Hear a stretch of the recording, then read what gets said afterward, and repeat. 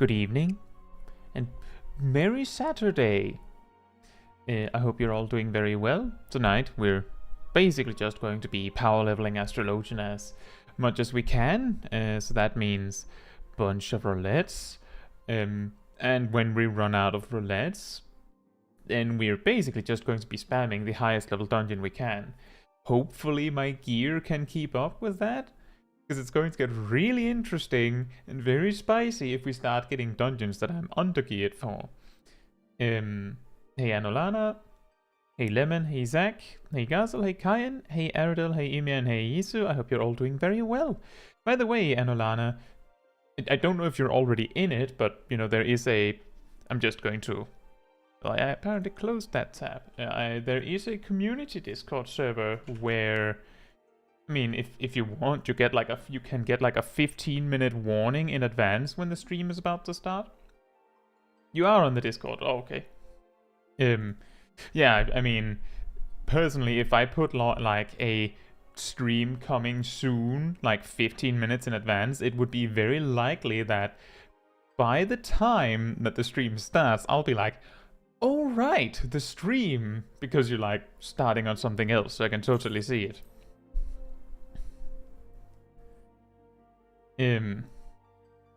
But yeah, the reminder role can be helpful if you would like to be tagged when something is starting.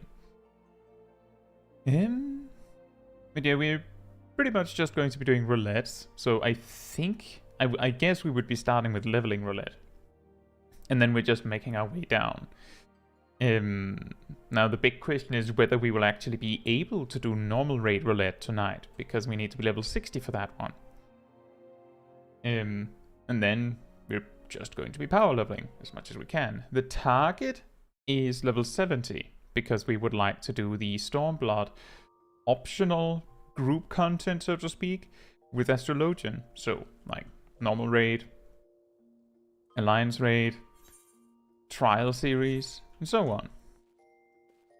And so we need to be level 70 for all that.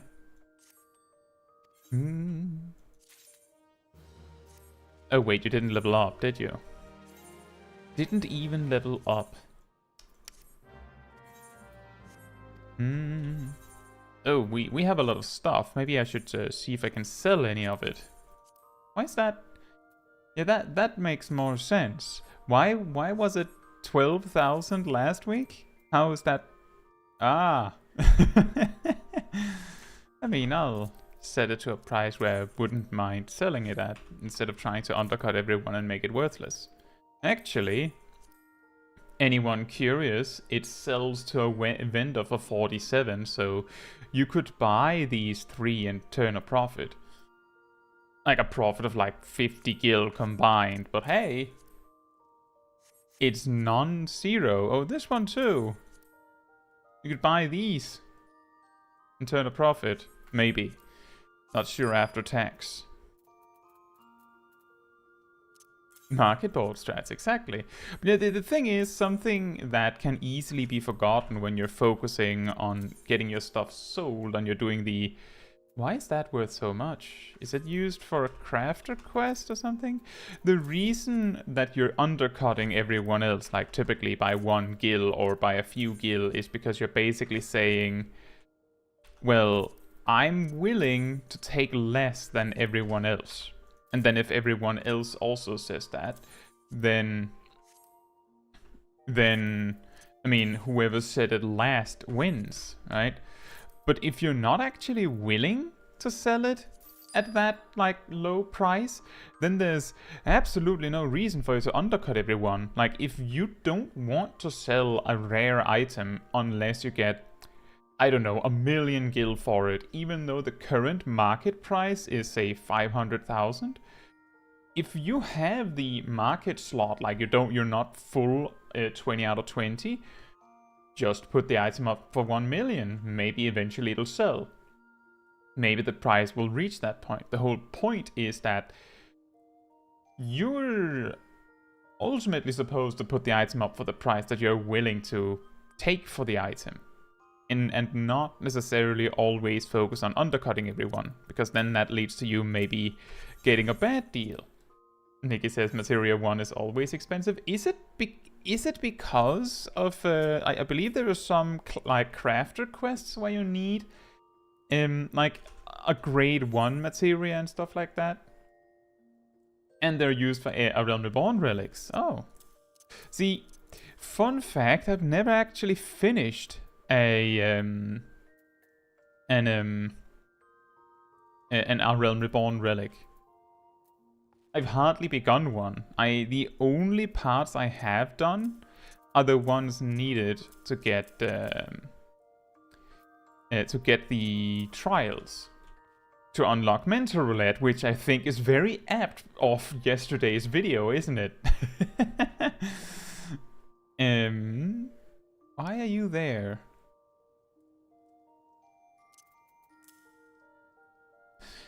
Anyway, how weird. Some of these items I think are a good idea to keep because, I mean, there might be some equipment that can help us save a little bit of money when we reach level 60 because some of it is Alexander. Right then.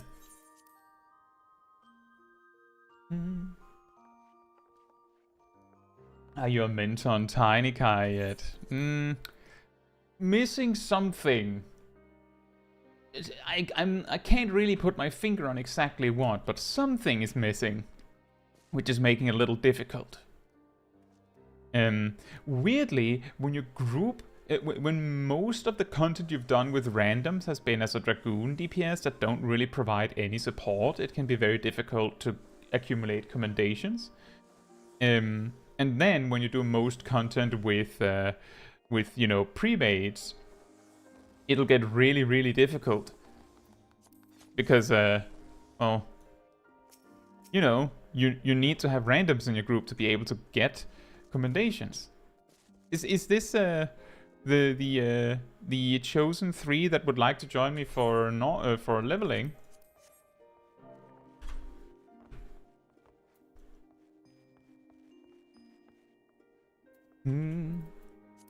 Well, I'll invite you, and then you can choose based on that.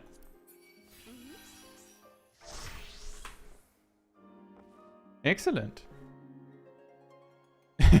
You know, Lemon, Yumi has actually been a bunny for a while. Let me see, have I forgotten anything? Oh right, that one was cheaper or something. It's always weird when one item stands out from your equipment.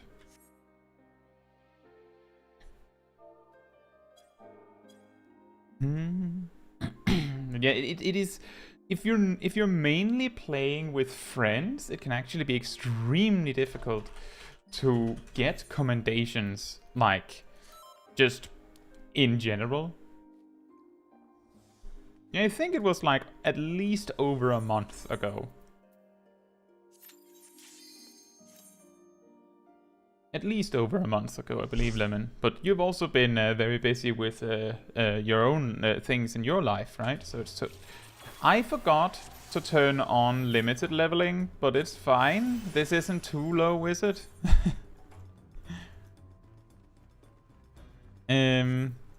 Classic me.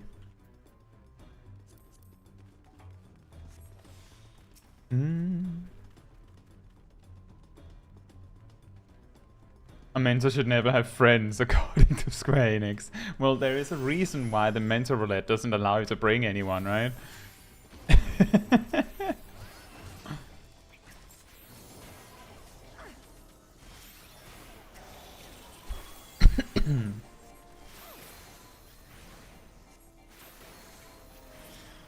Yep, you can skip those, Magi? Lucado Magi.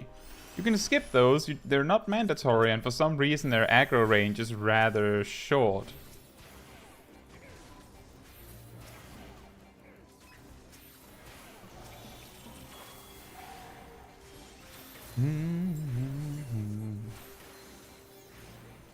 It's an interesting result, because there might have been an argument for killing them anyway back in the day, but nowadays they don't give any experience, so they give like 20 gil maybe. That is the only motivation to actually fight them, is the 20 gil or so.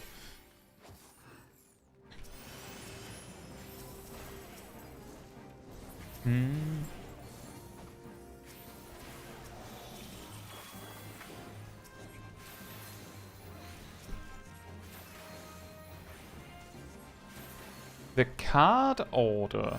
I mean, you just want to make sure that this sign here is different from the signs in your Astrologian gauge. That is like the primary thing, and then you can tell whether it goes on the ranged if the outline is pink, and if it is blue, it goes on the melee.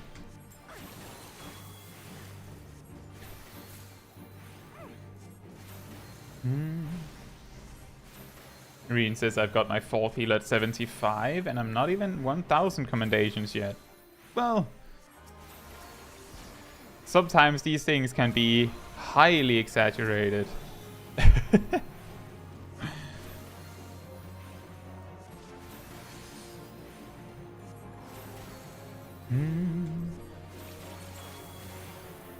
I'm really just getting like sets of ranged cards and then sets of melee cards.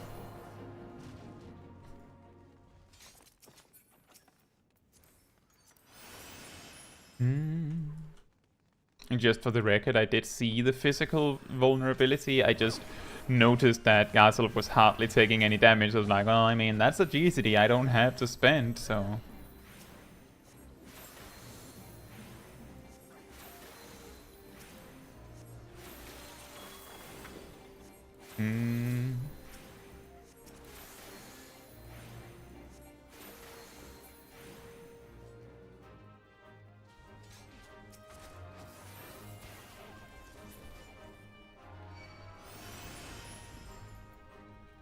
And these you can also skip. If you just run, they'll reset.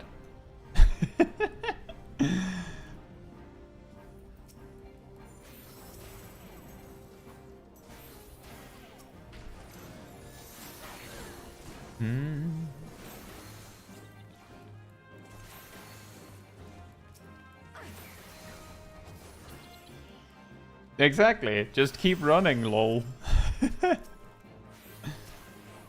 And if you were to do like a full wall-to-wall pull here, I mean, I don't think there's anything saying you can't pull into the boss room.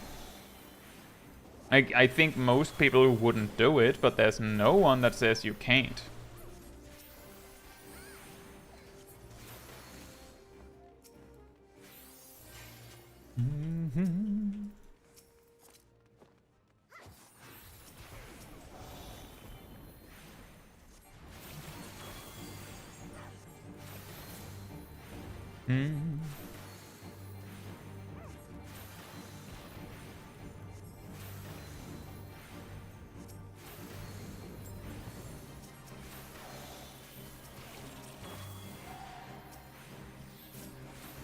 Play the cards for big damage during burst phase, where you can kill the boss.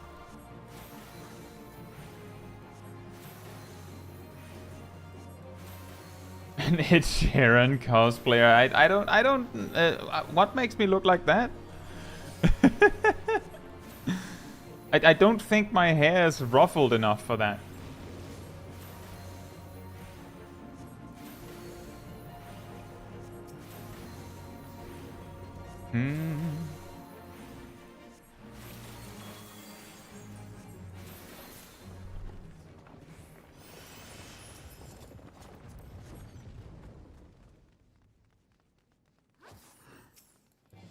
The thick glasses.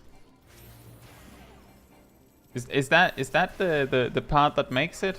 Is that what makes the cosplay?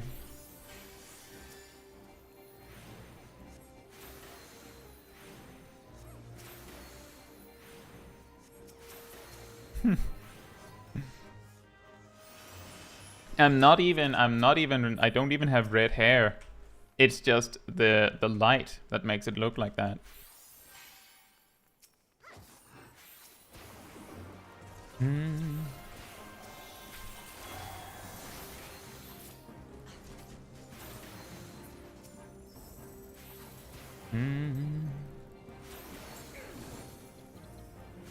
Yeah, I've heard that before, chat. I've heard that one before, but it's genuine, it's the light.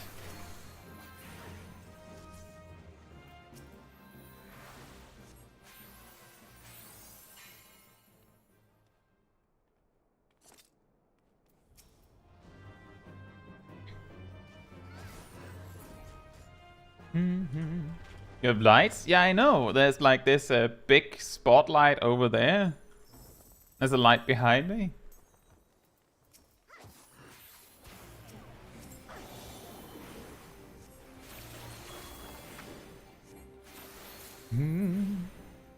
Well.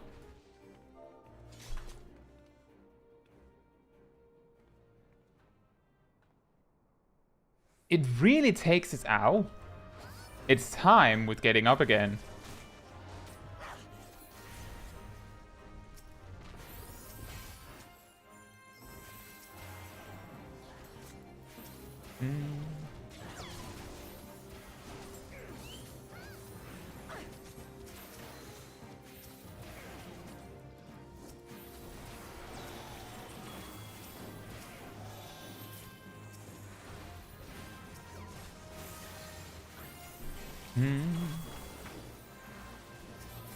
One-fifth Irish. I'm Danish.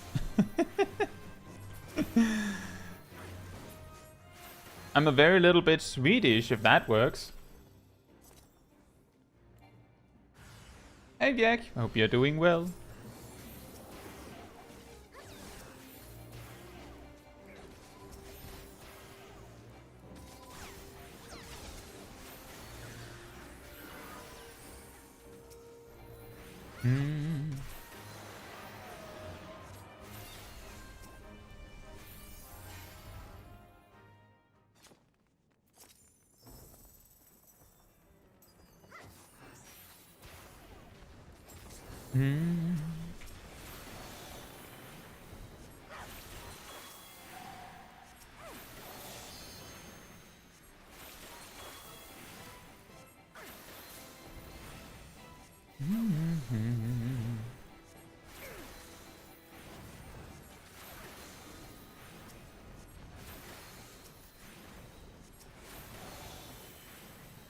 That was a very, very conveniently timed card.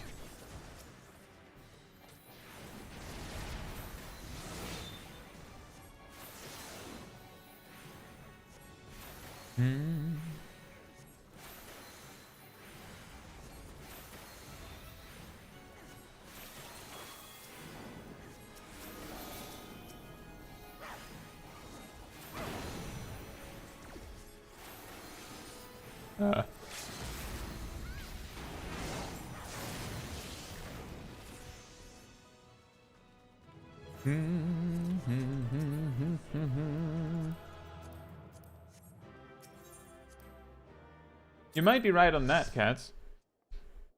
Viex still working on hunt trains. Well, I hope you're having fun with it. That is the most important part, right?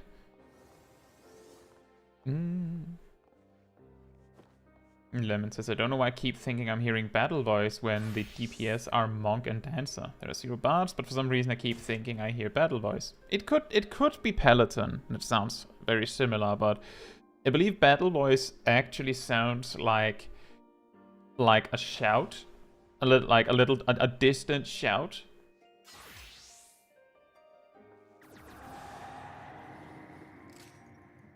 Thank you for the demonstration. I don't know what else it could be.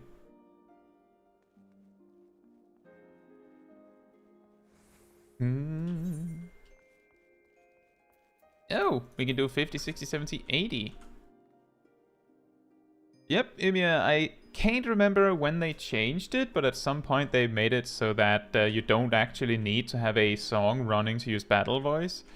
Honestly, I'm not entirely sure why it was necessary. I'm pretty sure that the reason why battle voice was coded like that originally is because I believe in A Realm Reborn and Heavensward, battle voice's effect was that it made the song's effect more powerful. Like, obviously you can't use battle voice without a song if the entire purpose of the song, of the battle voice itself, is to boost the song. And then it kind of just carried over when they reworked how battle voice works. It's a little strange. Hey Ross and hey SM, hope you're doing well. Right, so 5, 6, 7, 8 next.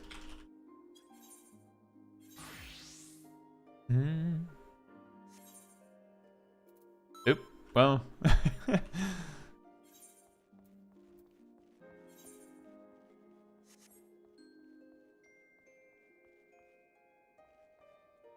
We can't queue with they're not level 50.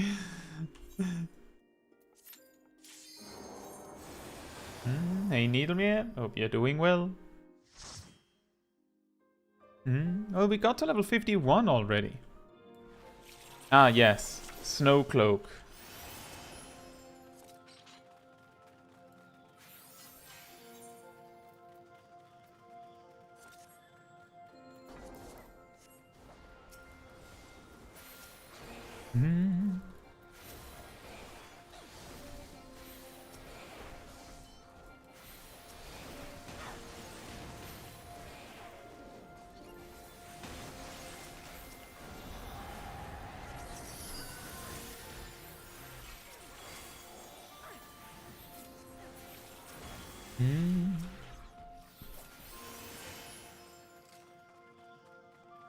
Cat says, are you using HUD at 200% or what? Does your screen look small? Well, I like to have my UI at a normal size. This is actually 120% if I remember correctly. It's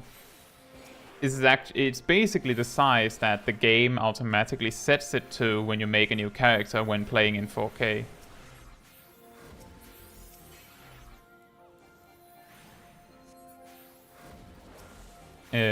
So I just like to have it bigger. It also helps, you know, when you're streaming and people are watching. Sometimes people are watching along on a phone, so it's very hard to see anything if I'm, you know, playing with an extremely small UI, for example. So I like to have my UI a little big. It makes it easier to see things, but it also means that it is easier for you to see things. So I think, like, overall, it's probably good. And also, yeah, exactly, I'm pretty sure Titania would appreciate. Bigger is better.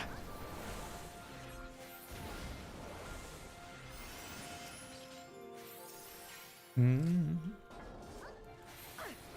think part of the reason why I like to play with a bigger UI is that I went the majority of my life with without glasses, even though I probably should have had glasses. So I just like to be able to have it a little bigger. How many elves do I have? One. This one.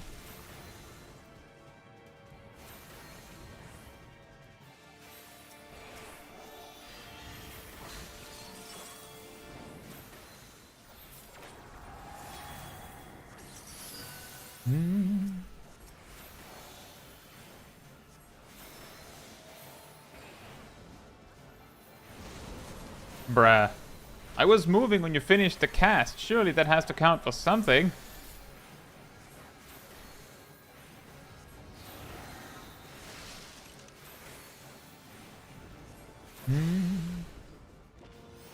But yeah, if you've seen some of my like job guide videos, you'll see that my hotbars are like ludicrously big in those. That is naturally not the kind of UI I normally play with.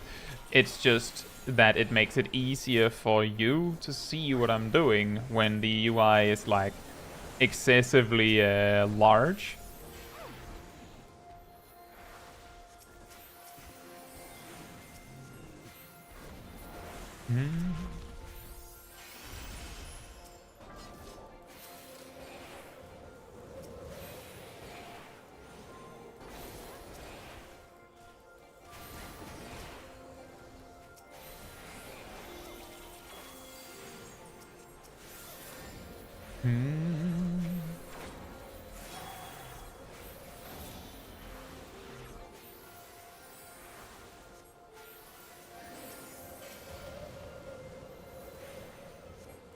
If you can still see the game, your UI is not big enough.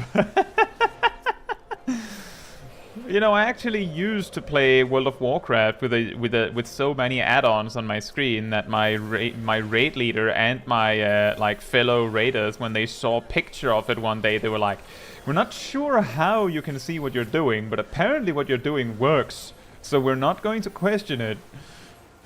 Because I was the most consistent tank in the raid team. And that was back in that particular example was back in Mr. Pandaria. Hello, Kokochu Ebo. Hope you're doing well. What are your top 3 servers in EU? I don't know. I play on Louis Soir and on Alpha.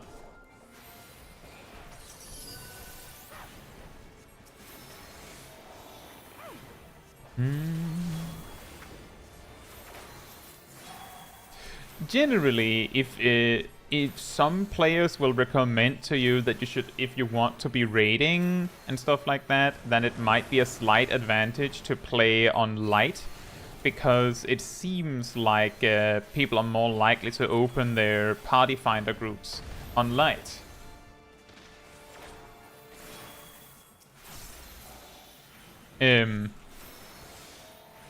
But there's nothing preventing you from, you know, just visiting when you want to do party finder stuff.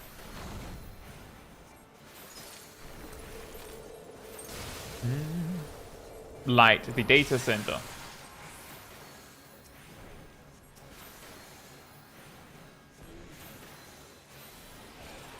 Ultimately, it's not super important what server you make your character on, I don't think.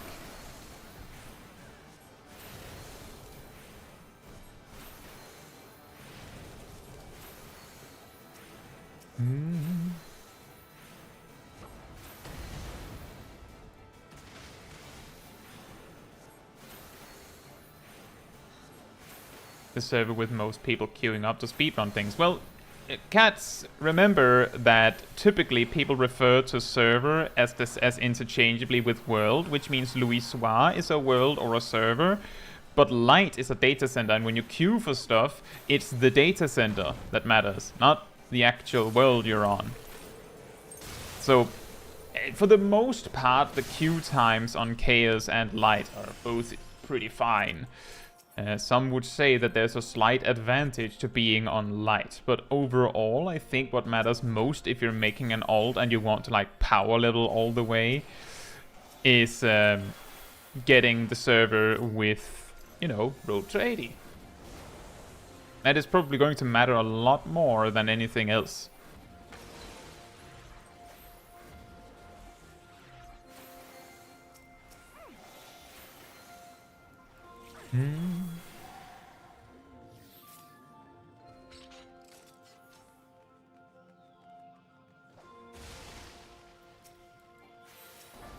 So I would simply recommend, cats, choose whichever one that is the preferred one at the moment, so that you get the road to 80 buff. That's the only thing that should matter.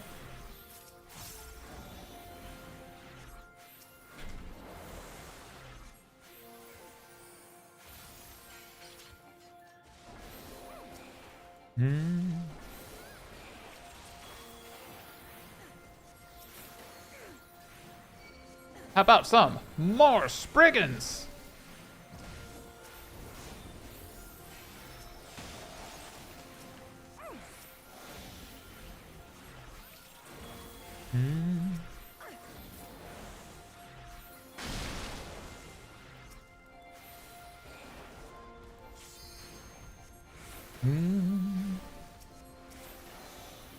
Very relaxing music for such a battle, isn't it?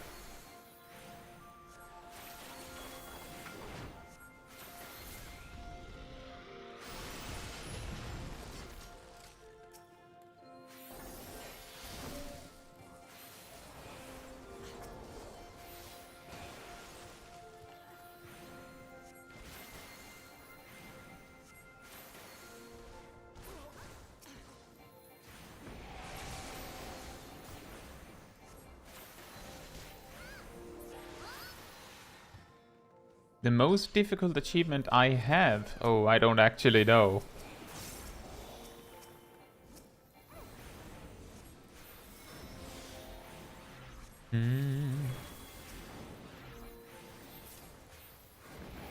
The goal for leveling today is trying to reach level, like, as close to 70 as possible. I'm relatively confident that we will not make that, but we'll try and get as far as we can.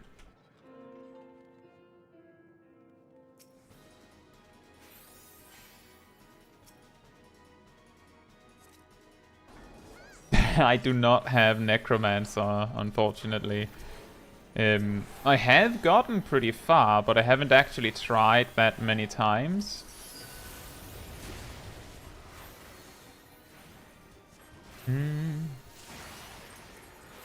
Like, I believe my first honest try at getting the Necromancer title was actually on stream.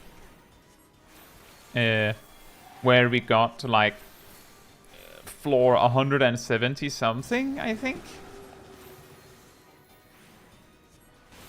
And that was like the first time I even got remotely far in a run, because usually I would just lose interest before I got that far.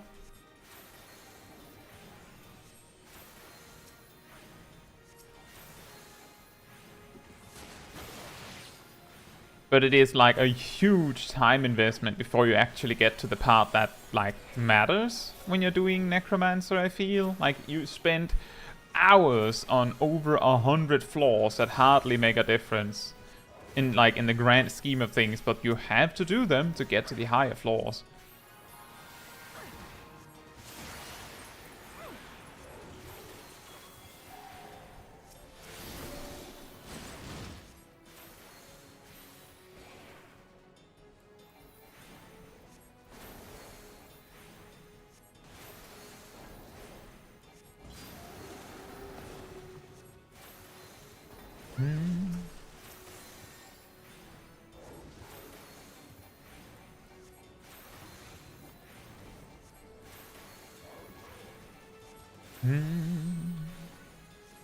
But I don't know, like, I don't know what like, what kind of achievements would be interesting or impressive to have necessarily.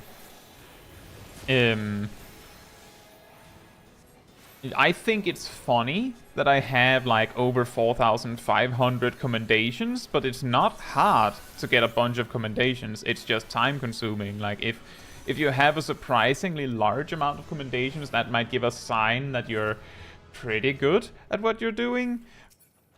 But it doesn't necessarily mean that you're particularly amazing or anything.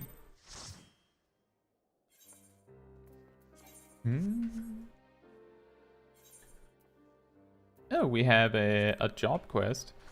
There's actually no unlock behind it. There's not anything we're missing when we're doing the other roulette. So let's start with the roulettes. You give your recommendations to the cute aura girl. Well, thank you. My main will appreciate that.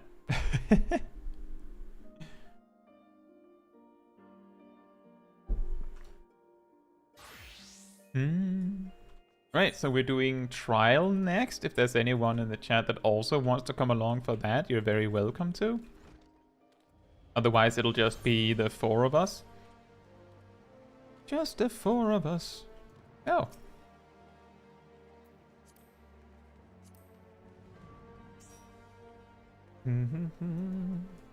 Limsalomisical. Change the way that you write it a little bit, and then it can be like a Limsalominsa themed popsicle. A Limsalominsicle.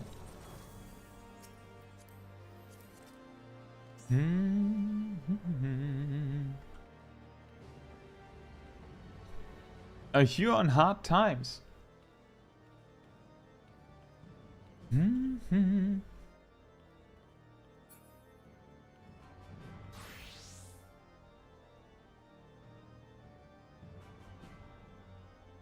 You know, cats, I feel like rank 1 PvP has been, like, the value of that title has been greatly diminished and ruined by the discovery that people win trade and cheat at the highest levels of PvP. That doesn't mean everyone does it, but it came out that, like, the first 2 seasons of of Crystalline Conflict ranked was won by win traders, at least in EU. I can't remember if it was in all regions, but the simple fact that people cheated to get it, in a way, kinda takes a lot of the value away from it. And that, like, it's the same as when you've seen people do ultimates, and then you see the playback, and you see that some of them used a mod to put their camera really far away so that they could cheat. That takes some of the value away from the achievement, right? That's not to say it isn't impressive, but the point is, when some people cheated to get it, or some people paid to get it, because that's also a problem with ultimates, for example, then whether you're good, like, might not be related to the achievement. That's partly why I'm like, I don't know what my most impressive achievement actually is.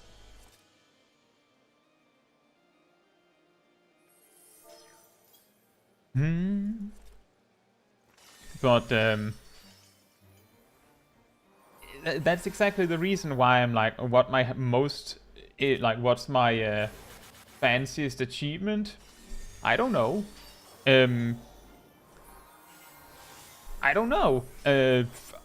I got, like, I feel like achievements might sometimes, like, personal achievements that aren't actually tracked as well in the game might be more impressive sometimes. Like, for example, I thought it was pretty good that I managed to level all jobs in Endwalker to 90 within, like, less than 2 or 3 months or so, while working a full-time job and making videos.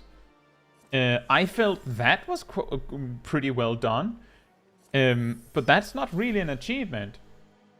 And it's not hard to do, it's just a matter of doing it, right? Like, it's just something to do.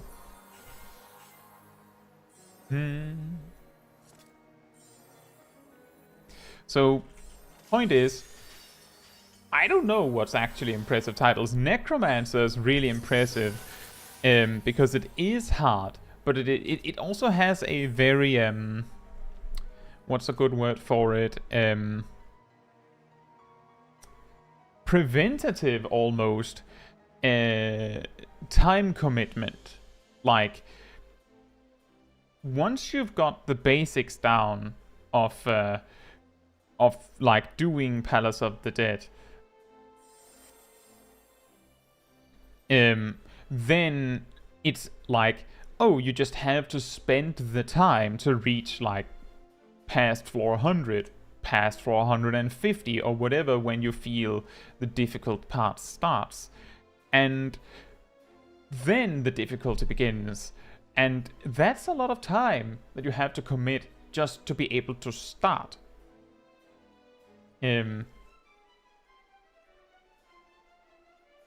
Well, cats, the core difference between cheating in Ultimates and cheating in the Olympics is that the Ultimates are served with the developers going, we tested it, we completed it without cheating, so you can too. It's like if you saw someone, like, basically see a trainer just do the same performance that, like, an Olympic medal winner did, and then you see the Olympian do it while doped, right? It's quite not as impressive if you just saw one do it legitimately without any cheats, right? Like, that's a little bit of the difference, is that someone does the same thing without cheating. And there being cheaters shouldn't be, like, acceptable. That's why when it comes out that someone doped in Olympics or whatever, that usually they get shunned at minimum, if not worse. Because even, like, that of course means that the challenge is cheating without being caught. But that is precisely the reason why the existence of these kinds of cheats in Final Fantasy XIV can lead to the devaluing of achievements. Yeah, okay, you have the title for doing the newest ultimate, but just because you didn't record it doesn't mean that we know whether you cheated or not. You can say whatever you want. We can't be sure whether everyone in your group did it legitimately. In fact, who knows, maybe you cheated while practicing. Like, that's the reason why anyone cheating to get it devalues the achievement for everyone. That's the same thing as people buying ultimate clears. That devalues the achievement because you can just buy it, right? Oh look, that's very close to just looking like my character in some ways. It's just the robe and the gloves. And then you're very far. Right. Trial.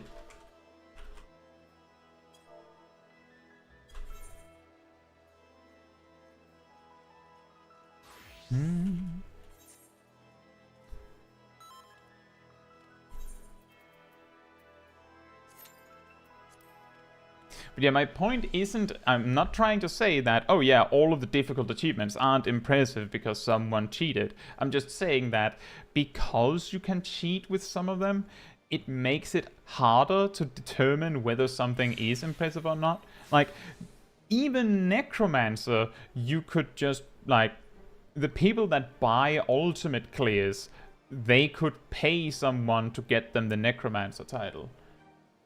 Like, any achievement really can be devalued by the simple fact that if someone is like, if you can buy it, then it is reproducible and makes it maybe a little bit less impressive. That's why I don't know what would be an impressive title or impressive achievement to have. Hope that makes sense.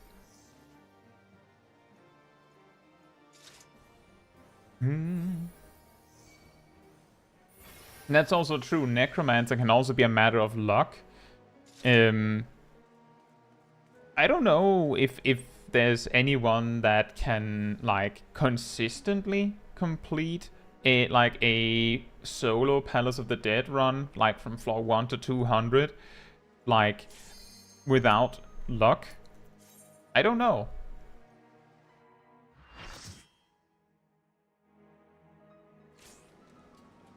Ramu!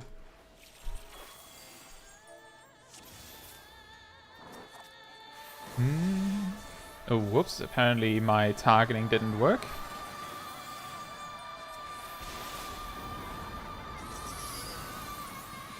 Wait, did... Oh, we already had divination. That's my bad. I should have waited. Oh, did we? Did we use... I think we used it at exactly the same time.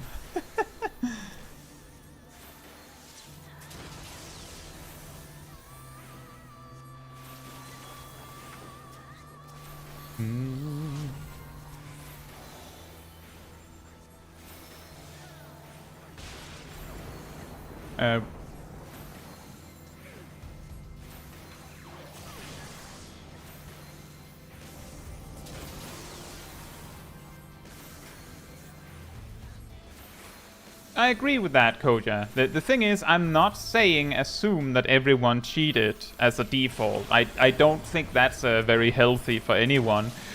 The whole point that I was trying to make was more that because the achievement can be cheated, you can't be sure how impressive it is.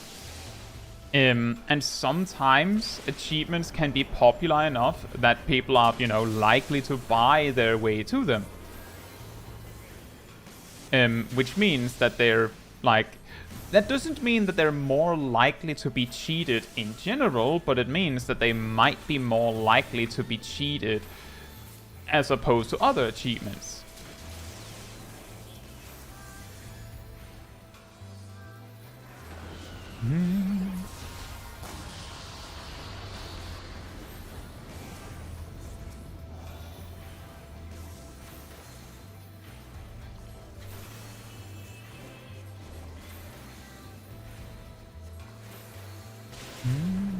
You know, I see what you mean, Lemon. It's surprisingly often that we get this one, isn't it? Uh-oh. Remember when you get the beam to grab 3 orbs? Orb. Oh, man. That's so far.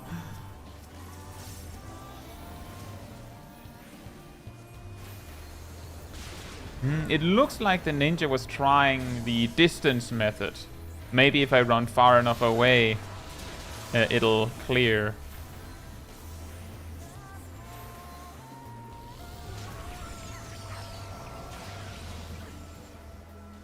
Thank you, Aridel. You need a third one. Basil, you need a third one.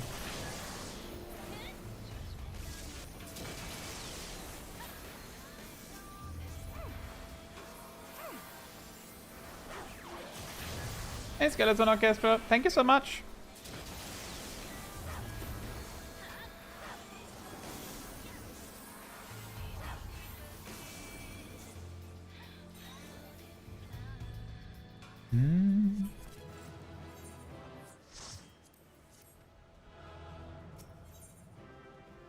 Let me just talk very briefly about that one. So Ramu's beam, the lightning beam he tethers two players together with, is one of like, it's a really unique mechanic, and it's really counterintuitive how you're supposed to deal with it compared to other tethers.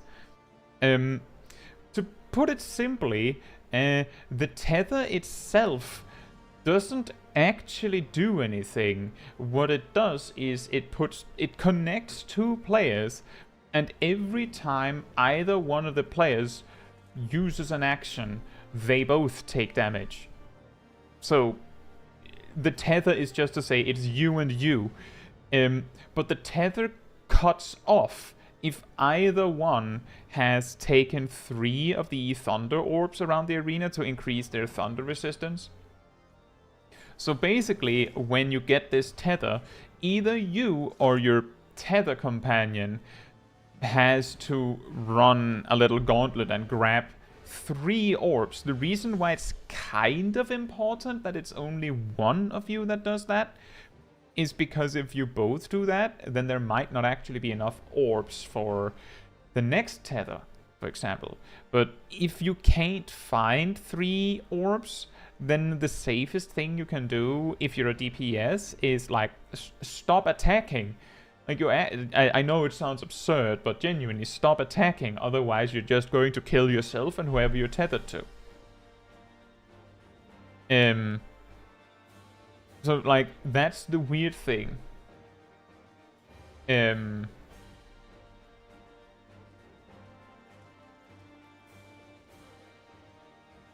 Exactly, Koja. Because there are so few people that have the achievement, and it's in an environment where there could be some incentive to cheat. Like, that's the thing, is that this actually circles back to the Olympic argument that you wouldn't cheat and, you know, do doping for, like, a local, like, athletics tournament of some sort where the award is like a small cash prize and a little medal or something.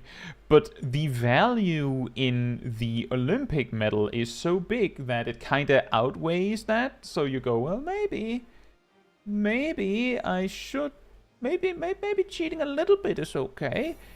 It's not, it's not though. But that's the same with like achievements that are highly praised in an MMO, like an ultimate title. People are more likely to buy it because having it makes you look more impressive. People are more likely to just cheat a little bit. Just a little bit. Just me being able to see more than usual isn't bad. Me being able to like get notes about what's happening beforehand, that's probably fine. Like, it's no biggie. Everyone can do it. Like, those kinds of arguments get easier to pass for yourself when the reward is substantially big enough. Exactly, itty bitty mini cheats, just a little one, and then a little more one, and then a little bit more one, and then a slightly more one, and then eventually you have a lot. And that shouldn't take away the value of the players that are legitimately getting the achievement, but it does make it difficult to know who got it legit and who didn't. Like, when some athlete does something super impressive in real life, it isn't uncommon for people to go, but did he do it all on his own though, right? So that, like, those kinds of things, it's mainly what I'm trying to convey here is that the cheaters are actually ruining the value of these achievements. And when I say achievements, I both mean real life achievements and in-game achievements. The fact that someone cheated makes the actual prize worth less for the legitimate people, which sucks. Guaga says, just a random question, how do you recommend learning rotation and opener? Hotbar tips. I would recommend, what I do when I'm practicing an opener is I usually like check the opener, view the opener, see if I understand the opener. If you understand why you're doing specific things in the opener, if you actually understand the reasoning for the order in the opener, then you might not need to memorize as much of the opener, because it logically follows that when you do this, then you do this. Like, for example, if you're playing a paladin, then you use fight or flight before requiescent, because requiescent gains damage from the fight or flight buff, just as an example. So by knowing that you need to use fight or flight first because it boosts the damage of the other, then you obviously understand which order they go in. And a lot of it can be a lot of like intuitive stuff where it's actually really hard to explain, and sometimes the order doesn't actually matter that much. Like, for example, with Dark Knight, if you see an opener for Dark Knight, you'll see that it is like super strict with a very precise order, but many of the steps in the Dark Knight opener, the order doesn't matter that much. Like, the damage difference might be like minuscule, like tiny small, based on something specific. In most cases, what matters more is that you can do whatever opener you're doing, as long as you're using everything, getting everything on cooldown rather efficiently and swiftly. It doesn't matter what order you use a lot of the things in. And the main difference is going to be whether you got a critical hit on that Shadowbringer. So understanding that will help you a lot, because once you understand like the basics of why an opener and a rotation works the way that it works, you don't need to memorize the rotation, because you know how rotations work. It's also like it's a matter of learning how openers and rotations work in like a general sense, rather than learning and understanding how this specific one works. Like, if you understand why a specific job does its opener in a specific way, you know, the classic, like, most openers use their raid buffs 3 GCDs into a fight.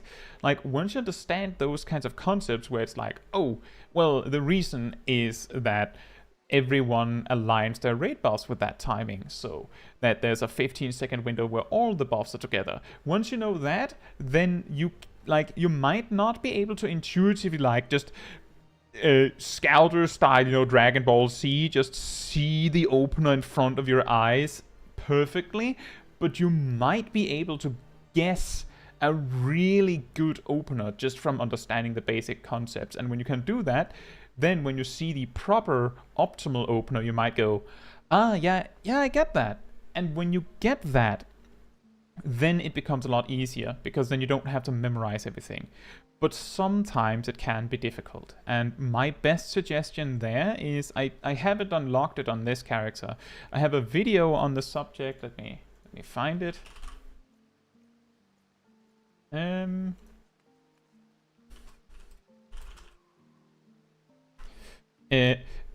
If you go to the Stone Sky Sea, or is it Stone Sea Sky?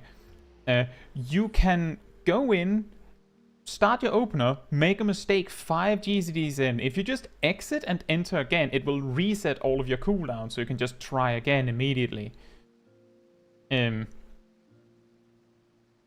And that way you can practice the opener a lot quicker instead of like failing on 5 or 6 GZs in, and then you have to sit there for 2 minutes waiting for your cooldowns. If you just step out of the Stone Sky Sea test and then enter again, they will reset your cooldowns for you. Just make sure if you have any buffs from your previous attempt, to just, right click those out so you're not cheating yourself. Practice that way. I do that sometimes. I think it's a while ago, but when I was recording for my machinist guide, I believe it took me an hour before I actually got like the 3-minute footage of me actually performing the rotation and the opener exactly like I described it. Because it's very strict when you're trying to do it optimally and perfectly. And in practice, in a real scenario, you probably don't get everything perfect, and that's fine. But obviously the tutorial has to be perfect, right? And a big part of practicing is that when you then get into a real scenario, you sort of remember how it was supposed to go. So you intuitively know what to do at a glance.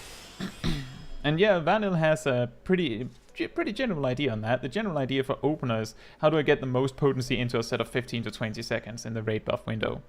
It is pretty good, yeah. Some jobs kind of deviated a little bit from that because their burst is longer than that. But the general idea of how do I cram as much damage into a small window as possible effectively without ruining anything. Regarding hotbars, I can't really give advice on that. I feel like some people find it helpful to copy my hotbar setups, but a lot of the time you need to figure out what works for you. The best I can suggest is things like place your important buttons closer to where they're easy to access. If you don't like having like big buttons and like glancing down to find your cooldowns, you can add like an extra hotbar and just add like buttons to that. If you make them, let's see, what's a good example? If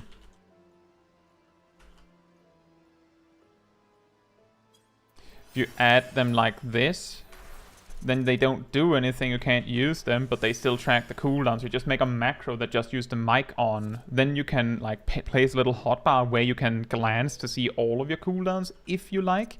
That can help if you don't want like to look down at all of your hotbars to find your cooldowns. But in general, the best I can suggest is do what works for you. And try different things. Don't feel like you're locked to a specific way to do things.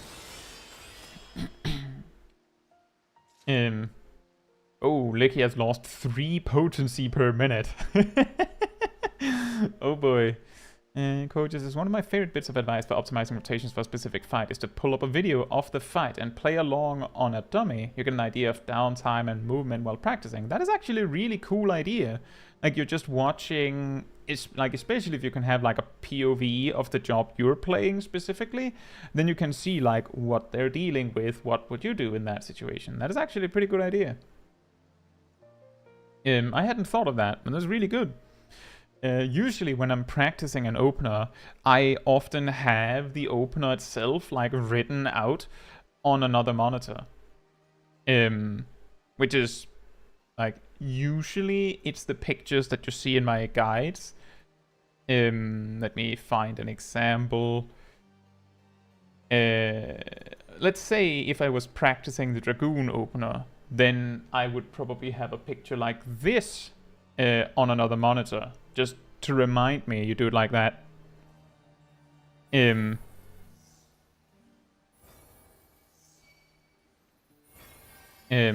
So that can also help if you're having a hard time memorizing. The thing is that eventually you will have to learn it enough that you can like kinda do it without the training wheels, right?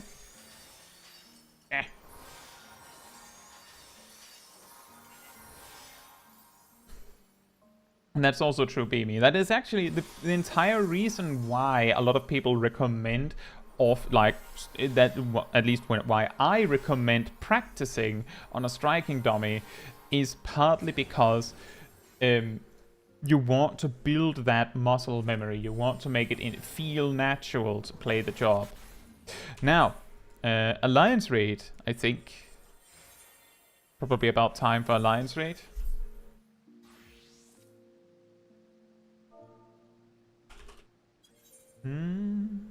Licky says there's some jobs like Dancer and Bard. I have no idea how to ever learn to never look at the hotbars. I think the reason why is what you're looking at when you're playing random jobs like Dancer and Bard and maybe Red Mage. The reason why you're looking at your hotbars is because of the procs.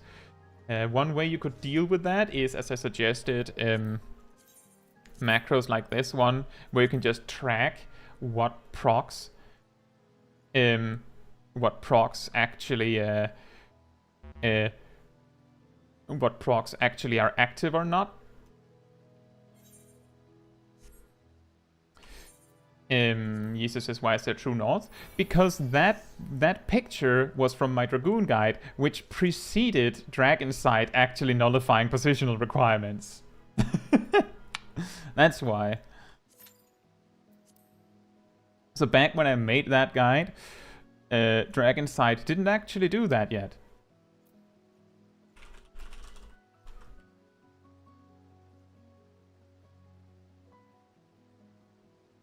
It's actually a really recent change.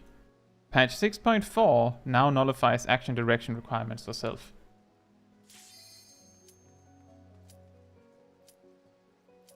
That's the reason, user. You wouldn't use True North in the opener nowadays on a Dragoon. There's no reason to.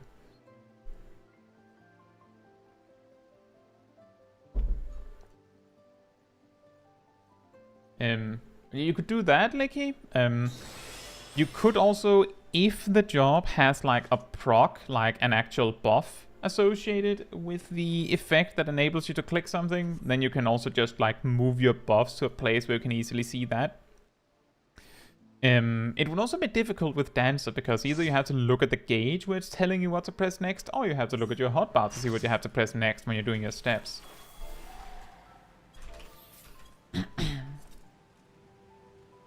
Most players use True North against wall bosses in the opener out of habit.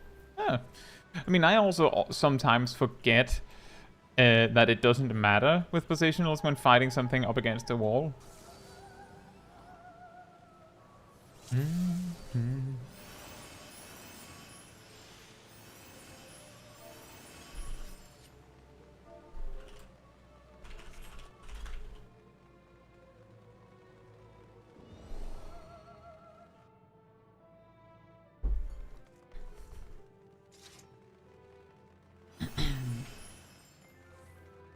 And the circus tower sense. It's always circus tower. It always comes back to this.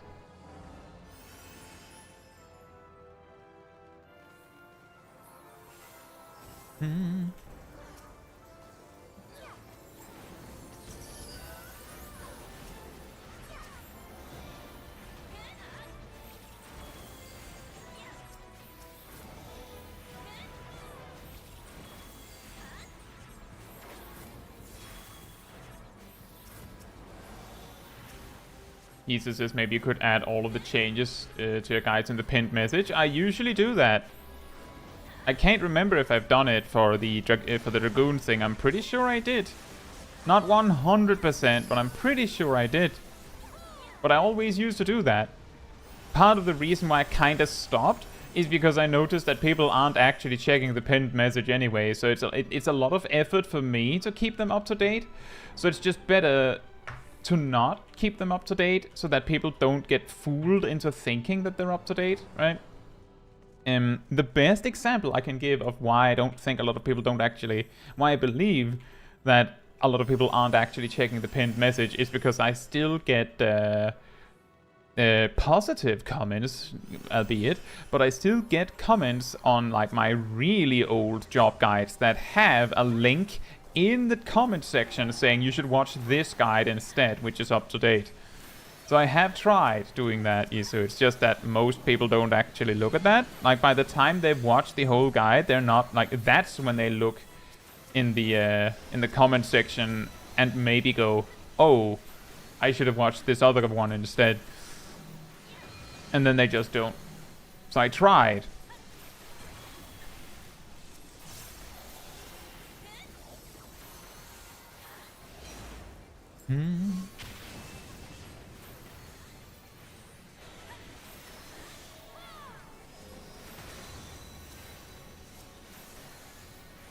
Have you unlisted the older job guides? I have not, because some people would like to have them there. Some people would appreciate having the old ones being there. And also because they have a lot of views on them, so they might at least give people a chance of discovering the new guides. So I have not unlisted them.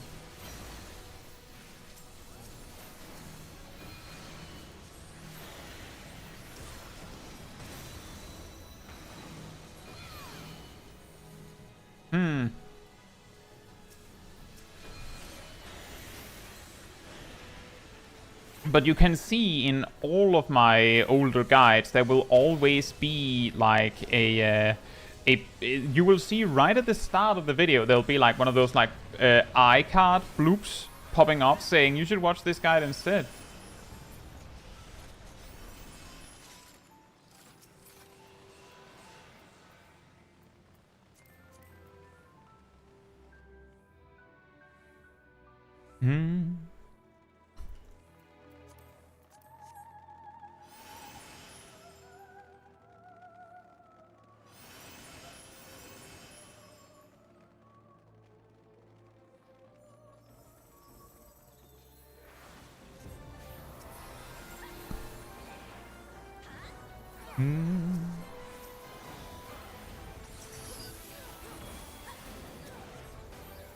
What?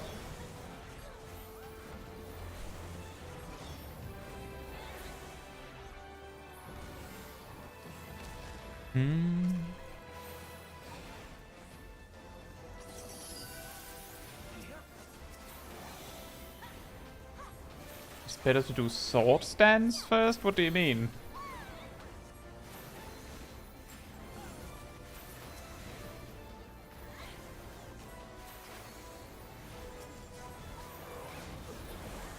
You mean saber dance?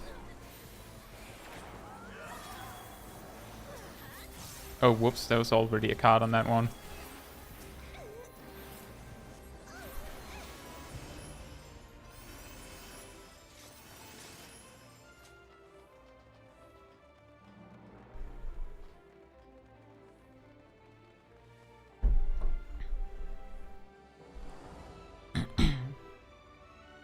Bob said, I just did Labyrinth of the Ancients and Duty Roulette. How are you supposed to use any melee range AoE without dying?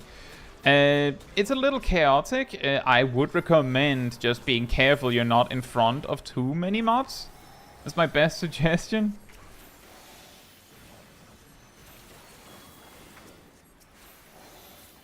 I mean, Vanille, if we're talking opener, actually like opener, then like in a raid context, you wouldn't have enough esprit to use saber dance first. Typically, the recommended way to do it is, you know, to precast standard step like a long time in advance, so that you get like cooldown on that spinning, and then you start with standard finish into technical step and finish into devilment and starfall dance and all that. But in an opener, like if you're in a dungeon, for example, you might have like a lot of esprit, a lot of feathers beforehand, which can get like a little awkward sometimes if you have like a ridiculous amount of resources. And there, yeah, you might have to like just spend something so that you can like, so you don't waste anything. But in dungeons, it's not very common that you get to use the openers as written anyway. And that's true, Bob. It can get really hectic in some of the fights in Labyrinth of the Ancients. I can tell you, when I do it as a scholar and just in there in the melee range and AoEing, sometimes I also just get clapped, because that's just how it goes. It's very chaotic. But it's not like dying is a huge problem. It's fine.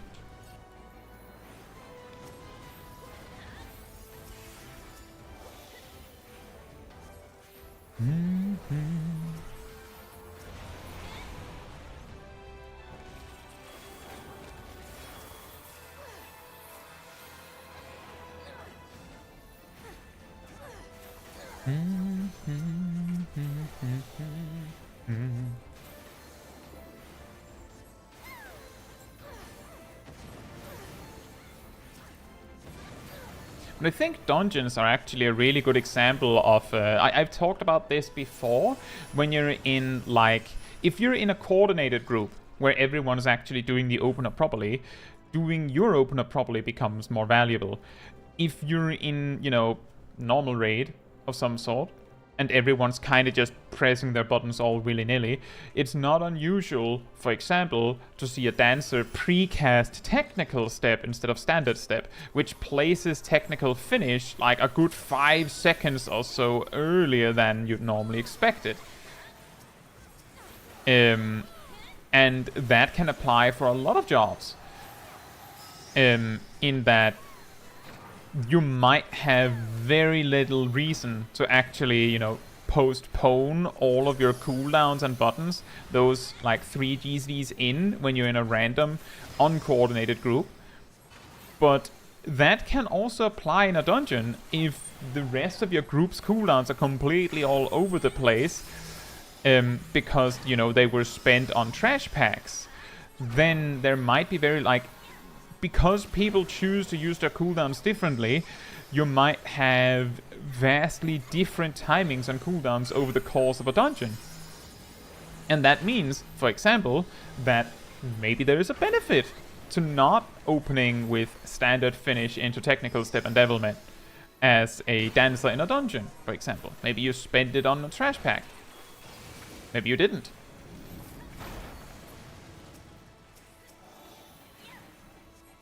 I should probably not have thrown a card on on Frog.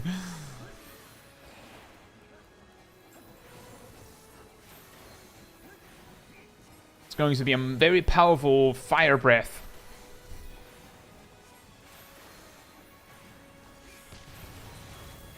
So what I mean by that... Oh, that's going to hurt.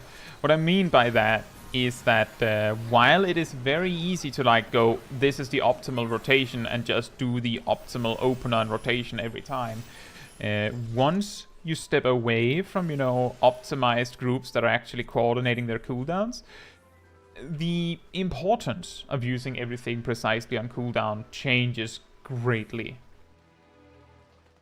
Koja says, I always join the tier late and TPN openers don't work because the shield doesn't break. You know, Jet Erickson, who's sometimes in the stream chat, you will find them. It's the Piplob in the chat sometimes. Told me a hilarious, I believe it was Jet Erickson that brought up the cursed Dark Knight opener for when you can't break your TPN. The way you do it is you make a DPS pull for you. Just make a DPS pull for you so that they can take the initial smack and get TPN spent. Know what I mean? Probably doesn't work very well in reality, but it's pretty funny to think about, isn't it?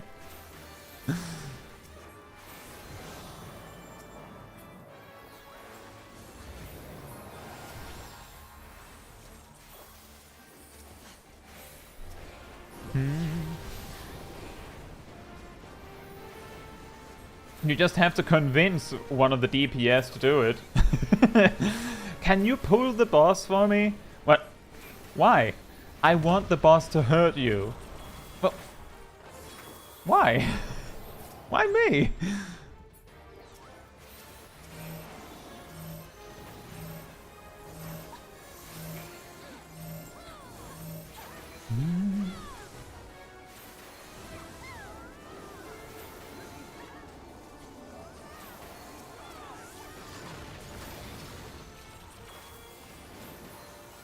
Put me in, coach. I'm ready to get smacked.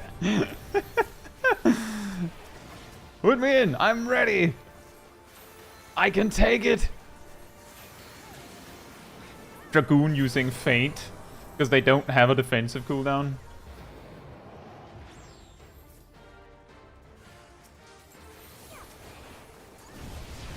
Just Shirk a DPS. You know, it would be interesting if that worked. You have to remember that Shirk only passes a quarter of your enmity.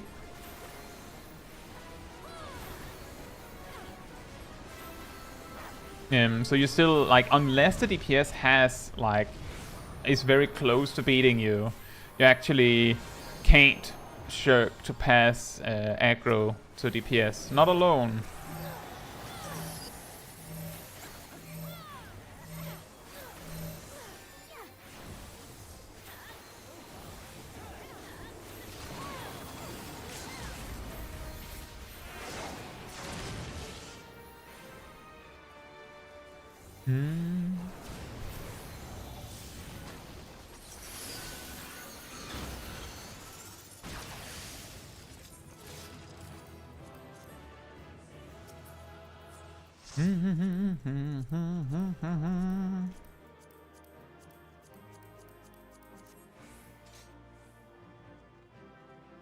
I got maiming gear and a roll action. Let's go!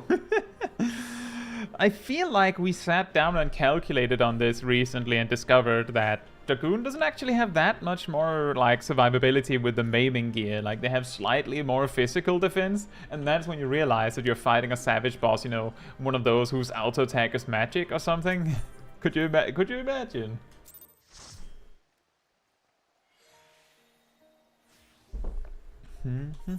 Oh, 53.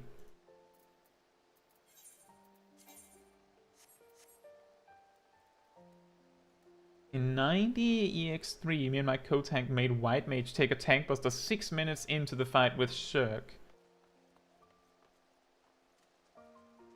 Oh.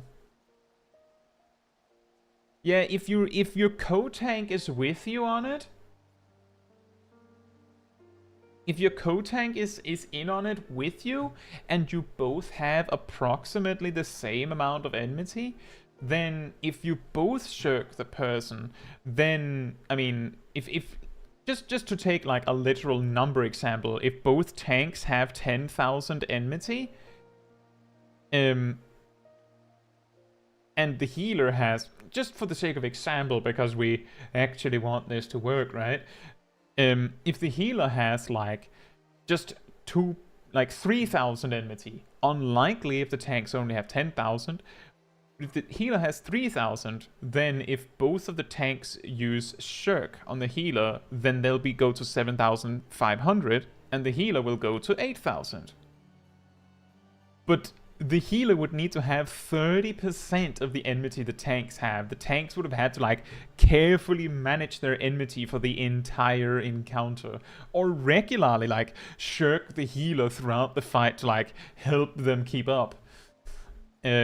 Stuff like that. Chelsea says that's when the tank just manages threat to have barely more than the person they want to Shirk. Exactly. Exactly. There was I think I mentioned this in the recent tea time where I showed off the like 3 different perspectives of the new alliance raid.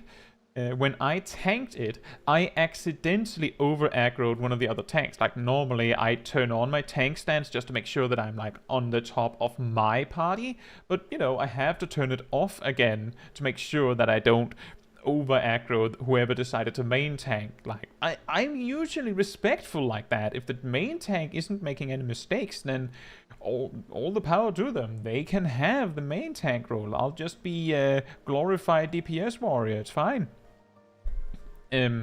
But I forgot to turn it off, got aggro, turned off my tank stance so that they could take over. And that's when I realized, like, a minute later or something, because I still had aggro, that they had also turned off their tank stance. So we had, like, a minute where the enmity, like, peak was just kind of stalling and not really gaining very much over all the DPS. Somehow nothing went wrong with that. It was pretty funny that we just had, oh, no one's main tanking, I guess. Well, no one's intentionally main tanking.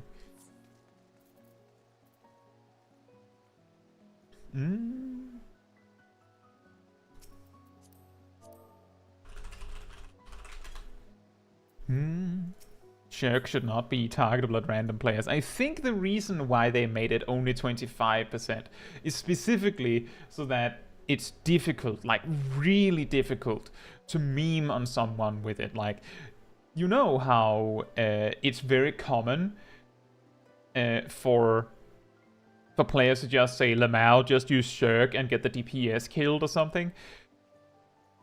As Chelsea said, you, the tank, need to be extremely precise with your enmity management for that to even work. Like, you have to actively be like turning your tank stance on and off to make sure you're just barely ahead of the DPS, because if you get too far ahead, then the DPS will never catch up to you again. And, well, generally, that's not something you do on a whim. Like, that's some premeditated stuff. Koya says, I got another curse if you had an open idea. Take off the chest piece, beat your chest, and take what the boss gives you. Well, just remember that you can't actually put on your chest once fighting starts.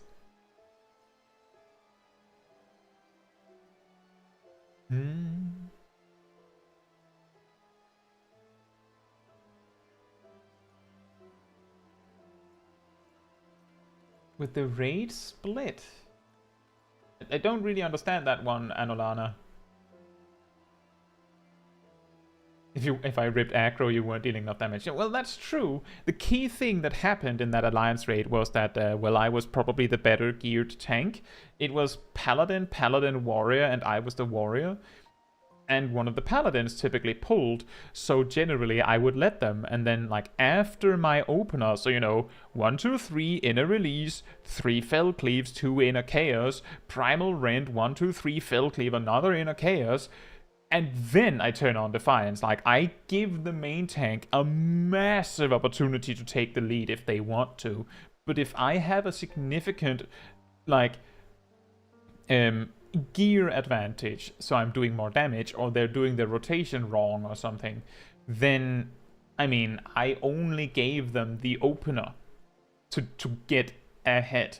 And if I forget to turn off my stance, well, I'll slowly catch up on them. And if it's an alliance raid, I can't actually see how close I am.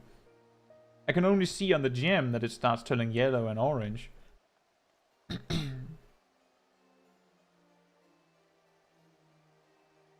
The primary reason, Viek, why I typically let the other tank main tank if they want to is because I don't care whether I have to tank or not. If they want to tank, I'll let them. They can have it. And some players, some tank mains enjoy main tanking.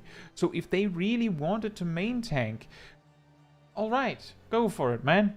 And then there's also the other side, that some tanks don't react very nicely to getting aggro ripped off of them. You know the type. Oh, I lost aggro, better provoke. And then they start spinning the boss or something weird.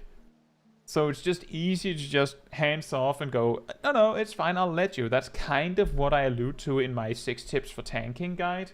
That, I mean, if the other tank is doing everything right, no big issues, then let them. Like, it's better to like stay on good terms with the other tank, just for the safety of, well, yourself.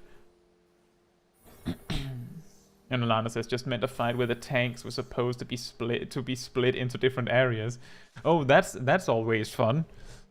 You just, half the raid has to go to one side, half the raid has to go to the other side. You need a tank and a healer on both sides, and then you just see both the healers on one side looking at each other like, huh. And on the opposite end, you see both tanks looking at each other like, we are going to wipe, right? Like, that's always funny. Well, it's funny the first few times, maybe. Eventually it stops being funny. Yeah,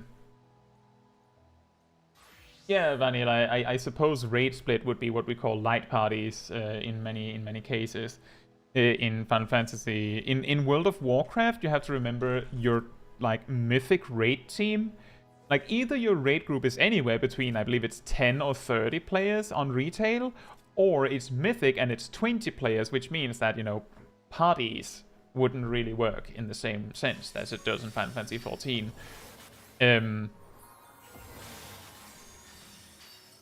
Right. I don't have any more 4-man roulettes. The only thing we have left is Frontline, which we could do. So, if everyone in the party is up for Frontline, we can do that. However, we will have to split up in 2 teams, so we can queue together. If there's anyone in the party that doesn't want to do Frontline, then we can also leave. I will call out when we're queuing, just in case. If you are in Chaos, if you are on Light, and you queue at the same time as me, there's a pretty good chance that you're going to land in the same front line. Maybe not on the same team, but at least in the same front line. Give me a sec to check. I'll do a ready check.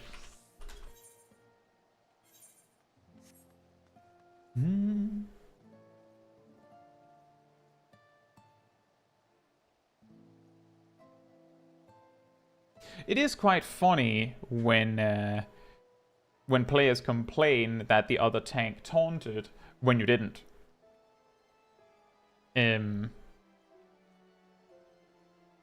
Like, if they really wanted to main tank, they could just provoke back. Like, and that's the thing, is that if there's a tank in the group that really, really insists that they want to be the main tank, then they can just provoke.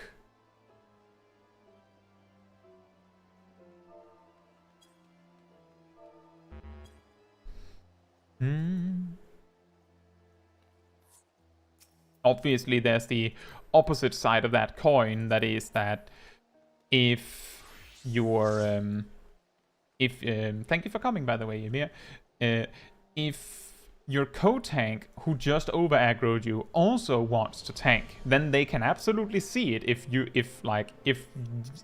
either of you provoke, the other one, if they're paying attention, can see, oh, you provoked, well, I also want to main tank, so I'll just provoke after you.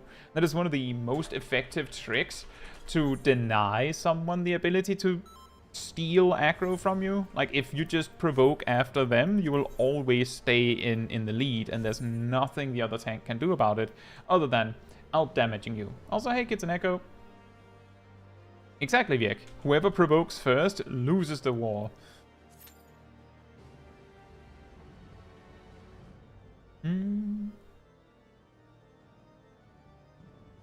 I mean, yeah, if you have a potion that makes you do like 200% more damage, then it's a little difficult to keep up with.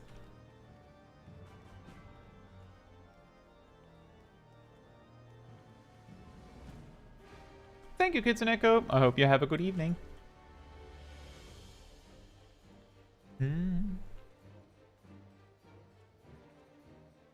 So once we've done Frontline, we're pretty much just going to be... Well, we could do main scenario roulette, I guess.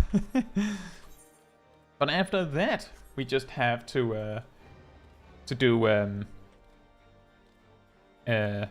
dungeon spam. Korea says everyone's sleeping on the potent poisoning potion and low-level content. I think potent poisoning potion does like 400 damage. I'm pretty sure that I tested it. I believe Jed Erickson, by the way, tested it too. I believe it was Jed Erickson that tested it. And it does like 400 damage.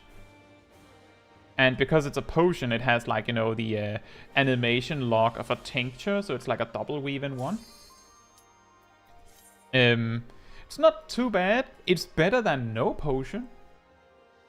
Because I believe it doesn't lock you out of using your health potions. So you can just throw the potent poison potion for extra free damage, and then, you know, like, if there's something that players sleep on, it's tanks using potions, like healing potions in low-level content. Like, if you're in Sastasha and you're using, I believe is Is it high potions, the second one? Its power level is comparable to a white mage's tetragrammaton, you know, the level 60 ability, on a 20 or so second cooldown. Like, every 20 seconds or so, you just get tetragrammaton on yourself. Like, you can pull extremely big if you do that. And given that we have the hyper potions from Eureka Authors now, they're not amazing at level 90 for tanks, but they do scale really well, like around level 60 plus. I think it's actually around level 65 plus. They start they start to pull ahead of all the other potions, and I mean, they heal for a very good amount every minute or so. So you could use them in like Shadowbringers content and still like get a massive advantage compared to those that wouldn't use it.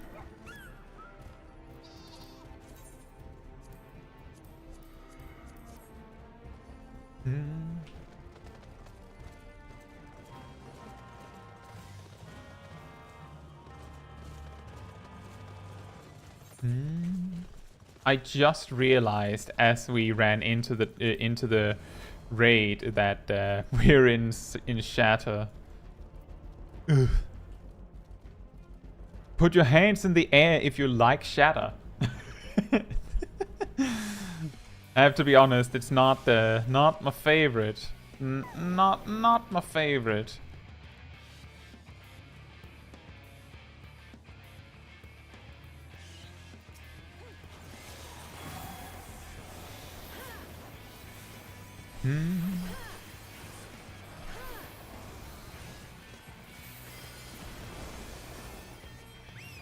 Very deliberately keeps my arm down. Yeah, nothing bad if you like Shatter. I just don't like it that much. I don't think we can do anything here. We're like 4 players from our team, and both of the other factions are here. We can't really do anything. Maybe Gazel can do something like unleash the plague or something. I don't know. But I don't feel comfortable in the area. With like our team is just we're just the peon squad, just running around grabbing the scraps. Somehow we're kinda winning.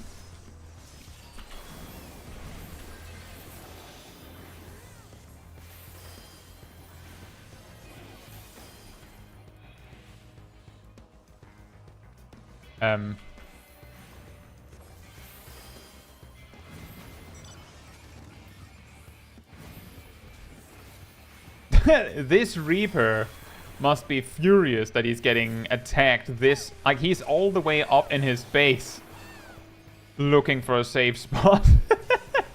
Hi.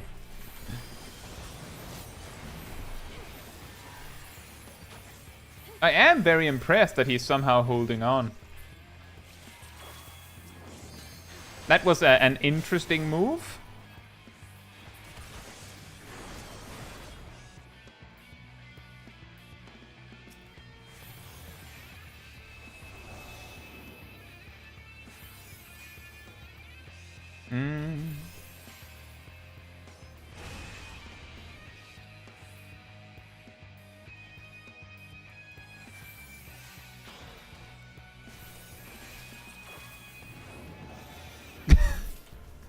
This is very silly.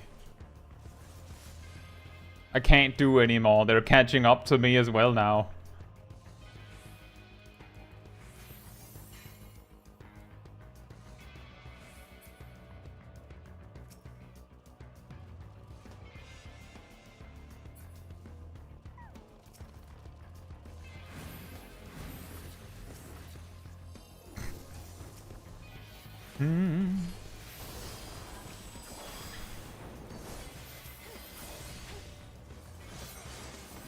Yep, there it is. I had a feeling that was happening. That's why I specifically ignored the samurai. I was expecting them to use their limit break.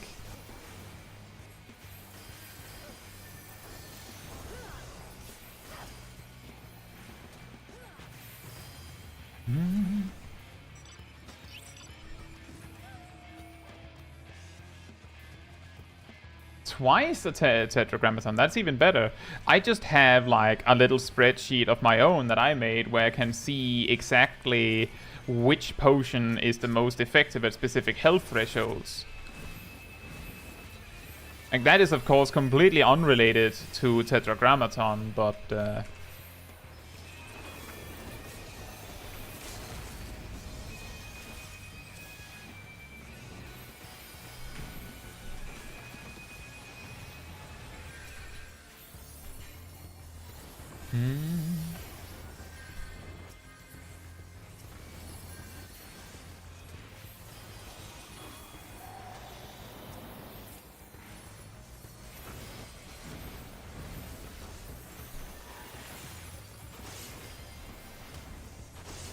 so close.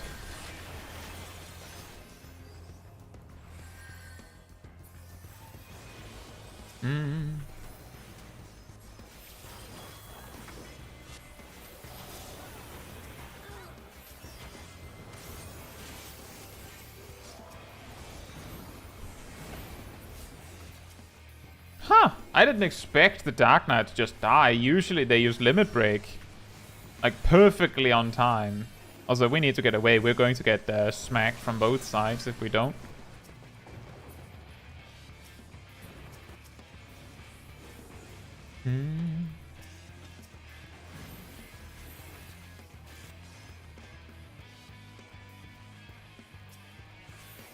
This is the common problem when your team mainly does the peon route.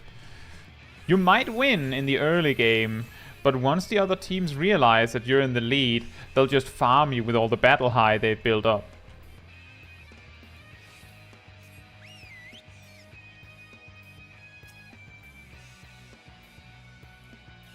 So because we don't have battle high, we're kind of relegated to just farming the small tomeliths for the rest of the match. Because every time we try to challenge anything bigger, both of the other teams are just going to smack us.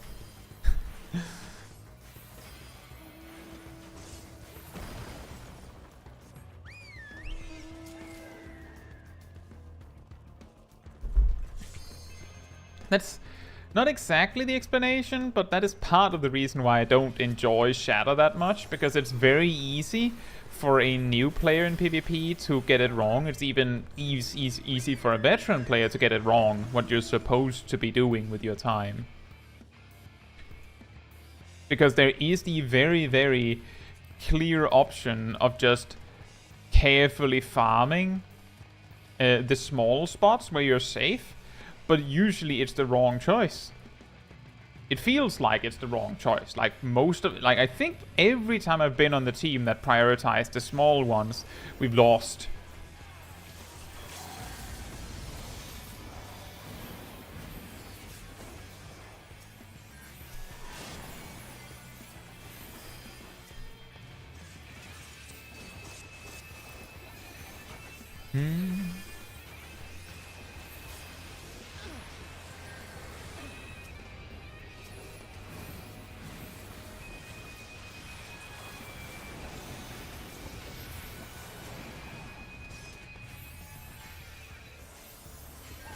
Ow. The double dragoon.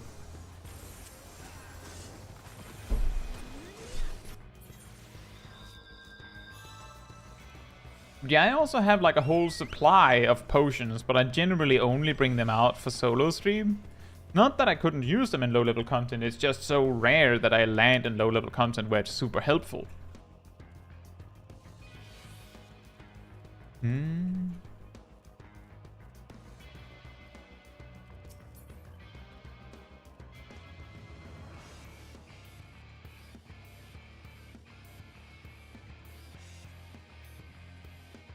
Yeah, that's true, Koya.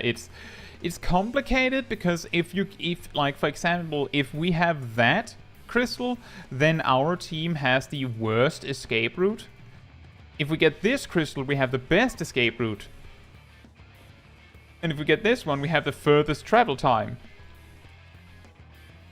And if we have the furthest travel time, it is a lot more likely that your team will just choose to not do it Just farm. Farm the small ones. Ow.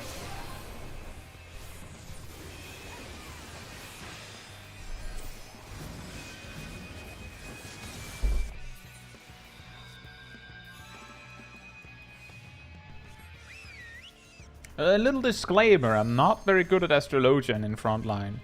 Or PvP.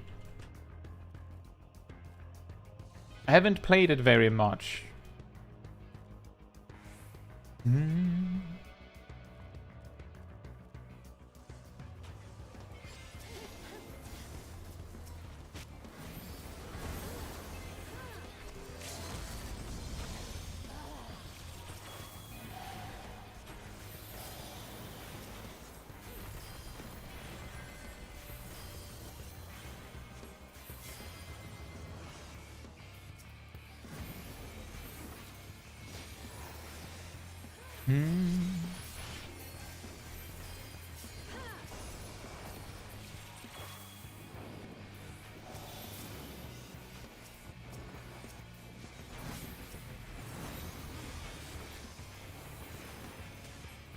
That guy is almost certainly using Limit Break. Never mind, he's dead.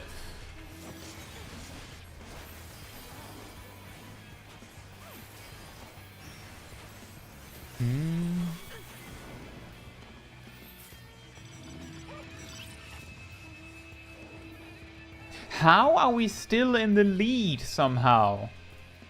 It feels like every exchange we have with the other teams we lose, but somehow we're in the lead.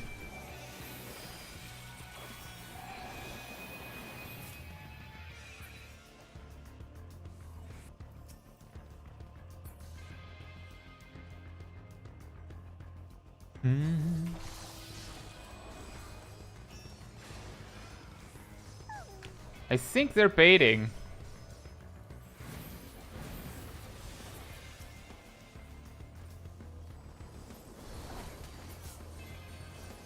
They were. I just miscalculated when they were going to do it.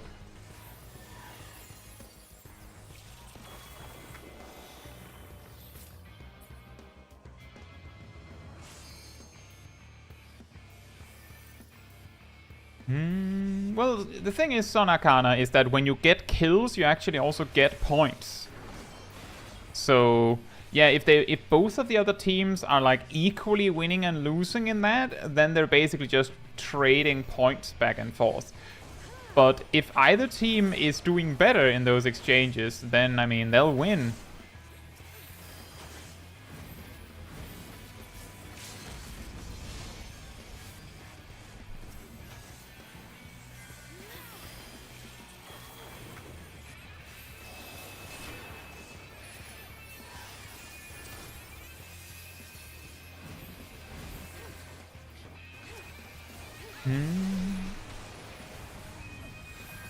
How did I survive? I live with like 1 HP. Well, now we're stuck in a corner again.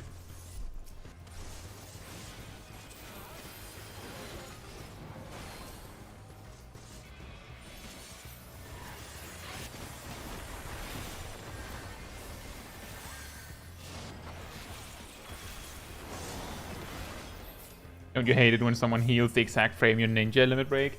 That is very annoying. Usually the best you can do about that is make sure you limit break when they're guarding. Or limit break when they're... limit break when they are clearly busy with something else. Like if they're stunned, then there's a pretty reasonable chance that they can't stop you. And yeah, the green donuts are Slipstream from Summoner.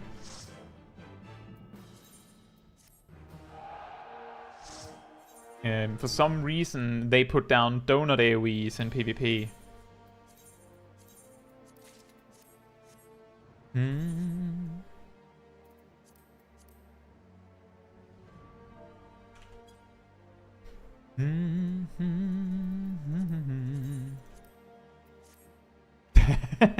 BSR in game saying, I have no idea what team we were. Did we win? No. Sick! Nice! Wait. I believe we were last place.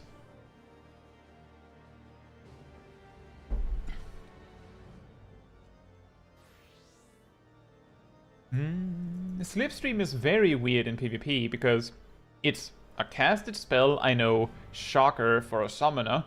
It does a circular wave of damage in like the immediate area around the target, and then places a donut around the area, which hurts enemies and speed boosts allies, as Koja mentioned.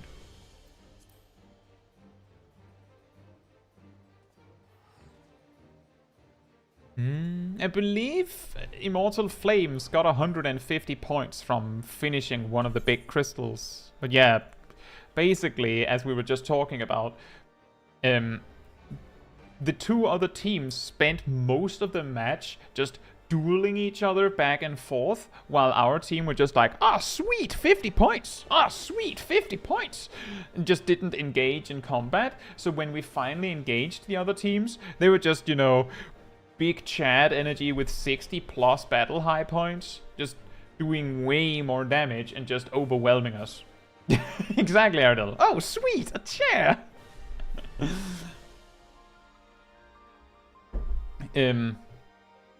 So that's typically how it goes. If you've ever been in any frontline match and you've had the people going, let them fight. If you do that, if you let them fight, then you lose in the late game almost every time. Like, the only way to win with the let them fight strategy is if you can win before the enemies manage to turn that around. So you have to like speed run a win for it to work, which typically doesn't go well. Typically.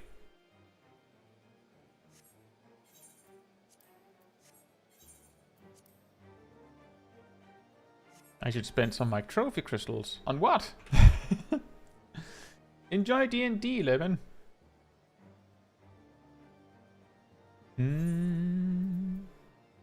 Right. I think... Oh, right, we have main scenario. That's what we're doing next. If there's anyone in the party that don't want to do MSQ roulette, that's totally fine. Either way, I will be right back, and that's what we're doing next.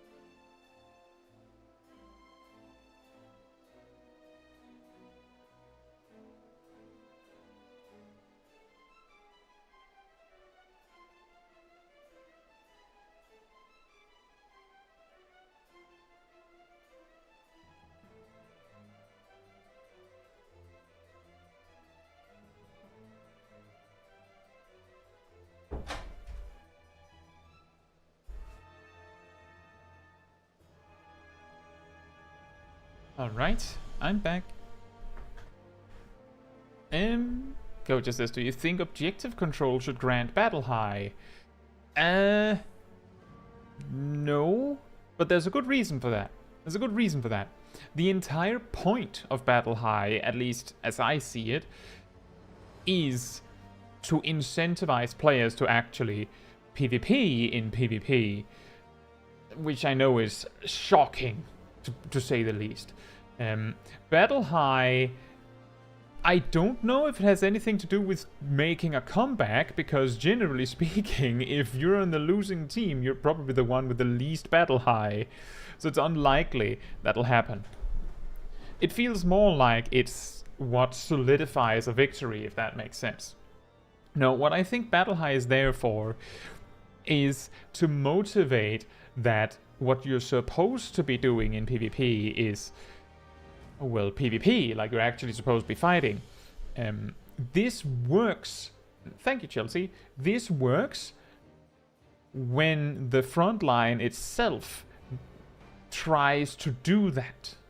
What I mean by that is Unsalakaya, what's it called? Danjiknadam? Or Danjiknadam? You're incentivized to fight because the nodes are there, and whoever manages to like basically keep their hand on the pole for enough time without getting challenged wins. So you're incentivized to just throw yourself at the enemy and duke it out and battle, and then the winning party typically walks away from that with extra battle high. It is advantageous to participate in combat. In Seal Rock, there are nodes where you have to stay almost. I say almost, because you have to stay to like fight off and defend, but that is actually also the weakness of Seal Rock. In Danjik Nadam, you only have to be there. You only have to be there until there is a winner, and then you can leave. In Seal Rock, there is a benefit to defending, which isn't super fun, like just standing around, because you can defend sneaky ninjas or something trying to steal the node behind your team's back. That's not super fun. So the battle high is again there to motivate that no, you shouldn't be defending, you should run off and fight more, but that is like counterintuitive, because on one hand, Seal Rock wants you to actually fight all the time because battle high. But Seal Rock is also telling you that there is an advantage to defending, which is not what you want. The entirety or the majority of Shatter is counterintuitive, because you can gather points without ever engaging the enemy. By just farming those Tomeliths, you can collect points without ever doing PvP.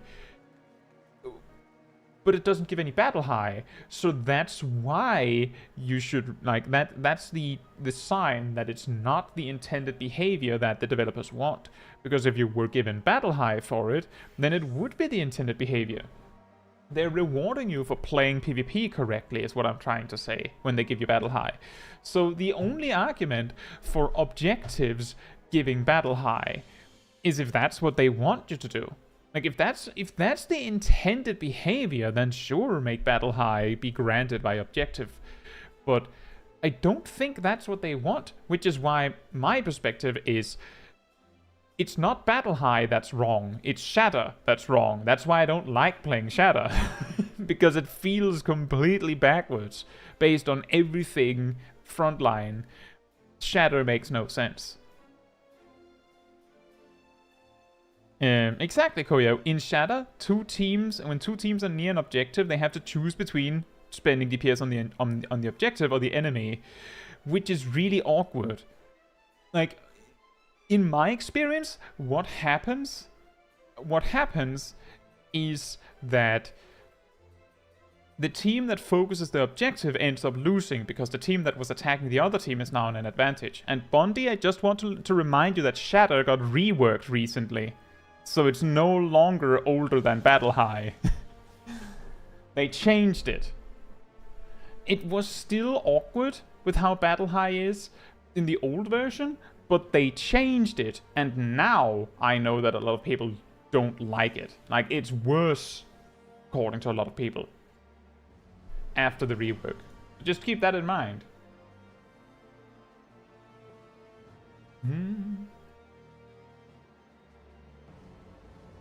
Yeah, exactly, Anulana. It's if you get kills, you get stronger, and if you get stronger, you can change the you can change the situation in the match. That's also why sometimes you can have, you know, the random you know, you have the Dark Knight squads or tank 2 Dragoons and an Astrologian where they can basically carry a victory like straight to the door because they all get full battle high and can just clear an entire team if they're lucky. Not even if they're lucky, just if they can time it right. So just can I post a link to an image? You cannot post links in the stream chat. There's unfortunately an automatic block on links. Because it prevents bots from spamming. You can, however, if you are in the community Discord server, you can post a link there if you like. Now, main scenario quest roulette.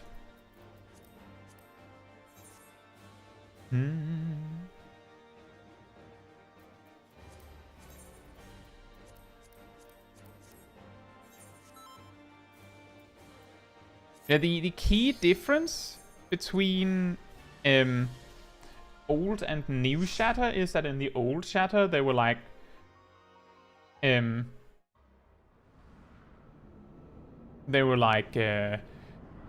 nodes. You could like capture points where you just had to stand there, so there was like an advantage to defending. It did partly incentivize you to like fight to protect like your land.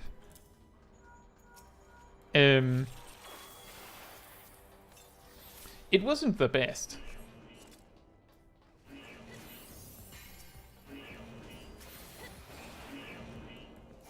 But it was like the key thing is that for the most part the amount of opportunities to just avoid combat with other players was significantly smaller than it is now. Like,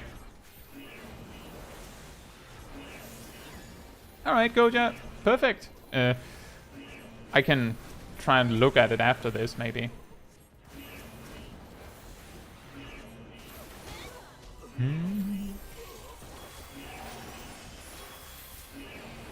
Yeah, I'm not saying that the old version of Shatter was perfect or necessarily better. There's probably a good reason why they decided to rework it. It's probably because they didn't like the way that Shatter is. But I just know that a lot of people do not like the new version.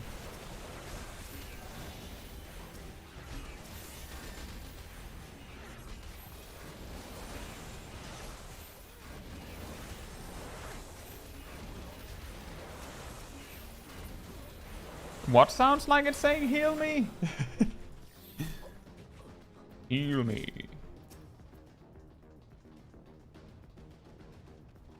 I also think it's quite funny that if you when you unlock Frontline, you're shown preview footage of Frontline based on the PvP mode that has been disabled for months.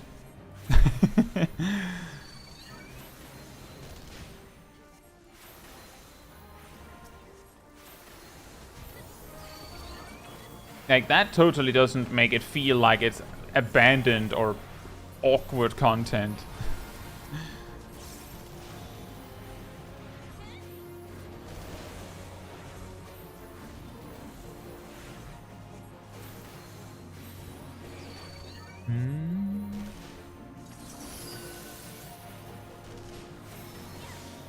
Repeating machine noise. Oh, I don't know.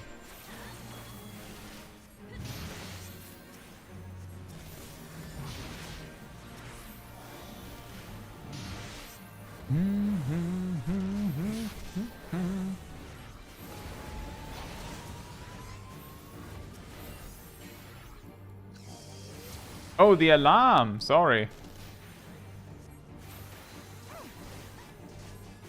Oh yeah, I could imagine that it could sound like heal me. Yeah.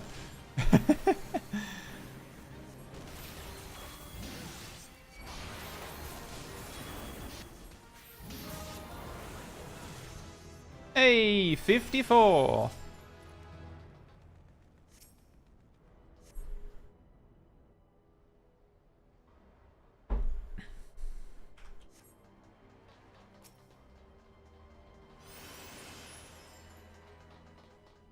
The alarm is the chorus of all dragoons in Savage content. What? All dragoons are Genji from Overwatch. I need healing.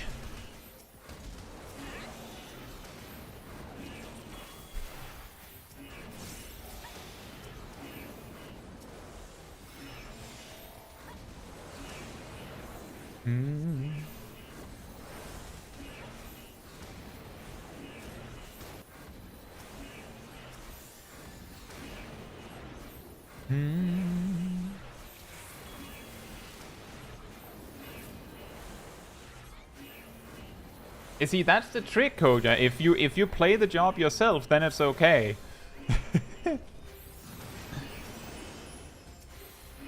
Ymir says why there are 4 maps in Duty Finder but only 3 are playable. That's because they disabled what was the first one called again?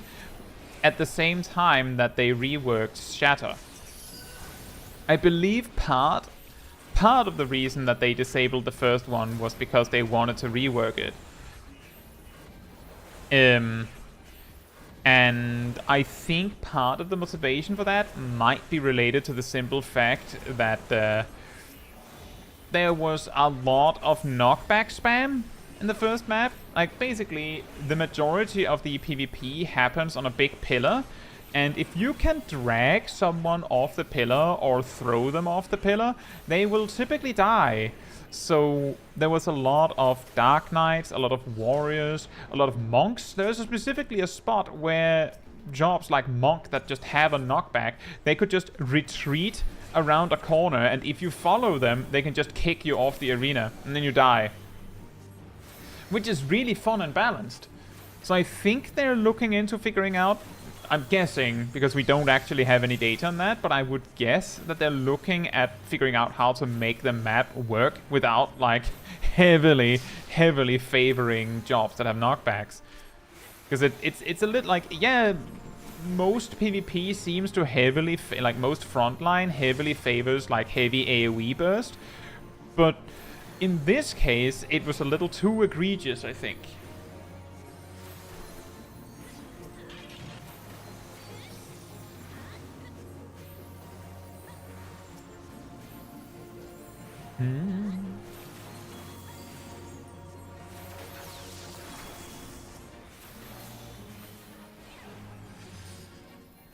Look at the map. He says, it's interesting that Astrologian is the only healer with a main AoE spell that's not melee range. I agree, it is a little strange. I wonder why they've, I wonder if there's a specific reason they've decided to stick with that. Smash cut to Dawn Trail. Now gravity is centered on the player. Could you imagine? It also stuns. And has a cast time that is 2.5 seconds. Oh, also, you now have a GCD single target heal and a GCD AoE heal that spends a resource to generate one of every 20 seconds, and every time you spend one, you get like a super card, and when you have 3 super cards, you can use like Card Burst, which does like 4 Malefics of damage in an AoE. And no, I don't know why you're saying it sounds awfully familiar and sounds like White Mage. That's the Lord and Lady rework. Ah, perfect. Oh man, I could imagine that Astrologians would be absolutely furious if they did a change like that. And I feel like they would be justified if they did that. And Olana says, they will typically die unless they have a magic slowfall spell. I mean, actually, if they... Sometimes there are some tricks you can do to avoid dying from the fall. But it's kind of limited. Like, the general problem was that there was very little counterplay to it.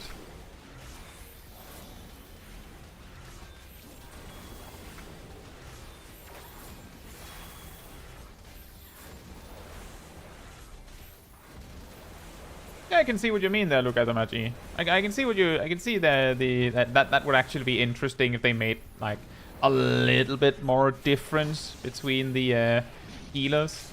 Just in general. That would be nice. I can't hit both of them. Brah. Brah. Thank you.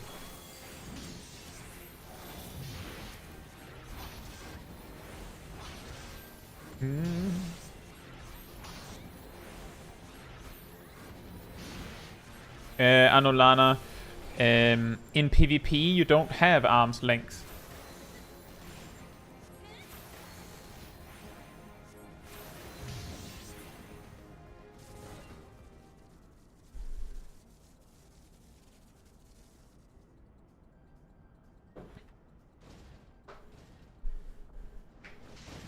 One of the counterplays to the knockback problem in PvP is if you guard beforehand, then you can't be knockbacked.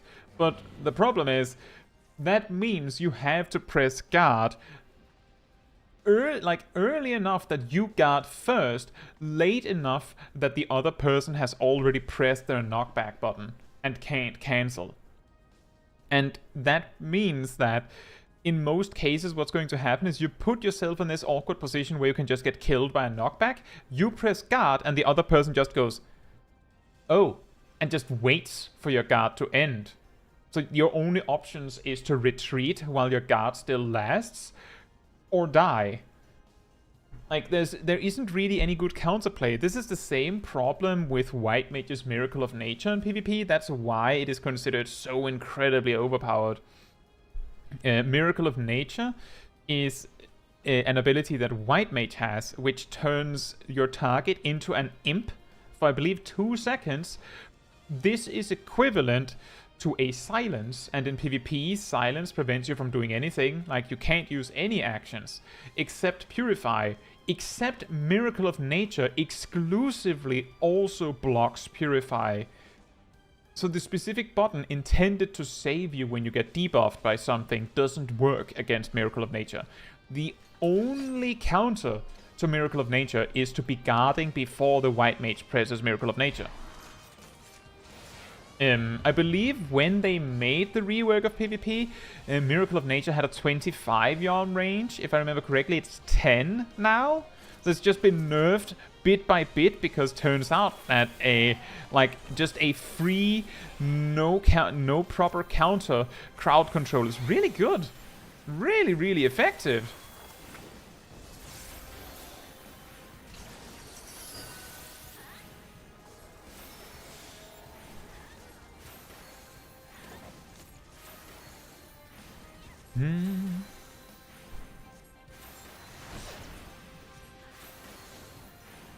Neural, what do you mean? The hair that I have? It should be just a basic one.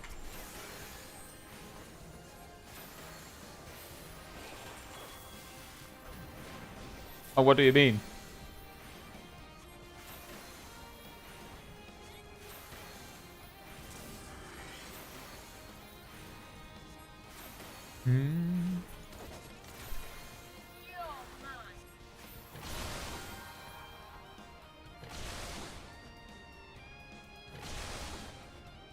I think it's just, I chose this hair when I wasn't a character creator originally, so it should be something that you can access, at least. Shouldn't be locked behind anything.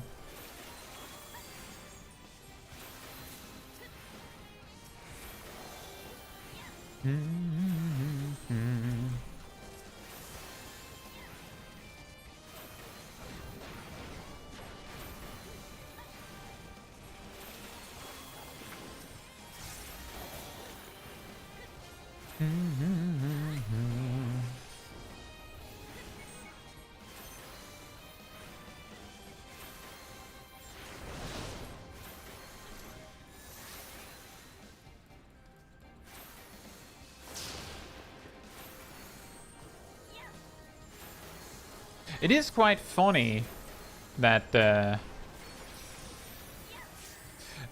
Scholar has this awkward situation where it has like a lot of opportunities to spend its defensive options for offense that the other healers don't really have. The other healers can, for the most part, choose to just play defense. They don't really have the choice to change that. It's just defense or defense. They can just choose to not use it, I guess, but specifically Scholar has the ability to spend their defense on offense.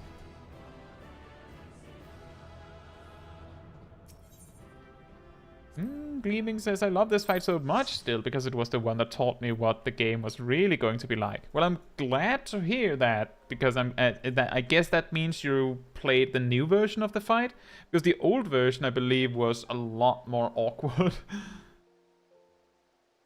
I feel like the rework of that Castrum fight was a big improvement. The old version was very, very boring.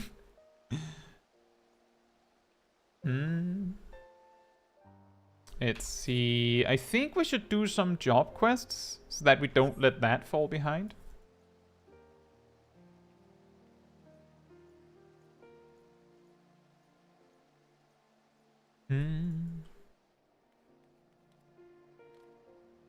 Oh, look, it's chitin. We finally found it. It actually stopped being an ability because it decided to become a Lalafell. It pursued a job as a blacksmith. We finally found it.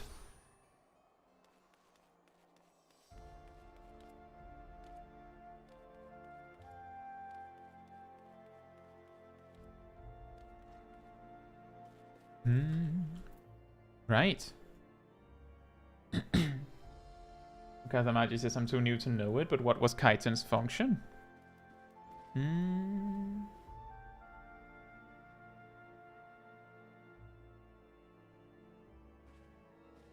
This was chitin.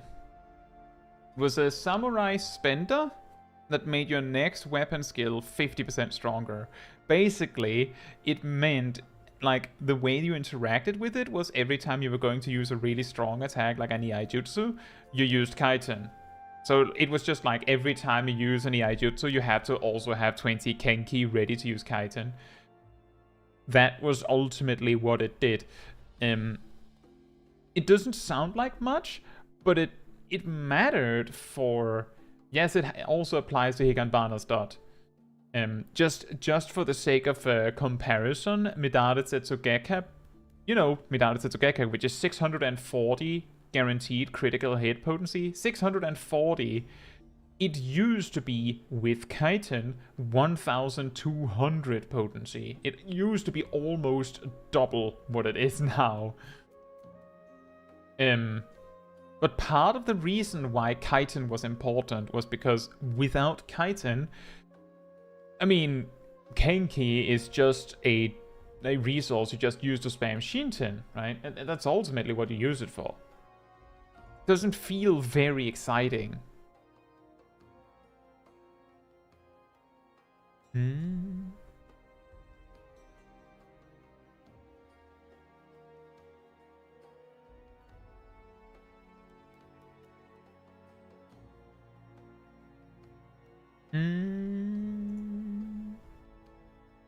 I think I'll have to look at the at that spreadsheet after the stream, Koya. It's a little much.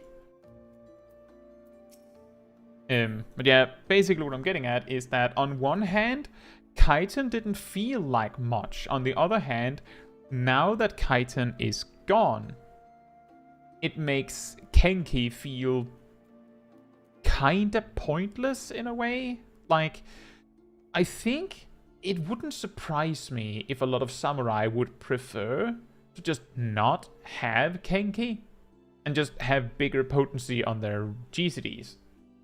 It wouldn't surprise me. I don't know for certain, but it wouldn't surprise me. Because it just feels like it's a little hard to explain, but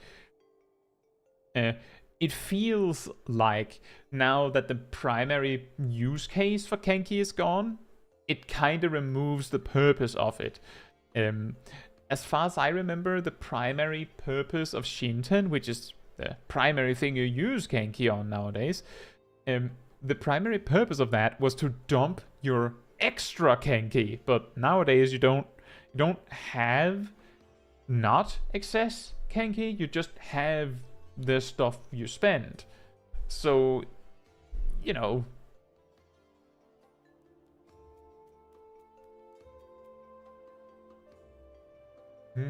well, on the bright side, Gleaming, you can unlock a command that allows you to turn your fairy into Selene. Kenki is just Edge of Shadow now. It's almost worse. Because Edge of Shadow, at least, like, it gives a damage buff you kinda have to manage, and because TBN exists, there is a choice. Like, that's what Kaiten was to Kenki, was TBN. There was a choice. There was something you could do wrong. Now you can't. Which kinda makes it boring, I think.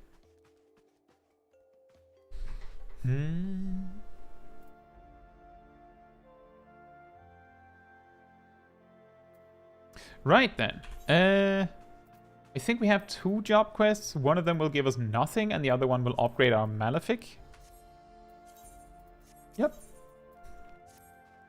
I have good news and bad news. The good news is, preparations for the symposium on Charlian astrology have been progressing smoothly, as we have expectedly encountered very little resistance from the Vault. They have even gone to the trouble of securing us a spacious venue for the event. The bad news is, the spacious venue in question lies in Falcon's Nest. Lest you wonder, I speak of the same frigid building site in the middle of nowhere that you will doubtless have heard so many good things about. Yes, my friend, that Falcon's Nest. Yet, I suppose this may be a blessing in disguise. I'm not just certain what that blessing may be. Perhaps we should all make for the hamlet and see. If you say so, Jen Equinard.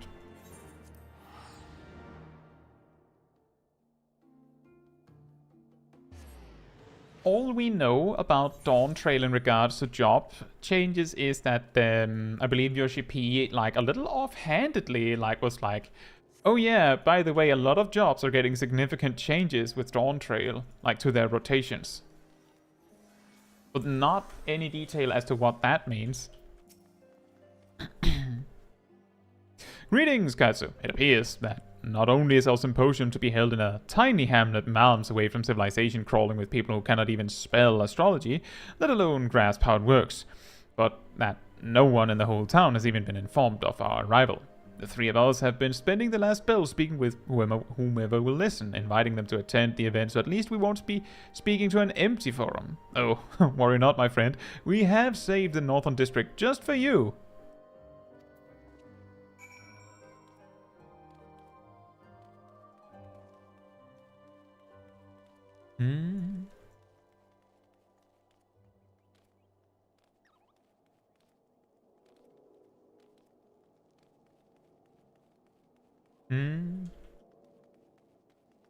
Koya says, I hope it's more along the lines of Paladin and less along the lines of Summoner. I don't know, I feel like many of the Paladin mains hated the Paladin rework. Like, they felt like it was equally dumbing down the job. Like, even though it wasn't as much of a mega change as the Summoner one, it was a massive, simplification in some ways. No more 2-minute burst now, it's 3-minute burst. Imagine if they made it into just 1-minute burst. Amokia says, been leveling Black Mage after much reluctance and always try to greet too many Fire 4 since my rotation instead of refreshing Astral Fire in time with Fire 1. I'm mostly angry at myself. Oh, you'll get it eventually, Amokius. My suggestion would be to primarily do at most 3 Fire 4s per set, unless you know. Like, depending on context, you can sometimes fit 4 or even 5 Fire 4s. But if you stick to 3 while you're learning, you're unlikely to overgreed it. Let's just say that. Hey, Watch Owl, I hope you're doing well. Hmm.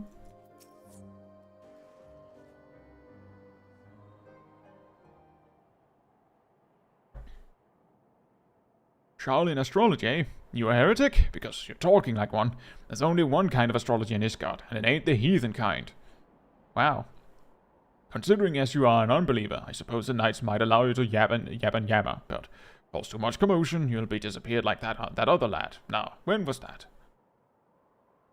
Bloody heretics. Hello. An outrider, and his wounds look deep. Is there a cutter nearby? A cutter? I also mostly liked the paladin changes. The thing is that I feel like the old paladin was different enough from new paladin that it's a shame they couldn't both exist.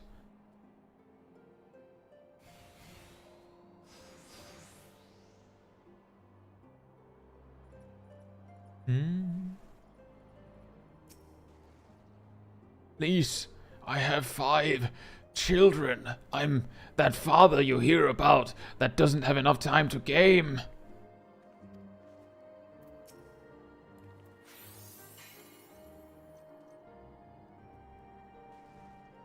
What is this sorcery?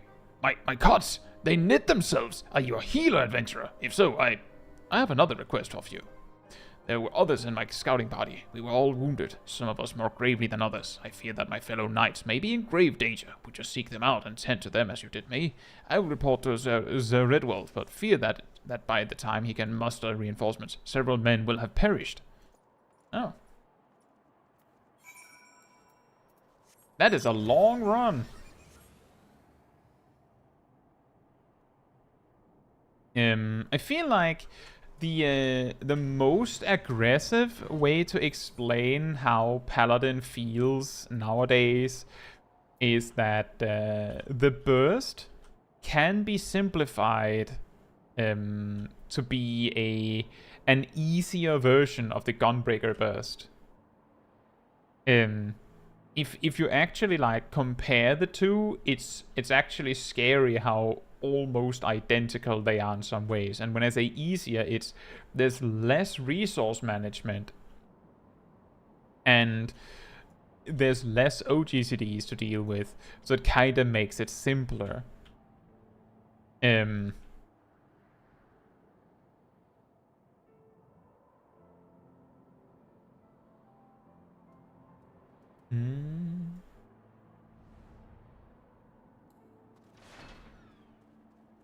Maybe the new melee DPS will be like old Paladin. That would be pretty funny.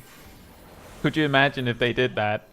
They just rework, or they rework a job and then make the job again. Oh yeah, never mind.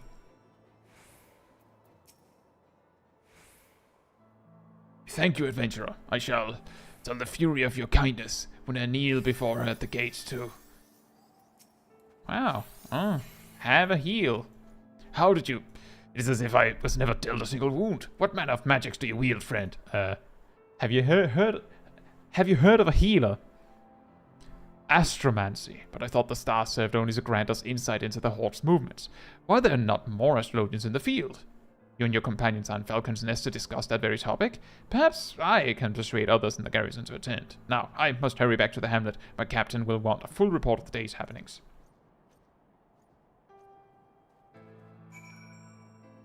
That's actually a good point, Gazel. Rework Machinist, remove its randomness in its 1-2-3 combo. Make Dancer, give it a randomness in its 1-2 combo.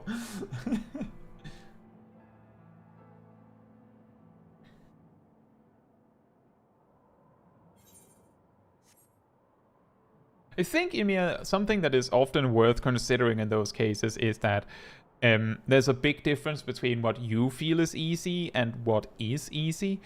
I of course know that you're mainly joking, given that you also added the parentheses, but it's like saying, oh, the easiest job in the game is Black Mage because you only play Black Mage, and you've never ever touched any other job. So someone goes, could you try Summoner for 5 minutes? And you're like, what is this? I need to summon a pet? I don't understand. Meanwhile, you're sitting there like, oh, Black Mage is easy, lol. Yeah, made Samurai Tenkagoku a circle AoE, gave Reaper Cone AoE. To be fair, they made Reaper first, and then later made Tenkagoku into a circle AoE. Where have you been? When you did not return, we visited the northern gates and found the area astir with night activity. We left the hamlet to aid wounded scouts. You could have been killed, or eaten, or killed then eaten, or eaten then killed. I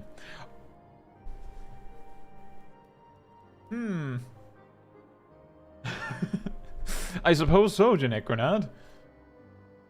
What is this? You say your display of astromancy has impressed the knights into attending our event? This may work to our advantage. If the knights begin clamoring for astrologians to be assigned to their ranks, then the sea may just listen. Let us find these good men and inform them that at the symposium is about to commence.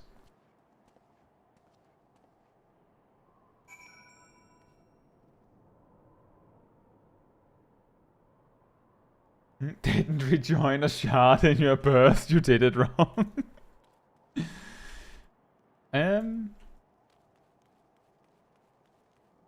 Well, Amokius, the thing that makes Dark Knight really complicated in terms of mastery is that if you're playing casually, then when you're using your cooldowns doesn't really matter, so you can just click everything when they're ready. If you're playing to optimize your damage, then you're like stockpiling MP and you're stockpiling your Shadowbringers and your plungers and like trying to use everything in this 15 to 20 second burst window as best you can. And that can get a little overwhelming for a lot of players. And the simple fact that in comparison to say Gunbreaker or Paladin, where they have this special box of a burst cooldown of their own to put everything in, Dark Knight doesn't have that, so it just feels like Paladin is handed this box, here's your burst, Gunbreaker's handed this burst, here's your burst, by the way, you need to make sure to have these resources available. With the cartridges you have to prepare beforehand. And then Dark Knight is just like, tossed their tools in their face, just figure it out yourself, make a box or something, I don't know. Which can make it overwhelming. There's also the part that TBN allows you to stockpile extra resources, which means that there is an opportunity to optimize by using defensive resources. Exactly, as Coach just said the exact same thing as I was about to say, is that when you're optimizing, you will start using TBN to stockpile even more resources.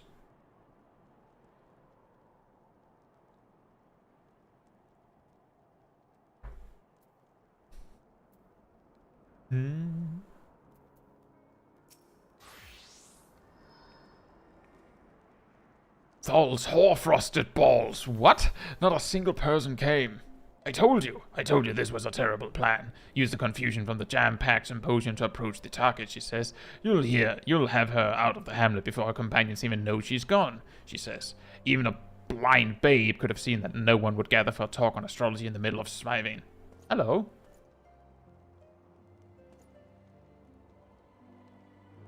Ah, the astrologian who tended to my wounds. As you can see, both me and my fellow knight made swift recoveries, thanks to your wonderful magics, of course.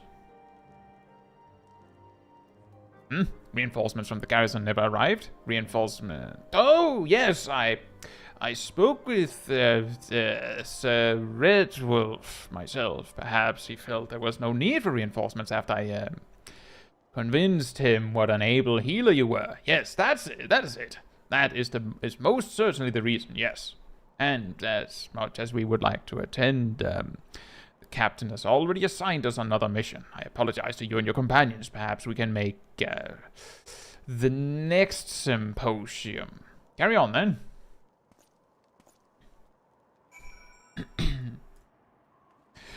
Gleaming, the reason why I'm short is because this is an alt. My main has Astrologian level already.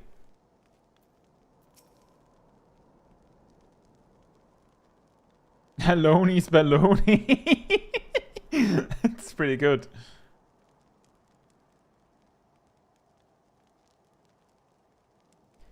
Well, that is that then. The vault wins. Do not think of it as such. Sorry. Why are you taking my line, Leviva? Do not think of it as such, Lady Leviva. This is but one hurdle we must leap. The vault wants us to stop and turn around, and they will continue placing hurdles before us until we do. But we cannot let that discourage us. We must carry on until we reach our destination. Or if they run out of hurdles. It's very windy. Ah, you cry over hurdles. You know not how lucky you were.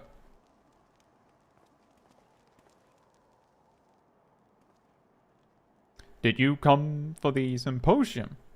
No, I wouldn't let anyone see me at that gathering. I'd be branded a heretic and sent to witch drop. Or worse, they'd just slit my throat and toss me out to the beasts. I guess they did that other astrologian from the old world. The other astrologian? When was this?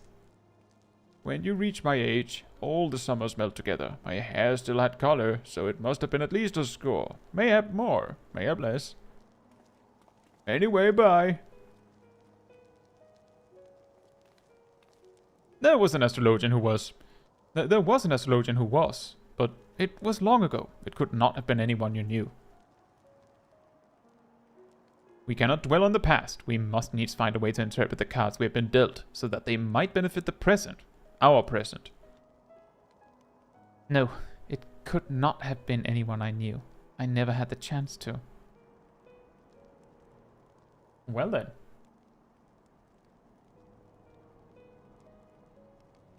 You're right, Janiquinard. We mustn't let the vault, or bandits, or closed minds prevent us from achieving what we came here for. The stars will point the way.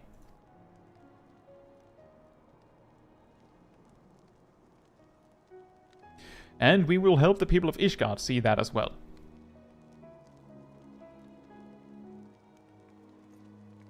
Anyway, bye. Koja says, did you see the new secret thing in the Alliance raid? I did. Someone posted it this morning in the Discord.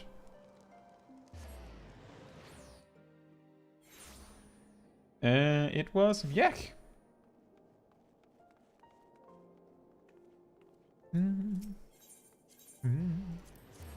But I did see it.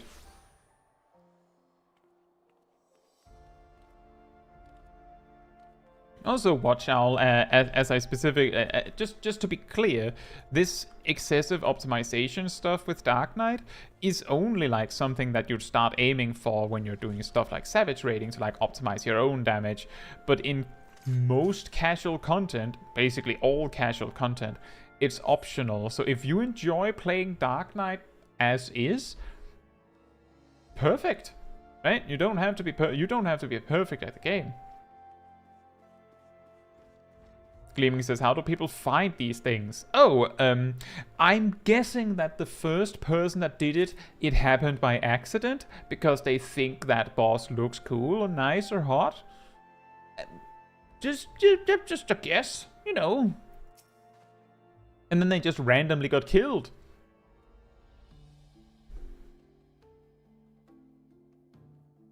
Lady Leviva did not take the old man's recollection of the slain astrologian well at all. I understand that hearing of a fellow colleague's death might unnerve someone, but you would think she had lost her father.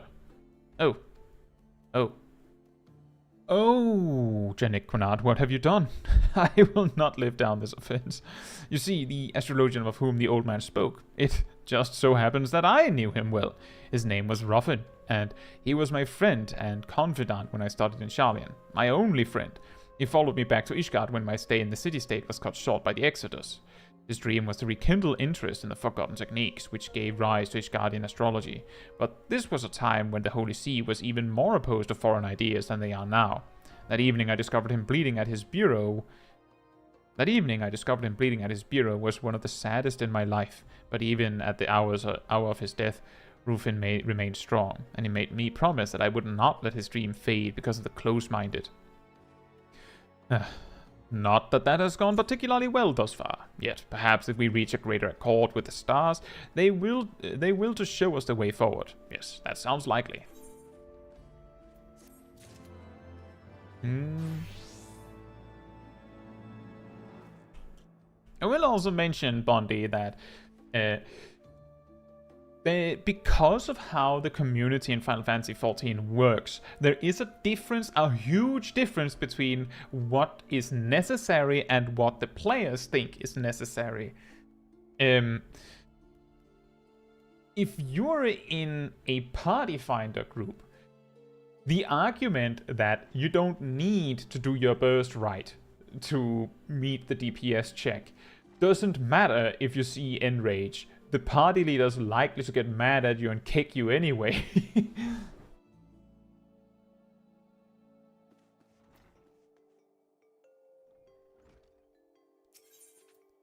So it can be complicated sometimes. Because, simply put, there is a section of the player base that does not care what is necessary and cares about perfection overall sometimes.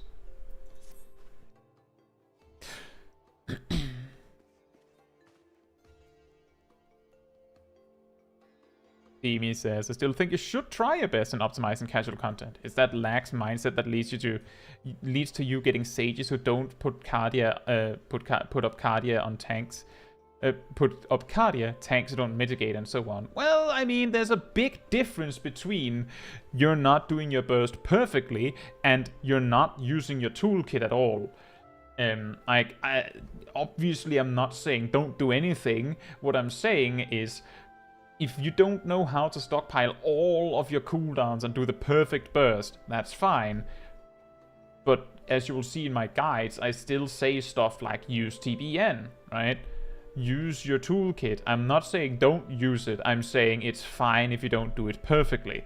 There's a massive difference between these things, I think. But I get what you're going for, is that if you say that everything is okay, then you start reaching a point where there's players that aren't even doing the bare minimum.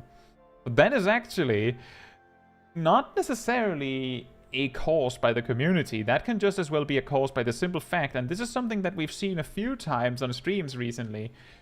Some players level their secondary jobs, especially their DPS jobs, by jumping into duty support.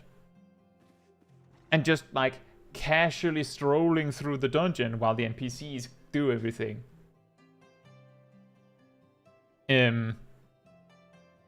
That is to say, you don't need to do anything to level a job nowadays.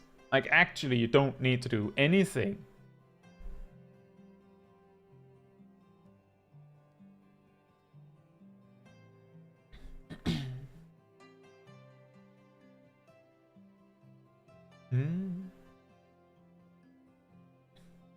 Gleaming says, I was talking with 3 company members about how realistically any combination of jobs can clear whatever in this game.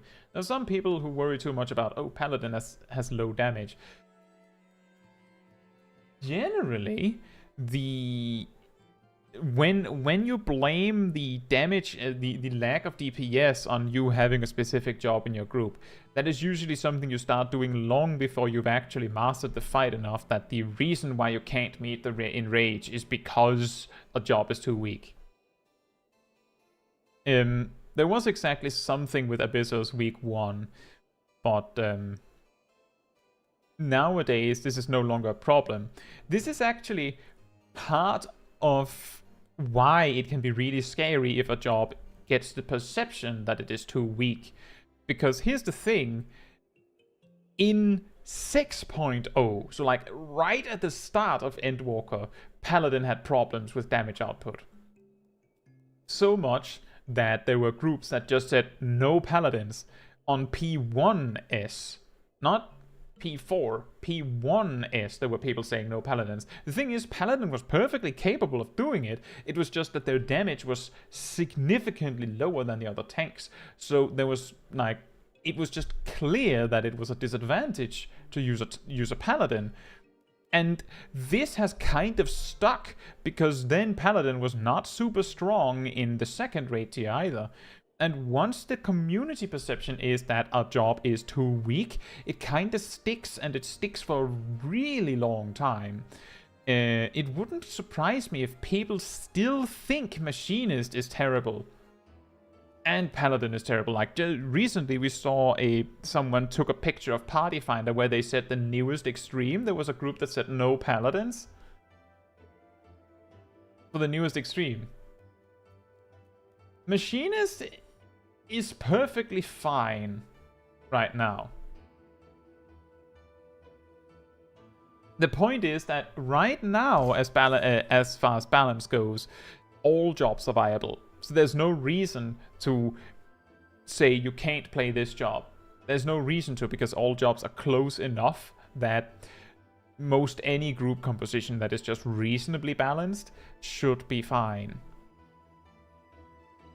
And in most cases, the problem is some mechanical stuff, rather than you don't have enough damage because you brought a bard or something.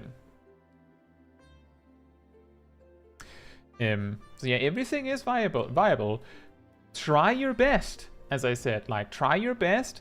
There's no reason to like slack just because most casual content can be beaten, even though you're not trying very hard. Just remember that the more you slack, the more work you're putting on the rest of the party. Like, if you're choosing to not use your defensive cooldowns as a tank in a dungeon, you're choosing to let the healer deal with that burden of like spam healing you, which means they can't attack as much, which means the dungeon is going to be longer, which you don't want. If you're a healer and you choose to not attack, then you're putting that burden more heavily on the tank and the DPS, and they're already doing as much damage as they can, so it just means the dungeon is going to be longer, and you will have to heal more to compensate. So ultimately, you're shooting yourself in the foot. So try your best, but in casual content, there's a massive difference between trying your best and being perfect.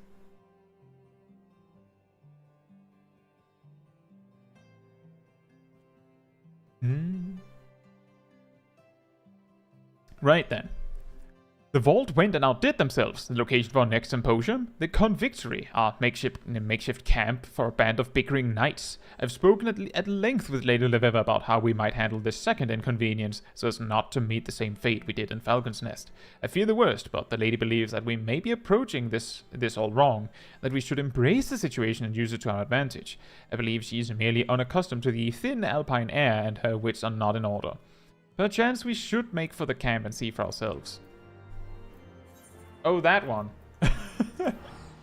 Ah, yes, we've planned a symposium for you. Out in the middle of nowhere. No.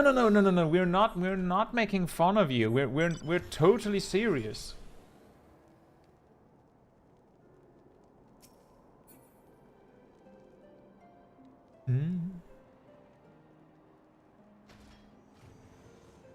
The thing that Bondi mentioned about you don't gain any DPS from being good at the game anymore is that's kind of the problem, but it's a little more complicated than that. I believe the way I would say it is because there's less nuance and optimization tricks you can perform on a job, because all jobs have, you know, the 2-minute burst, and their burst like fits extremely well in their rotation in general.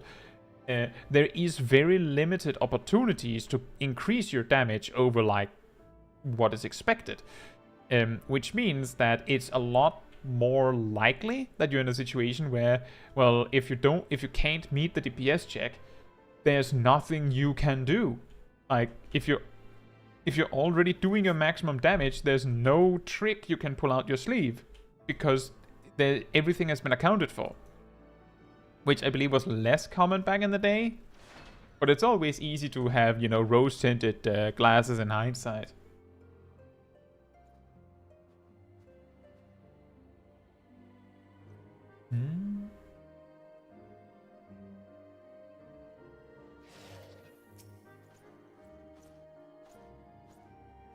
Tread lightly, Caetsu. This is not the work of bandits.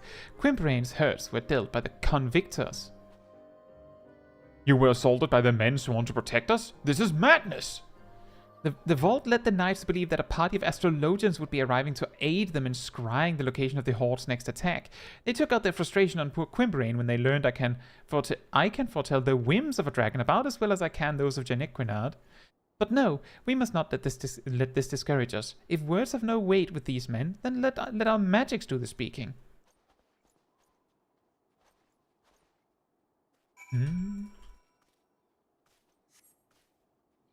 This is Patrick!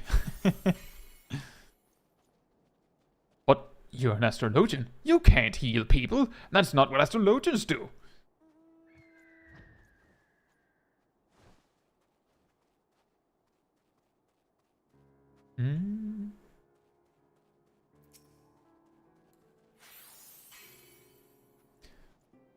The pain, it's gone. How did you... I casted the spell.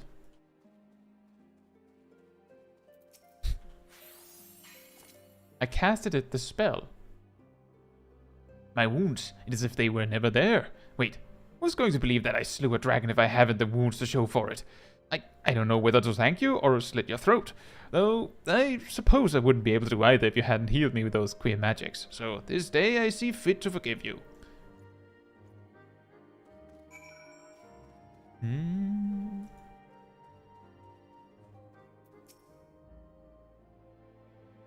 It's queer magic time.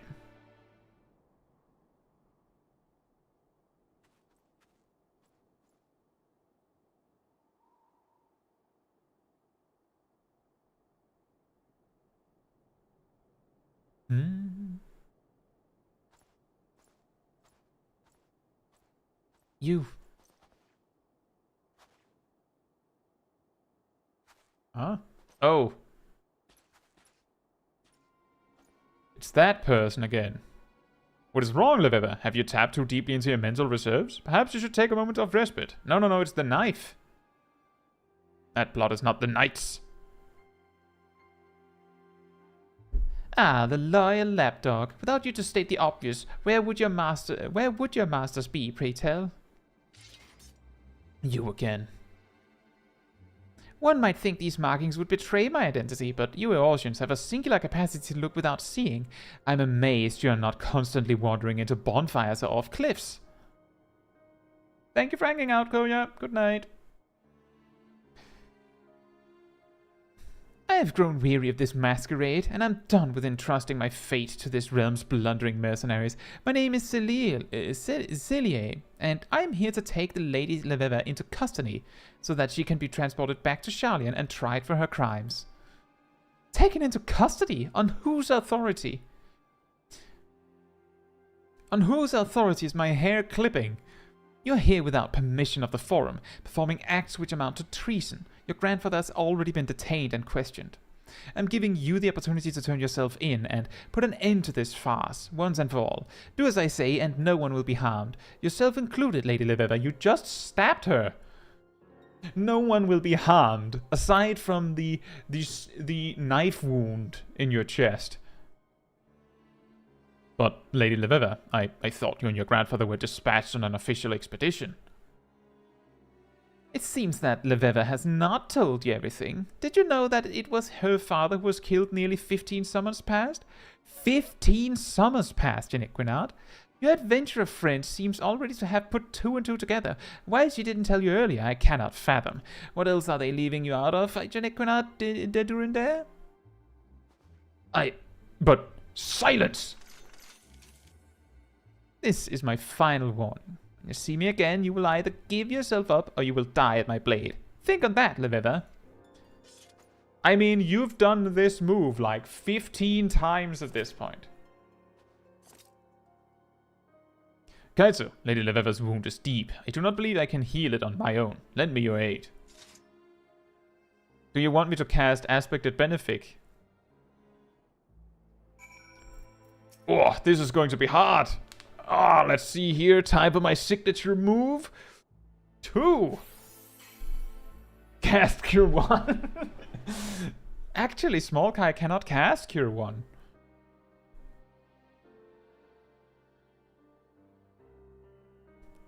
Thank you, my friends. For someone who claims she was hired to bring me back to Sharlayan, her aim was quite true. Lady Leveva, this Celia claimed that you're not here with the blessing of the Forum. Is this so? Why did you not see fit to mention this? My grandfather knew the Forum would never allow us to come to Ishgard, and that their contemplation over the matter were merely a tactic to stall and discourage us. The stars had spoken to my grandfather, and he was not about to turn a deaf ear to them. I kept silent because I did not wish to let the petty politicking of men thousands of miles to the north stand in the way of our dream to spread the word of Charlian astrology. And such was my father's dream, until he was killed for it by close-minded peasants.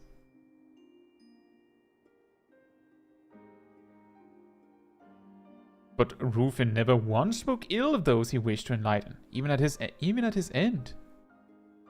How do you know my father's name? Your father and I became close friends when I was in Charlian.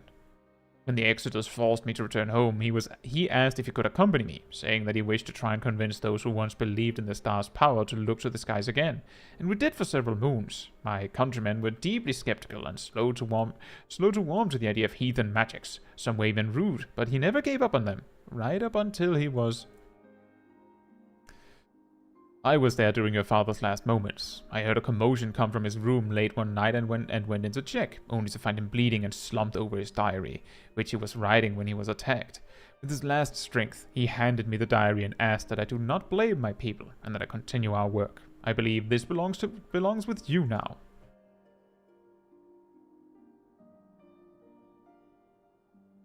I do not know if I can forgive those who killed my father. I do not expect you to forgive us yet, but knowing that he did, even at the moment of his death, perhaps will help you one day understand. You have always reminded me of Rufin, even before I knew he was your father. Your passion for your discipline equals his own, or may even exceed it. Father, did you know what fate awaited you in this realm? Did you see all this? Did the stars have you merely pave the way for me? If they did, then I shall not allow anyone to stand in your way. You're right, good man, and so I shall allow this breach of etiquette, but if you fail to address Lady Leveva properly again, I'll have you spit shining the privy bag at Durindare Manor. Oh, leave him be, Jenny Quinard. Without Quimperay in here, I'd have been tied up and shipped back to the old world moons ago. The stars have him here with me. He's not going anywhere, and neither am I. I'm done with symposiums. That is not what my father wanted. He came here not to speak of astrology. He came here to use it, and so that is what I shall do. There are still many convictors who can benefit from these magics. And what a better way to convince people of your greatness than by ensuring they remain alive long enough to sing your praises.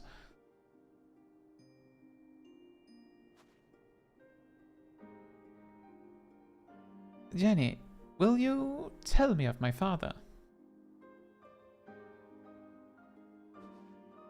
I would be delighted, my lady. Unless, that is, you mean now, as I have a prior engagement with a pair of lovely baronesses from House Zemail, and I would not wish to keep them waiting.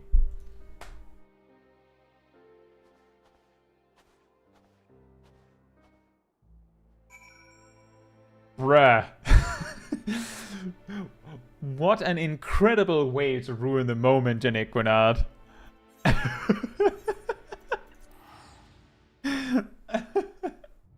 I would, however, ladies...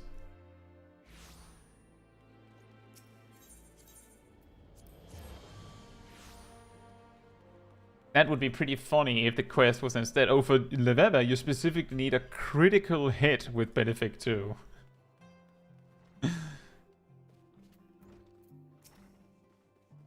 To think that my old friend Rufin may have seen what grim fate awaited him in Ishgard, but chose to come anyway, knowing that it would inspire both me and his daughter. Gods, sometimes these celestial machinations are simply too grand in scope to grasp. However, if it is as we believe, then we must, as Quimbrain so bluntly stated, make sure that naught disrupt us on our path to that fate. Perhaps it is time I reveal to you a more powerful form of malefic, so that you might be better prepared for the trials that are to follow. Ah, that furrow upon your brow suggests you could have used this spell earlier in your training. In retrospect, I would be inclined to agree. Wow! That's incredibly powerful! Wow, did you see that?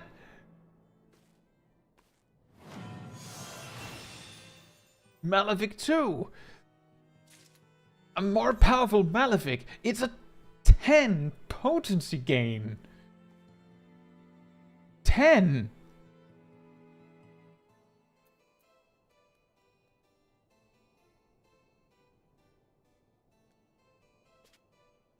More potency. Incredible. Congratulations on the card, Viek. I mean, 10 potency is 10 potency, right? Huge.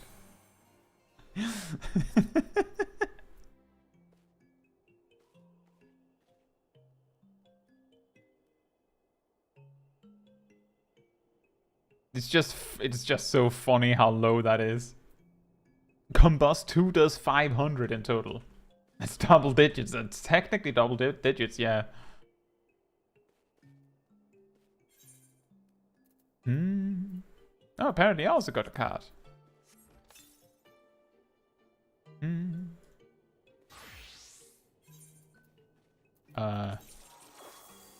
Oh. When did I get this? Huh, weird. Oh, random.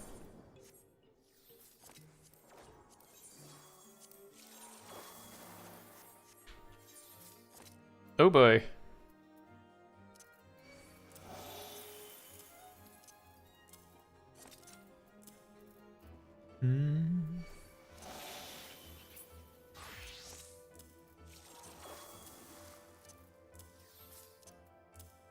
Apparently they just have globes randomly.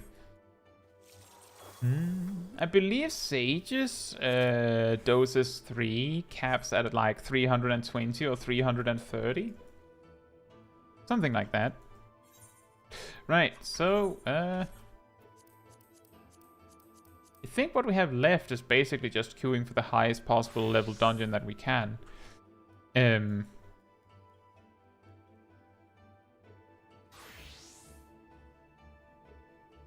What do you mean, Viek?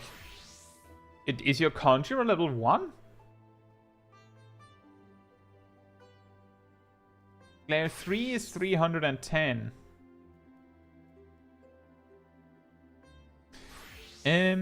Right. I will be right back, and then I guess we'll be spamming dungeons.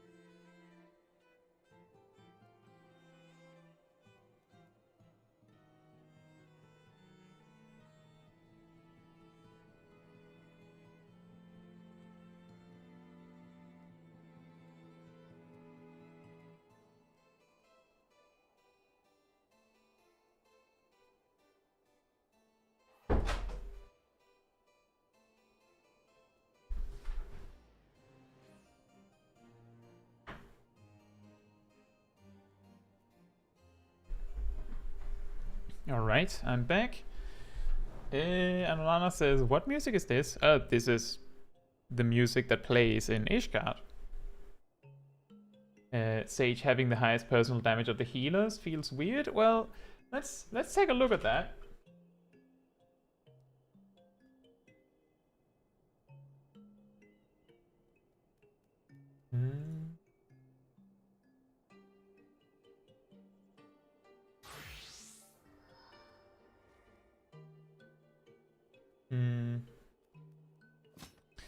This is more personal damage oriented data. But basically, White Mage has slightly better burst capacity because they can use their Blood Lily during raid buffs. Sage can of course use Phlegma during raid buffs, but it's not as big of an oomph in a way. There's also White Mage having Presence of Mind. You might be wondering why there's this big gap, but the thing is, if you take our DPS, which attributes raid buffs, damage gains to the user, then you can see that the power difference is very small. Fun fact, in the top ranked groups, in nearly all cases, like the top 10 for each Savage boss, it's almost always Scholar and Astrologian, because when you have a more coordinated raid team, raid buffs become better. So that is to say, the party finder hero healers are typically Sage and White Mage because it doesn't hurt as much if your group has no idea what they're doing. Meanwhile, Scholar and Astrologian has the better capacity to really, like, bring it if the group is bringing it.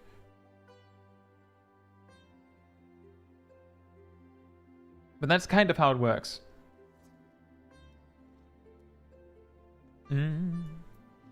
Your healer is your conjurer's level 2. you've unlocked Cure. Congratulations. Does Bard show similar usage patterns party finder versus organized? I don't think so. I don't think it's quite like that. I think there's a heavy preference for Dancer. But it's a little complicated to show because... So the thing is, with healers, is that you have 2 slots. And unless you have like a really weird composition, it's pretty much always 1 pure healer and 1 barrier healer. So it's actually not, oh, you're using Sage and White Mage or Scholar and Astrologian. It's you're using a White Mage pure healer and a Sage barrier healer. For example, like there's actually only 1 seat. There's only 1 seat. But when you go over to DPS, there's a lot of jank that can happen. In an optimized group, you will typically have 2 melee DPS, a mage, and a ranged physical. But technically, there's nothing preventing you from bringing 2 ranged physical. The reason why this matters is because if you try to look into like damage numbers, or rather like usage statistics, then what happens is that if you're looking at healers, then there is typically some sort of logic to the like difference. Like for example, you can see that White Mage has a much bigger use compared to Astrologian, whereas a Scholar is a little closer to Sage, but it's because it's in most groups either or, like it's one of the two. Whereas with DPS jobs, well, technically you could bring an extra ranged physical in some groups. Like you can. I'm not saying you should necessarily, but you can. And an interesting result of this is, as I was saying, I think that Dancer has a strong preference in groups as the ranged physical. As you can see, Bard is less than half of the passes. So by 95th percentile,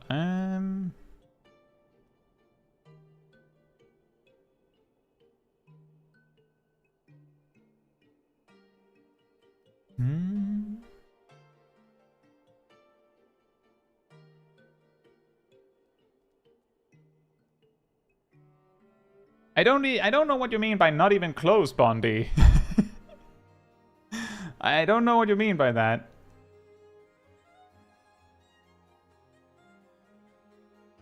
But something that I think is really important to keep in mind with this stuff is that jobs that are less common, and that's just like a general thing, is that if there's less data, then it's more likely that a job will lean higher because the only people actually playing the job are those that play it really well. The best jobs in like the observed best jobs will have more bad players playing them, pulling them down in their average performance, for example. So that can also make it difficult to see, like, yes, if you're looking at the top percentile, that helps.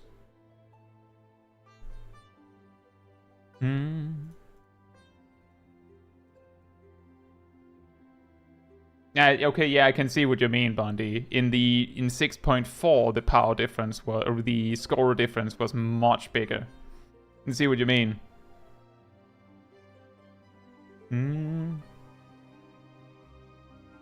Anyway.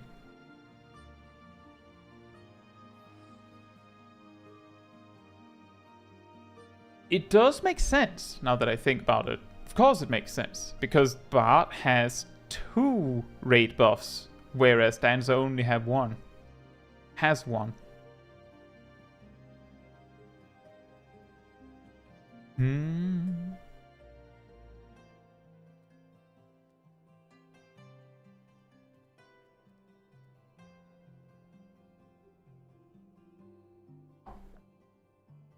Now.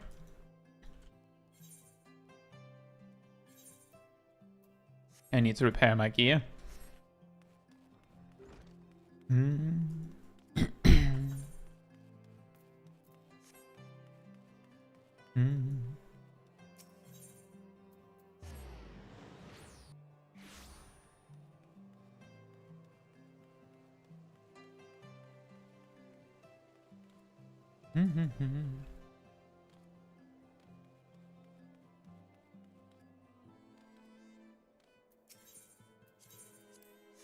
It does seem to be the case, look at the Magi, like that that Bard seems to be favored because of the raid buff heaviness.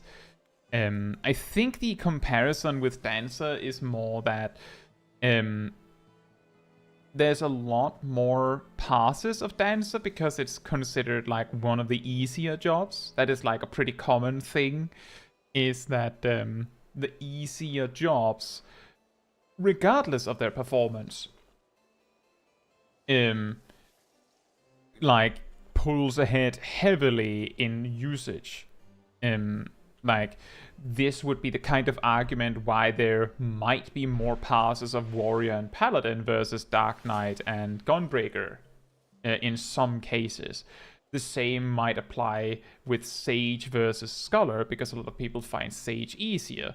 The same with White Mage versus Astrologian, and there we saw that there was almost 3 times more passes of White Mage compared to Astrologian.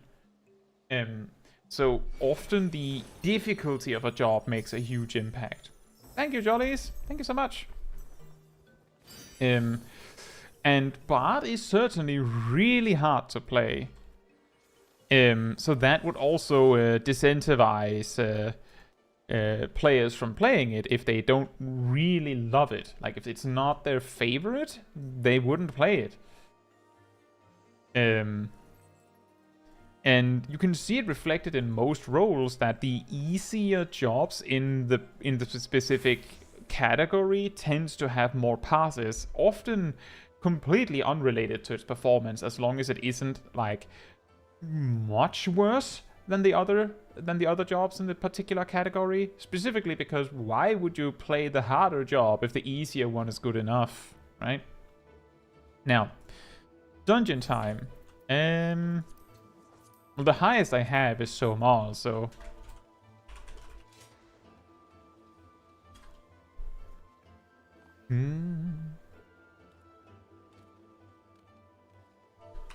I'll do a ready check.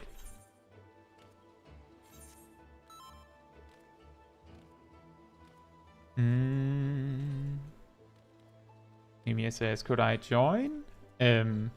Is there anyone that isn't really feeling Smol super much? Then we can have a switch in.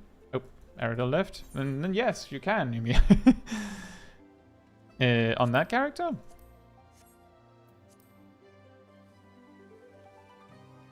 You can. There is a spot.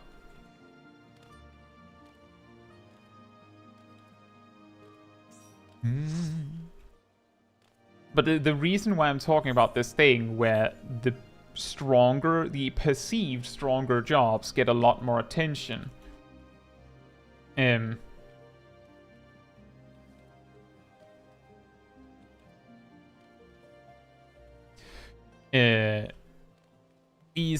Well, let me try that again. The reason why it matters that the jobs that are perceived as stronger get a lot more attention is that it means that unless you're looking at specifically the highest percentile logs, and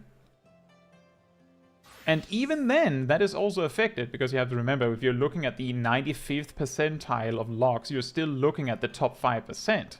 And the more logs there are of a specific job, the more logs there are on those 5%, which means that can still pull a job down.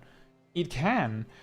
This is similar to when we heard that the win rates in the first PvP season of Crystalline Conflict, the perceived best jobs all had terrible win rates, because there were a lot of people that had no idea what they were doing that were queuing as these jobs.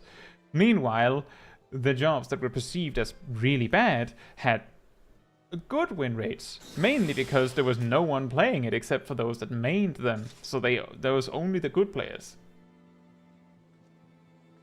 And that is also a very good point, Lucadamaji. It seems like the developers want it to be the case that you can play whatever you like, and it doesn't really matter. They want to balance the game such that that is how it works.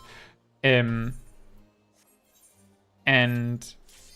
yeah, if you're not trying to be like a world-first speedrunner, race team player, or trying to like have the highest pass in the world, then it does not really matter what you're playing for the most part. Not nowadays, at least. And a common thing that you also have to remember is that unless you're like practicing a lot to be the best regardless of the situation and regardless of what is optimal, usually the job that you will perform best with is the job that you're best at playing. So it kind of comes naturally that you're going to do the most damage with the job that you're most comfortable with.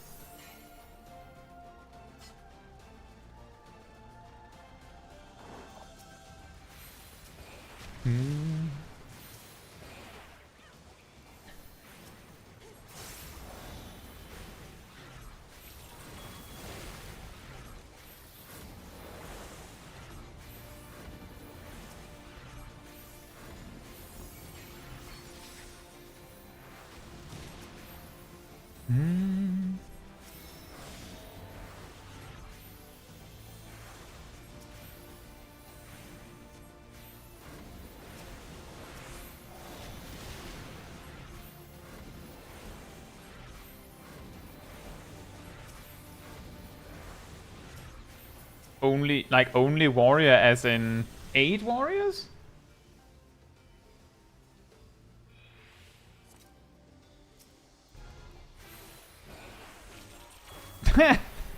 That is pretty funny. And that speaks a lot to the DPS checks in that fight, I suppose. It wouldn't surprise me if they recorded it. I would hope they recorded it, because I kind of want to see that too.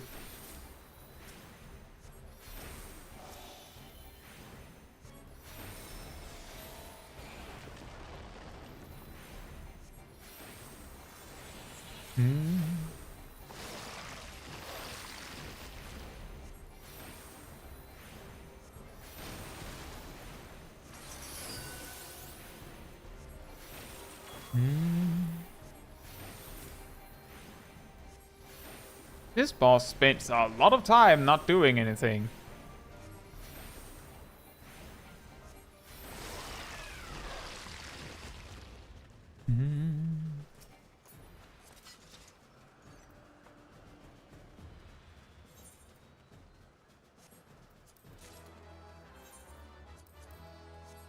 Up. upgrades! In a dungeon, no less. Could you imagine?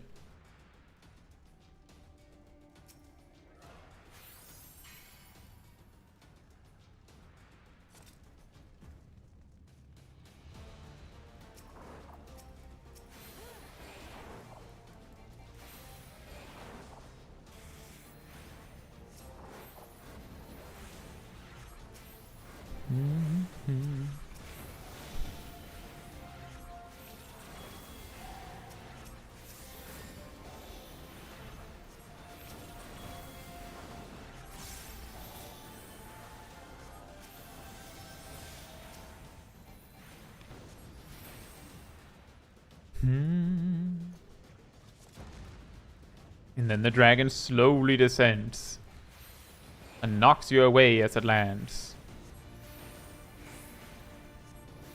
And then before you can even do anything, it leaves because it's at half HP. Can't have that.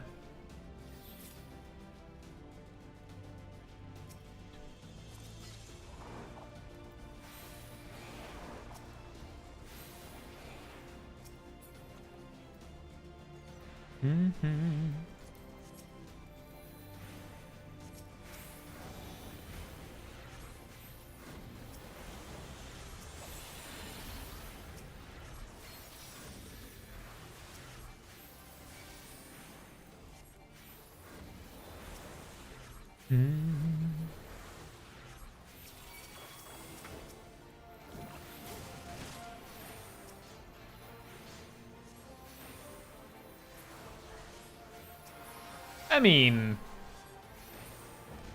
I suppose the easy part isn't necessarily a requirement, but I feel like any content in Final Fantasy XIV should preferably be fun, right? It isn't exactly a good thing if the current Savage raid tier is not fun to play. Like you feel like you have to force yourself through it. That's not good. It's not good if an ultimate is not fun to play. I mean, like, I'm of course maybe reading a little bit much too into it, but if a fight is fun, I feel like that can alleviate a lot of problems with the fight.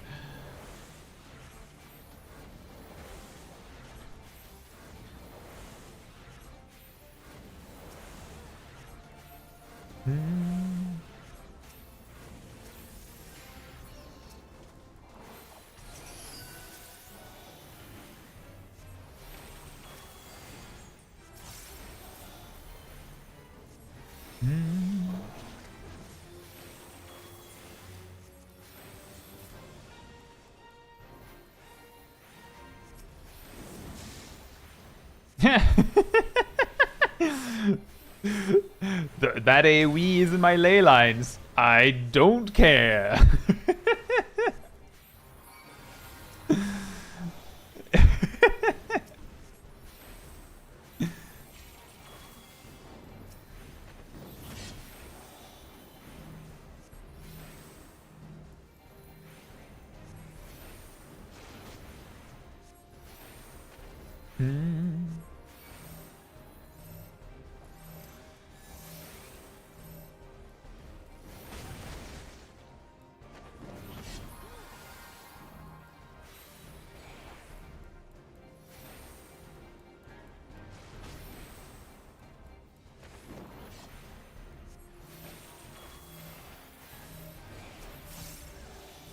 Oh, the boss is pretty much dead. Level 55. Ooh, an upgrade. Nice.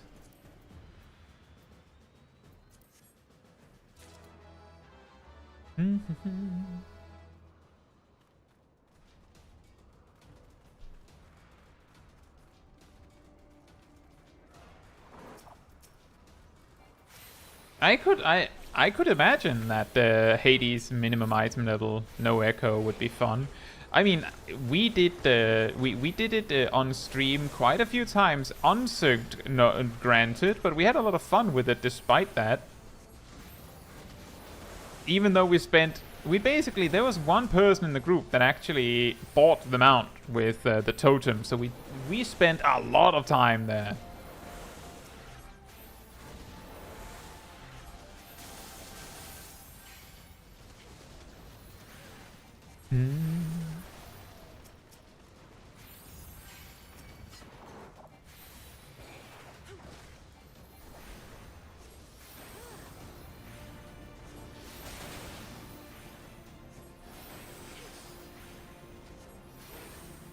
Nice, Bundy.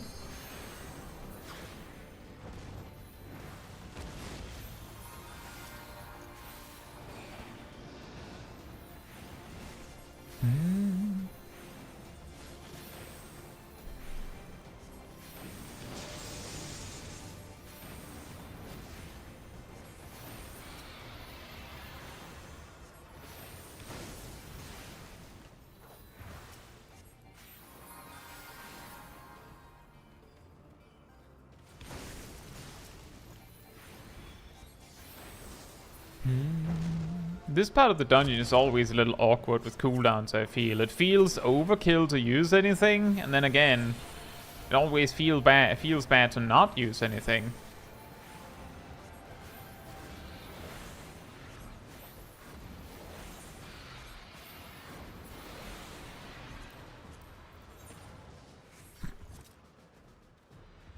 I've acquired a hat.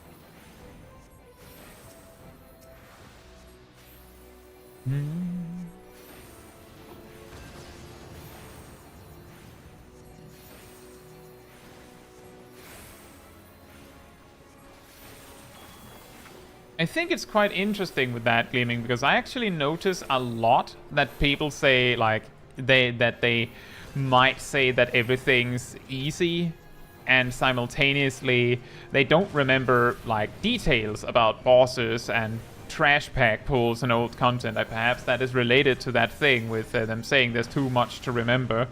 But I feel like that we can't simultaneously have everything is easy and also have that that there's too much to remember. Like, we can't have both, right?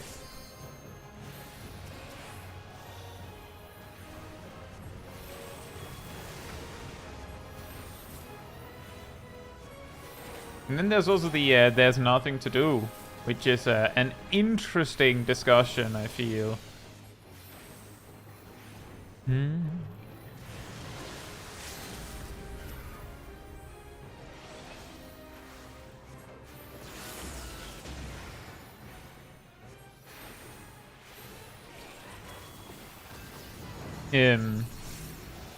Because I've said this before, it feels like to me often that it's either players that have done everything, like actually done everything, that are complaining there's nothing to do.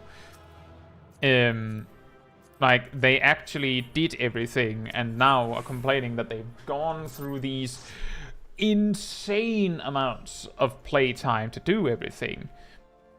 And then they complain that there's nothing to do. Or, on the other side, you have players that complain that there's nothing to do, and then you point them to a piece of content and go, you haven't done that before? And they go, well, I don't like that type of content. You know what I mean? It's like, oh, there's no content to do. Have you ever set foot inside Eureka Authors? Well, I don't like deep dungeons, so it doesn't count. Or have you tried the variant and criterion dungeons? I don't like that content, so it doesn't count. Like that is a pretty classical one, I feel, is the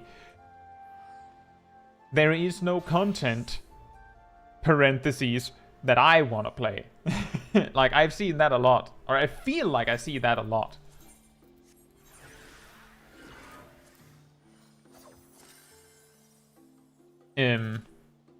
Oh, no. Also remember, look at the Magi. There's both Eureka and Eureka Authors. Those are two completely different types of content.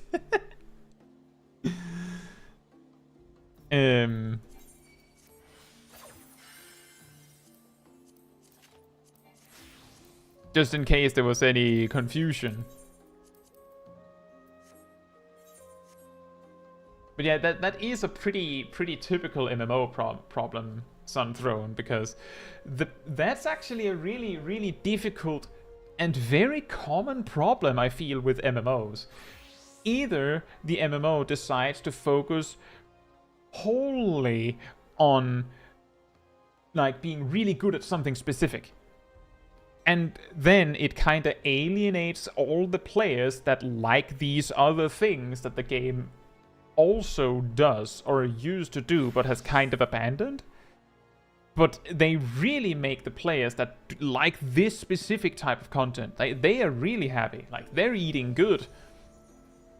Or the MMO tries to appease everyone and then you can't make, like, if you have, say, Savage Raiders that basically go, ooh, new Savage Raid, done, where's the rest of it? You can't make enough content for them if you're also making content for someone else. Like, they will actually just eat up the content in a week or less if possible, because there's a sport in beating it quickly, and then they'll be looking around going, where's the rest of it? And this also applies for other types of content. It's just that specific types of content require a lot of effort to make really good. And it's a lot easier to make like long-lasting content for some other things where there's like some more randomness in it. Like, for example, deep dungeons. You have to do a lot of stuff, yes, but it's not like, oh, you beat the new Savage Raid, so now you're kind of done. This just repeat because there's this randomness element in the deep dungeons. So it's just an example of how you can make content that lasts longer. But the problem is, if you don't like deep dungeons, then it doesn't help and it doesn't work, right? Then you don't care that there's a deep dungeon for you. Who cares? I don't want to do it.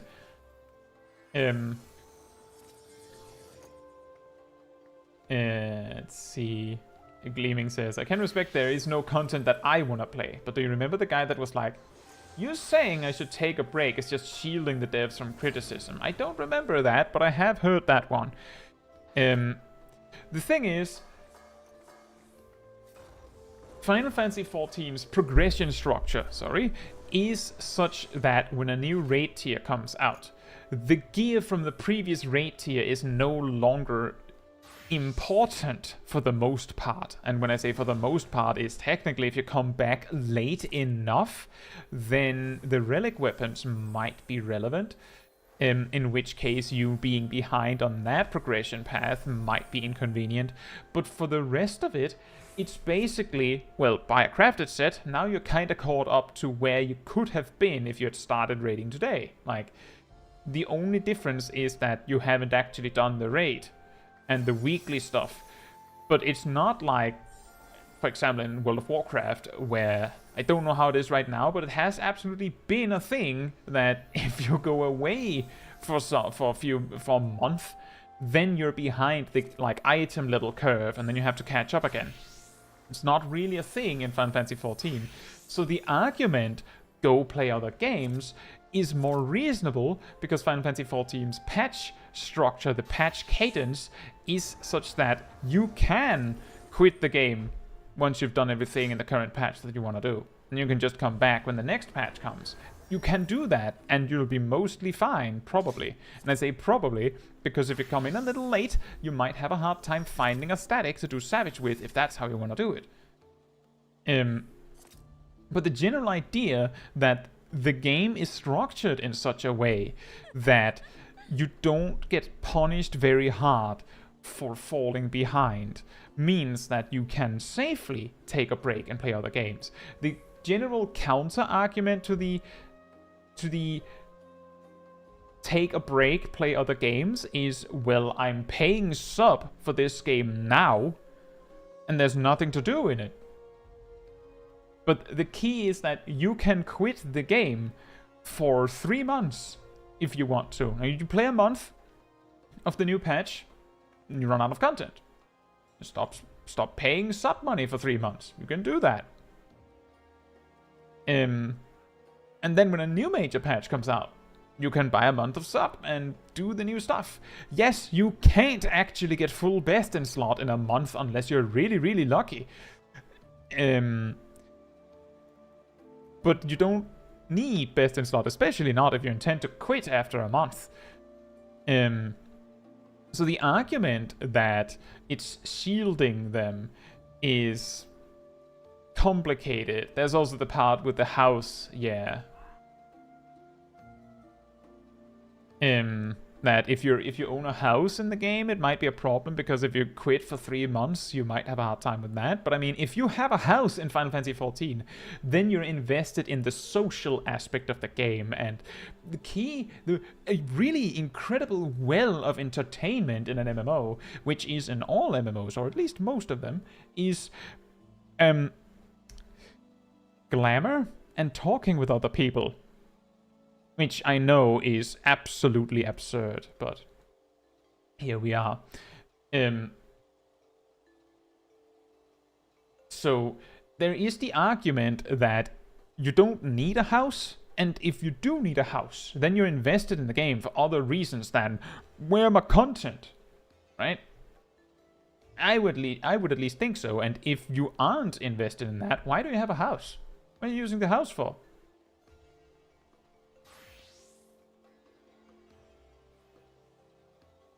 I'm glad to hear that, Chelsea. Thank you. But yeah, the developers, look at that, Magi. The developers actually do encourage taking breaks. And I believe they have said that they try to make sure that the game doesn't have to be your only game. Like, Final Fantasy XIV, unlike other MMOs, does not actually want to be your only game. And I think that's a good thing. Like, I am really happy that, here's the thing, if I was playing World of Warcraft instead of Final Fantasy XIV, then every single minute that I was working on a video, talking with other players, sitting on a stream on an alt that I basically just play for stream for the fun of it, is time I could be using gearing. That's not the case in Final Fantasy XIV. I can keep up with the game without it being my life, which I'm really happy for. But I can see that you can run out of content. You can both run out of content that you like. You can also run out of content just period final. What was it? Someone recently... There was someone that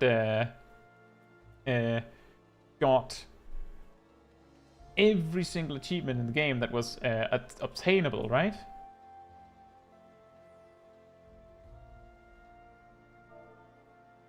Oh.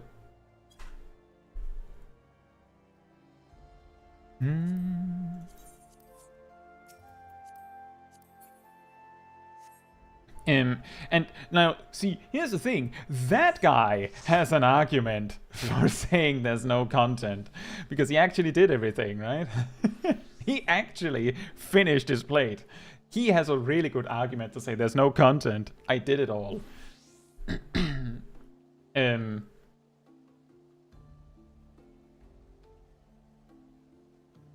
yeah, exactly, Sunthrone. If you want to quit, you quit, regardless if you have a house or not. What are you going to do in that house with no content? True.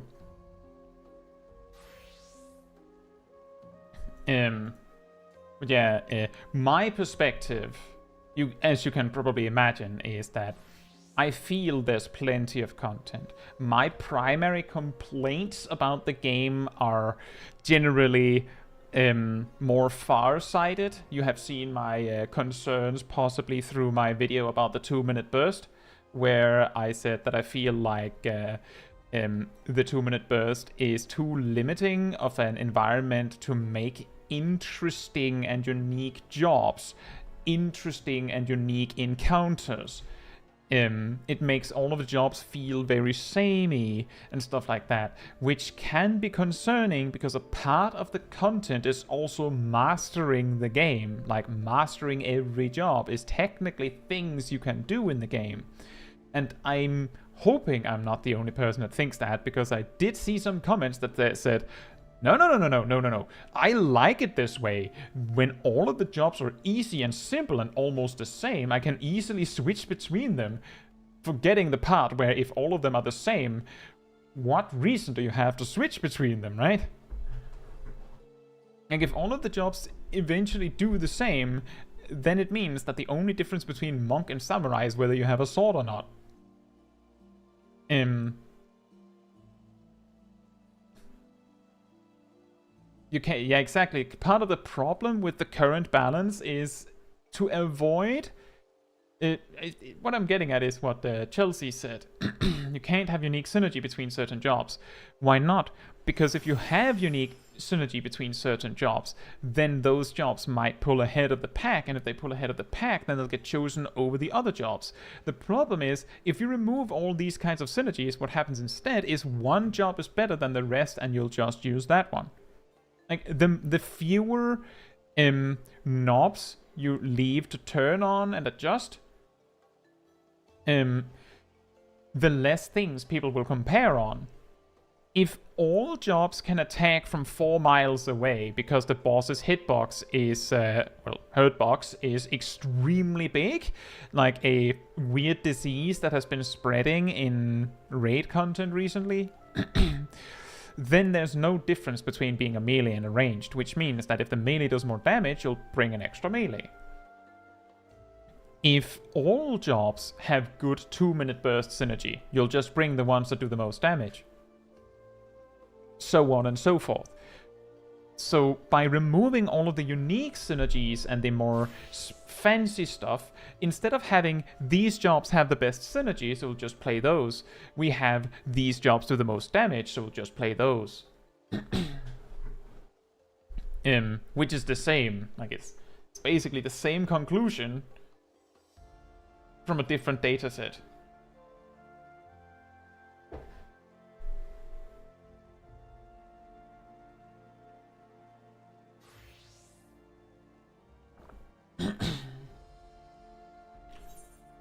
Why would you require ranged for P7? Oh yeah, because of a party bonus, no other reason, I suppose.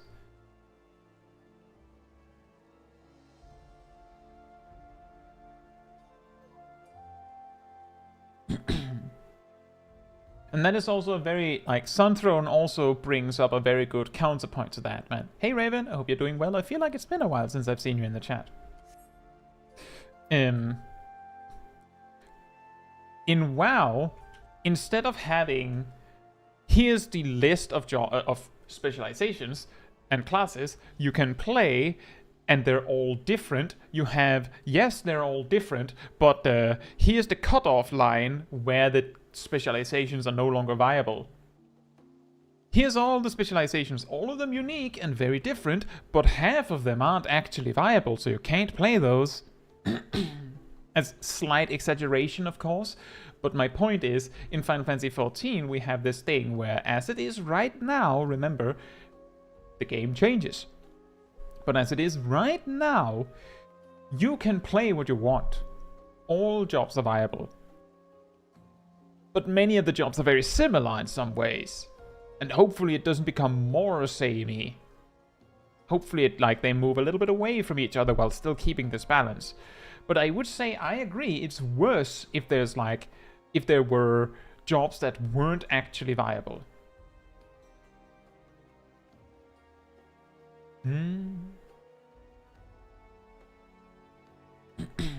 Now, more dungeon.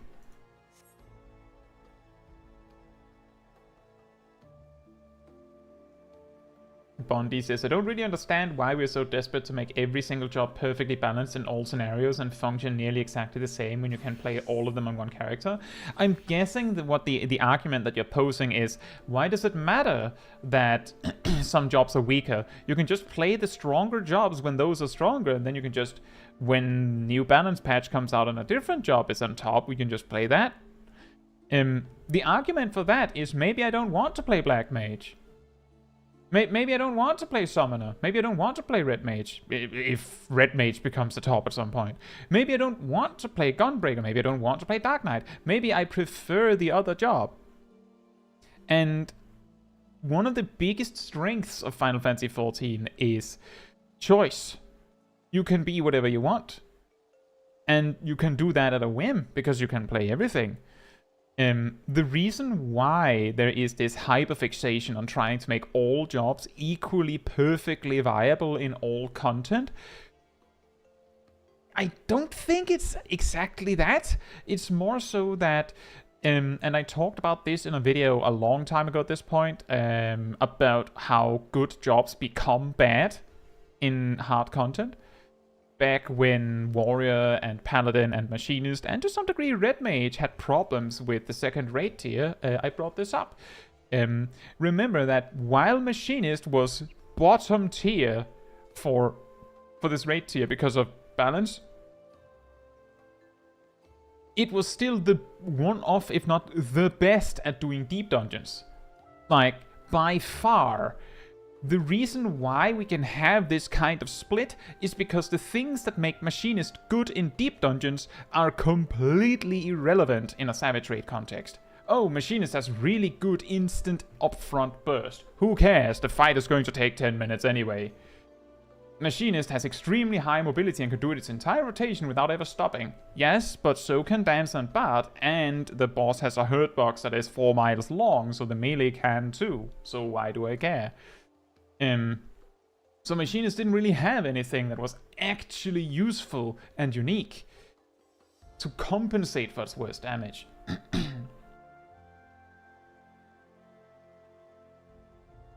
And this is like just one example. The problem is that some jobs were at that point balanced with tax, you know, ranged tax, caster tax, utility tax, the gist. The reason why that causes problems is because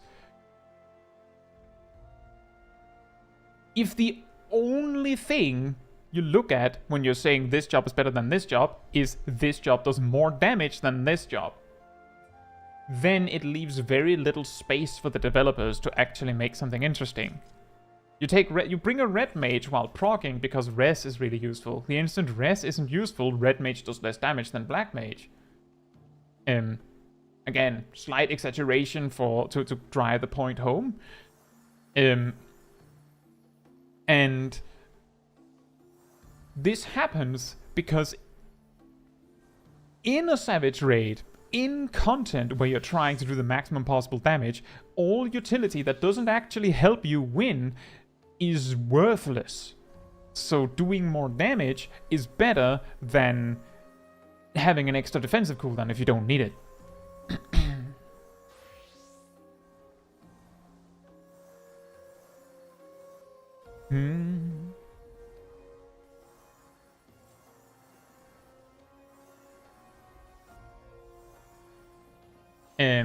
And if, hypothetically, I'm just saying, if one day all jobs did the same damage, like actually all tanks do the same exact DPS, regardless of your group composition, all healers do the exact same damage, like they provide the same value, regardless of your group composition, and all DPS jobs are equally good, you probably wouldn't bring a Dragoon in that group.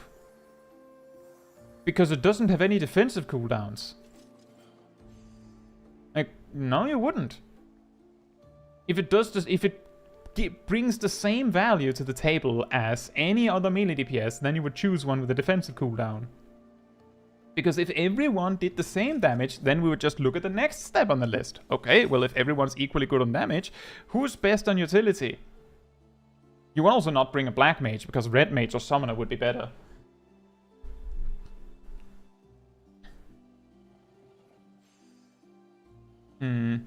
So, I think ultimately the problem that arises is that jumps off the edge.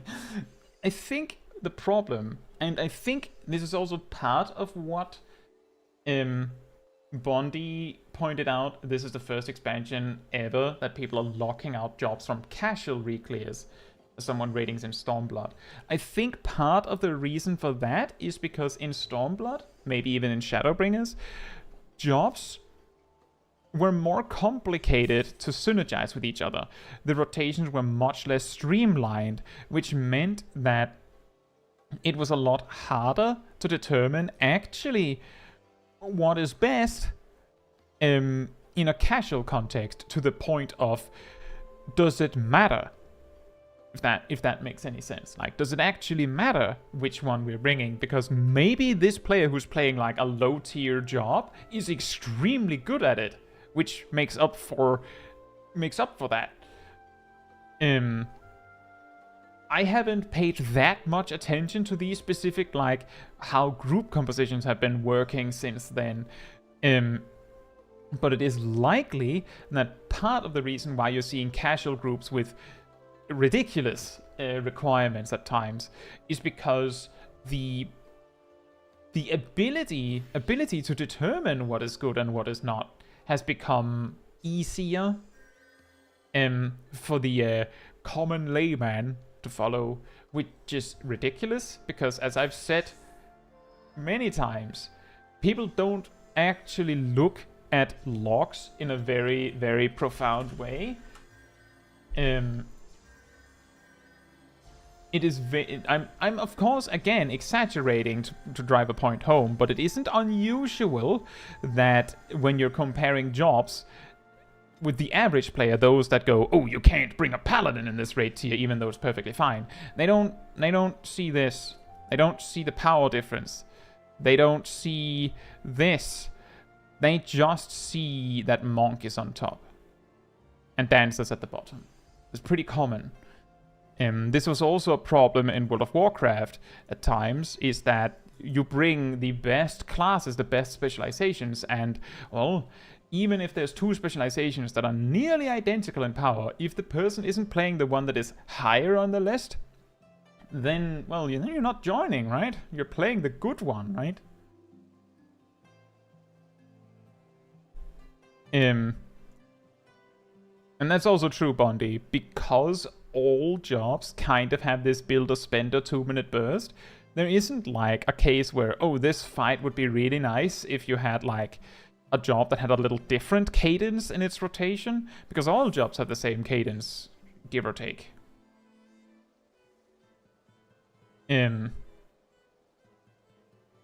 So it's a very complicated issue. It is a very complicated issue, and I think I'm hoping that, because the thing is, and I think Bondi kind of addressed this in a maybe a little bit more aggressive tone before. We were told that Yoshi P stated that a lot of jobs are expecting significant changes to their rotation with Dawn Trail. I'm hoping what they've discovered is making all jobs simple and fall kind of in the same box. While that makes it easier to balance all jobs kind of close to each other, it doesn't mean anything, because the community will still choose whatever's strongest, even if it's 1%. It does not matter. Those that optimize and care about this will choose the best job anyway. Those that don't care will probably appreciate that there's more variance between the jobs, right? And that there's more nuance between them. So I'm hoping that what he means by that is not, well, all jobs are getting 10 new levels worth of traits and abilities, so that technically changes their rotation significantly, because it is significant that you get a new proc on a trait or something. That is significant. Technically, it is significant.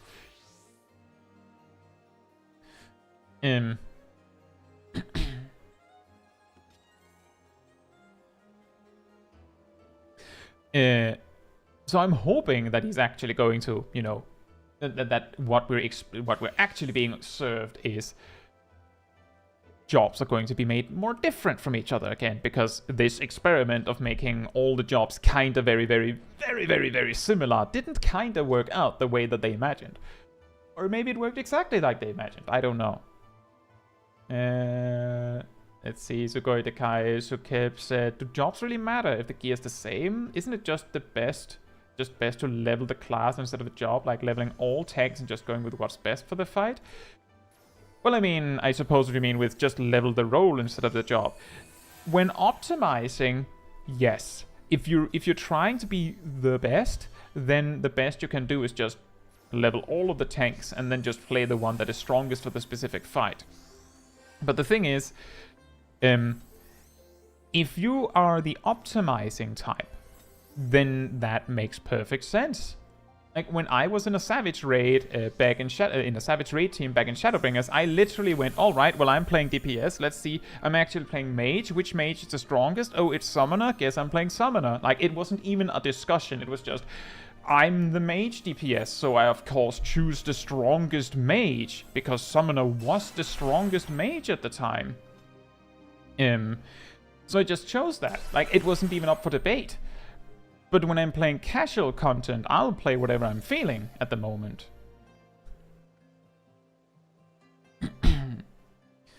And some people don't want to be forced to play something specific. Like, they might be playing Final Fantasy XIV to specifically play a paladin.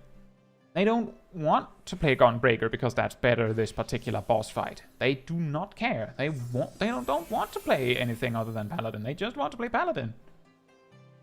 And given that Final Fantasy XIV wants to have this inclusivity in it, they kind of want that player to feel welcome, right? But yeah, I'm hoping that there's coming some changes to how to make the jobs a little different.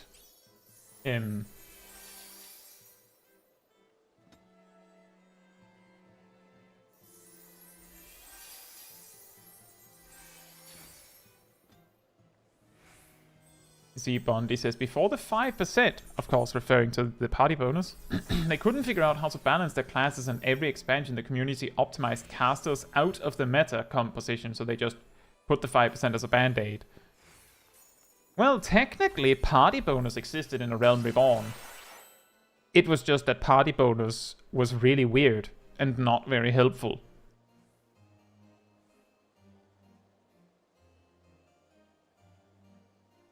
Three bars. Yeah. Yeah, exactly. It was various main stat. It was just, if you have a tank, you get 3% more vitality. If you have a healer, you get 3% more mind.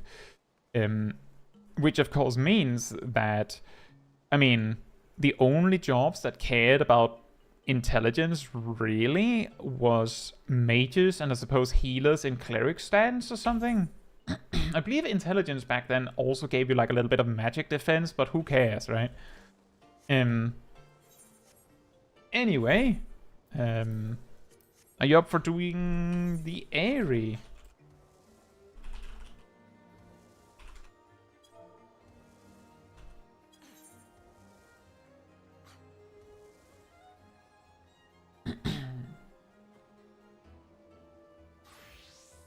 I mean, I like playing Paladin. I like playing Paladin.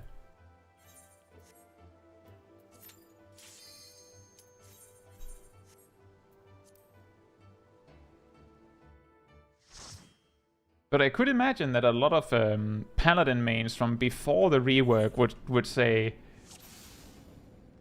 why would you want to play Paladin now that it's ruined? Isukeb says you like it, but above other tanks? My two go-to tanks are Warrior and Paladin. So yes, above Dark Knight and Gunbreaker.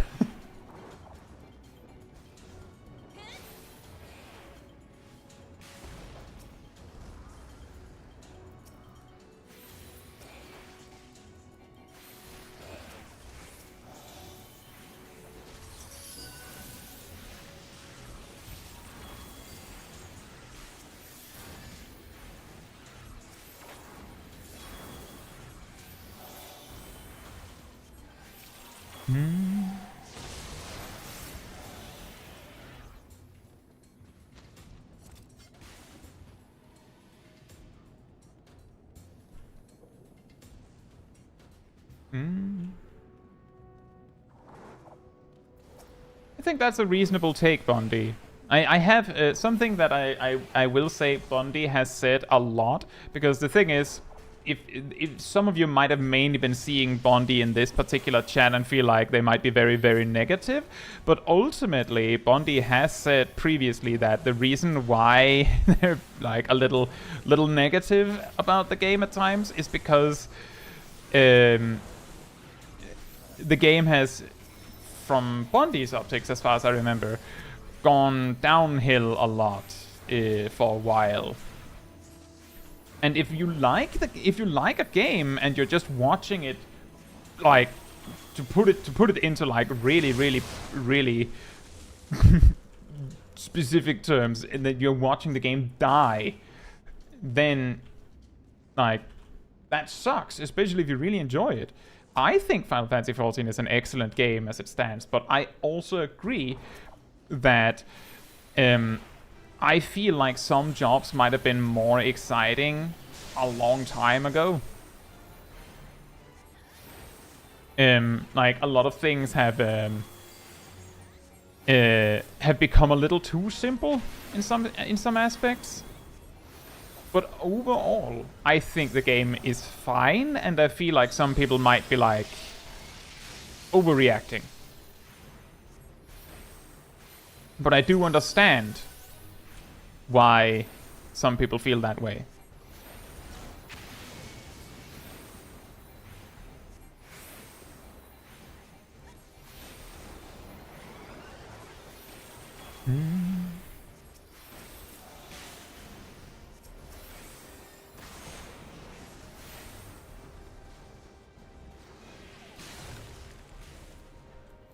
I sure hope I didn't have that beam on me too long.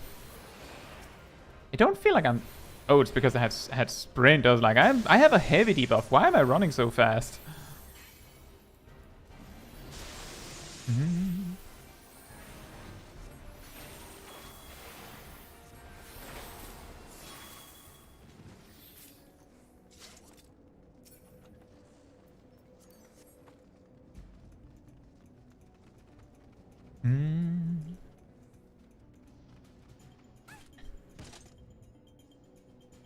Ooh.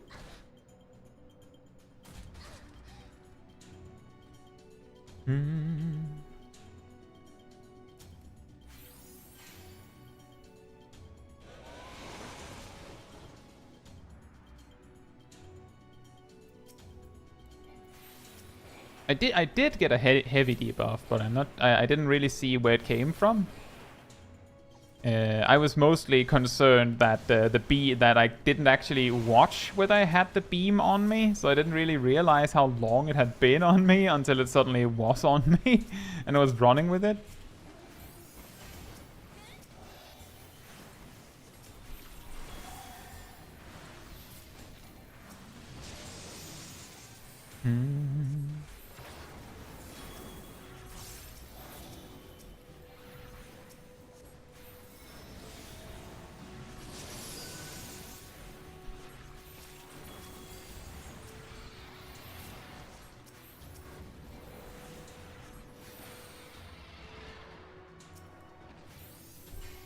Yeah, just what I wanted to say was just that sometimes we can have these very doom and gloom conversations on Final Fantasy XIV, but as like we're still having fun. Like I think most people are still having fun with the game. Like one thing that is worth remembering is that a lot of people are still playing and complaining that they feel like the game is dying because they don't want to see it die. And as long as people are believing in the game enough that they're saying that instead of just letting it die slowly, that is a good sign, I would say.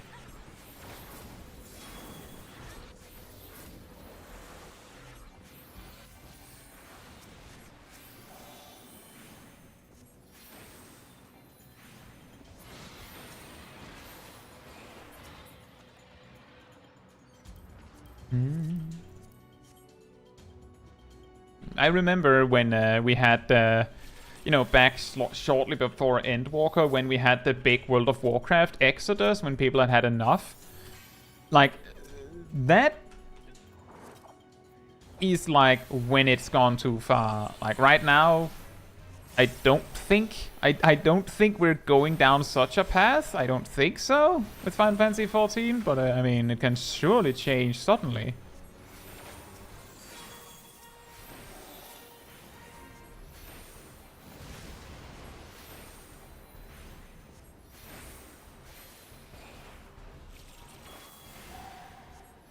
Very true, Sunthrone. There's also that part that the game can, you know, can always change course.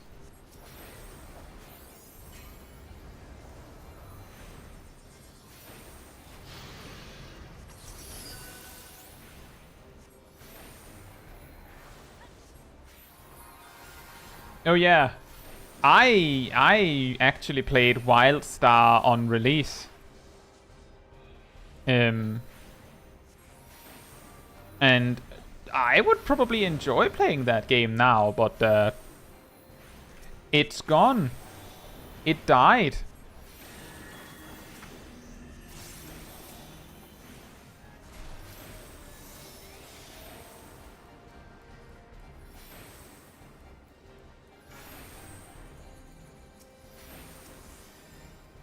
And that's very true, Sunthrone, that that a lot of people can get a little too aggressive, but that's basically, I think that's a symptom of how the internet works.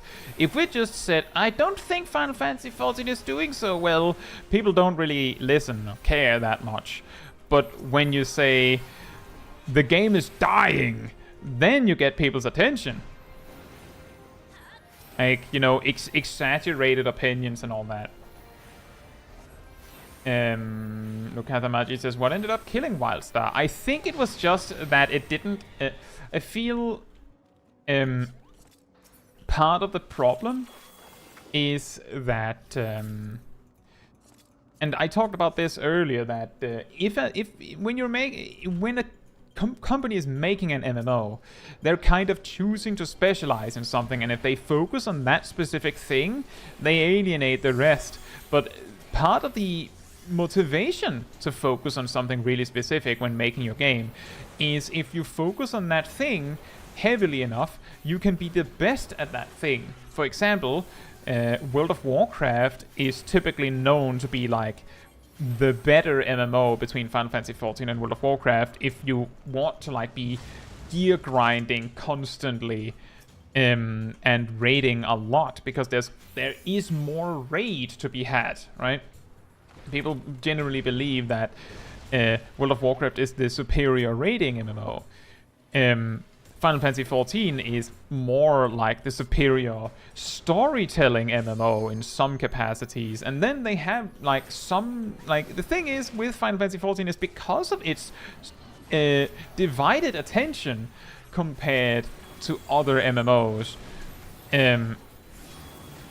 it has these weird things where it's like, some people say Final Fantasy XIV is the story MMO, but you can play Final Fantasy XIV without giving any attention to the story. That's optional. And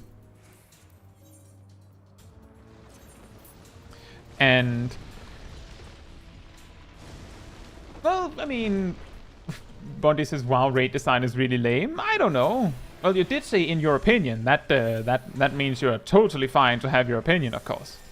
I think you could also argue in the other direction that Final Fantasy XIV's raid boss rooms and raid encounters can feel very, very samey sometimes. But that's probably more because all of the arenas end up looking almost identical to some players, to some people.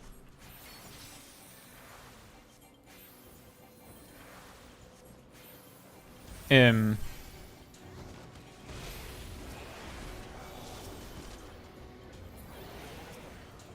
I've talked about that before, that when you're doing MSQ stuff, you can see when the trial is coming up, because usually your character somehow lands on a perfectly square-shaped arena. Or a perfect circle.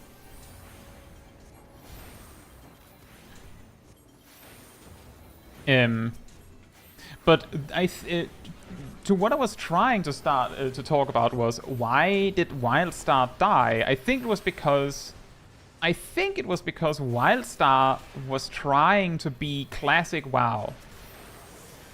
Because one of the big selling points of Wildstar was they were going back to like 40-man raids and actually really hard raids and all that stuff. But those that wanted classic WoW just played classic WoW in private servers. And then one day actual classic WoW came out, right? So Wildstar didn't actually provide anything that people needed. They want, like, what people actually wanted was apparently not that. Because if it was, then Wildstar probably wouldn't be dead.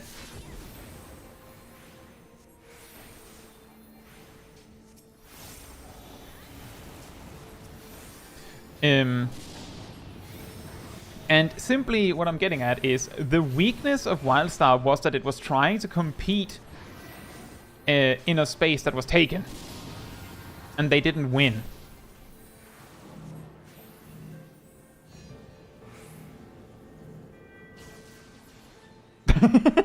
Bondi says, imagine telling a WoW raider that you spawn ads and Savage by truncating a fraction and it's considered an easy mechanic. Well, the thing is, in World of Warcraft, if you had that, you would just have a weak aura or an add-on that just told you exactly how to do it.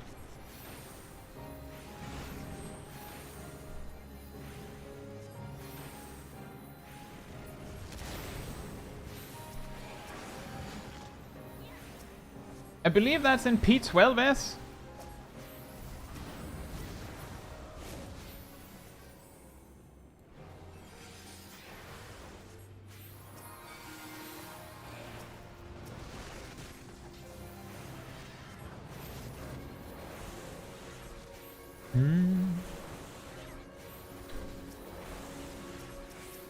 But that is, I think, a common problem, you could say. I don't know if it's a problem. It depends on who you ask, I suppose. But I think a common problem with World of Warcraft boss design is that because add-ons are allowed in that game, that means that the encounters have to be made assuming that you're using them.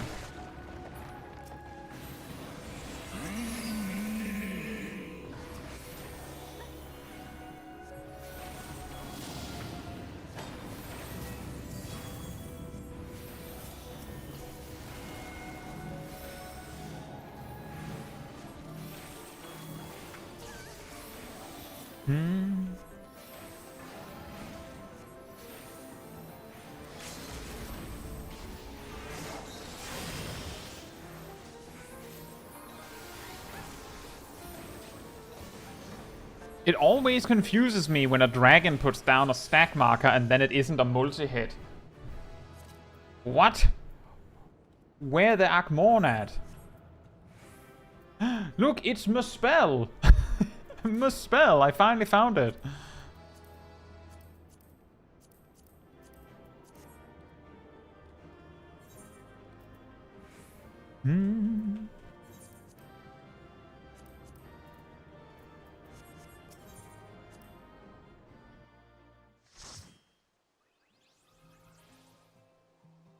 And Olana says in the why it's rude to suck at Warcraft video they discussed the add-on wall. Yes, they did. You might be completely shocked to find out that my video why it's okay to suck at Final Fantasy XIV was actually inspired by that video, even though it was only a fraction of the length and kind of had a more me subject.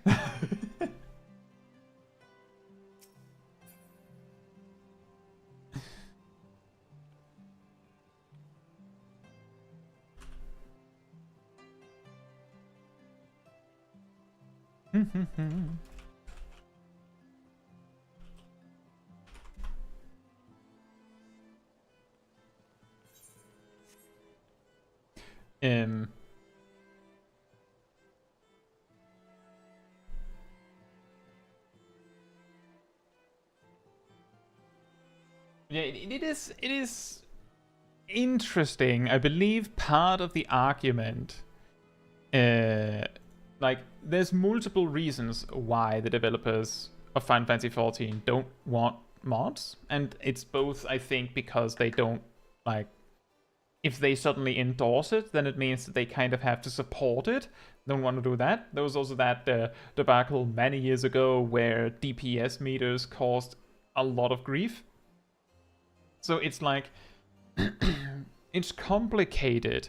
So they're choosing to basically do this weird dance where they say you're not allowed to use them, but as long as you're mostly keeping it to yourself, then it's not something you'll get banned for, usually, probably. And there's also the part that PlayStations would have a really hard time participating if everyone used add-ons, right? Could you imagine being a PlayStation Final Fantasy XIV player and then one day add-ons were just allowed? So everyone just used, like, had UIs like different from what you're supposed to have, comparable to World of Warcraft, where it looks nothing like normal.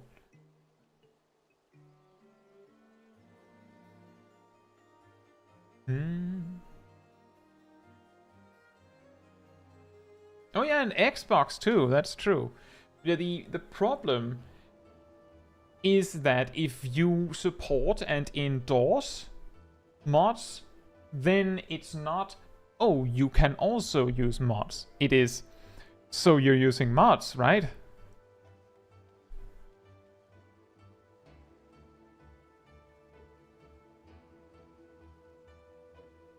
And that's also true, Steve. Final Fantasy XIV does give you a lot of customization options for the UI.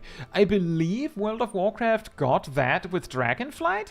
Is that right? Does anyone know? I'm pretty sure Dragonflight added, like, complete customization of the base UI. Akin to the add-on Move Anything. Which I used back in the day.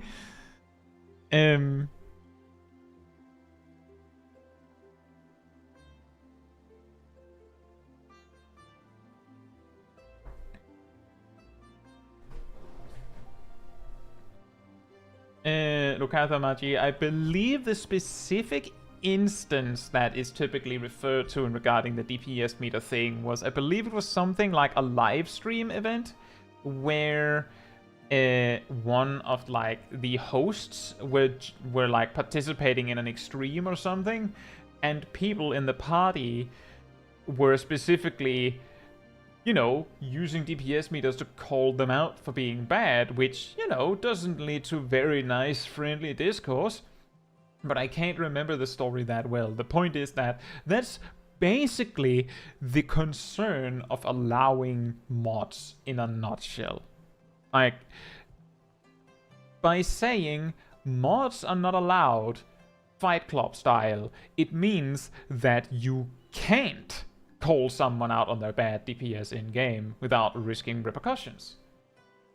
But if mods were allowed, then you could.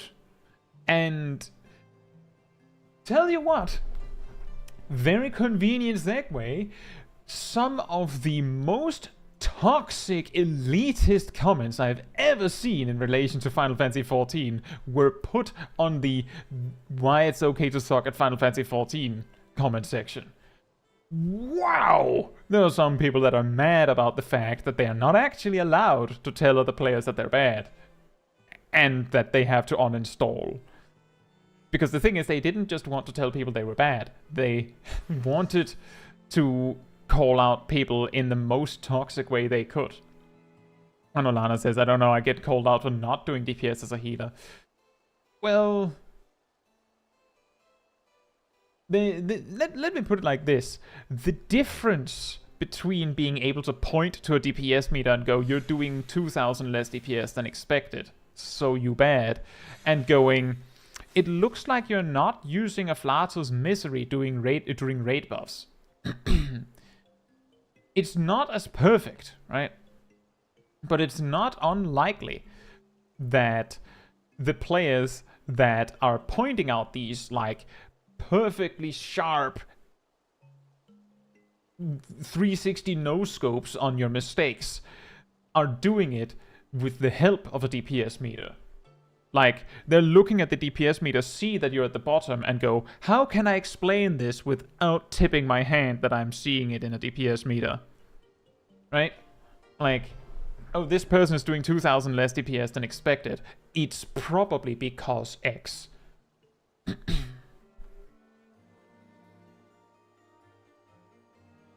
I mean, there's many ways to go about it. I remember in Shadowbringers, what I would see in Party Finder is if you went in and someone was bad, like someone wasn't doing enough DPS to presumably meet Enrage, what would happen is after like 1 or 2 wipes, everyone would leave the instance and everyone would leave the group. Like, no one would say, hey, you're the bad guy. They would just leave. Just disperse and, if possible, regroup without the bad player. Instead of telling them that they were bad. So, like, I'm just saying that the alternative of not being told that you're making a mistake is probably worse. You're just sitting there like, why did everyone leave?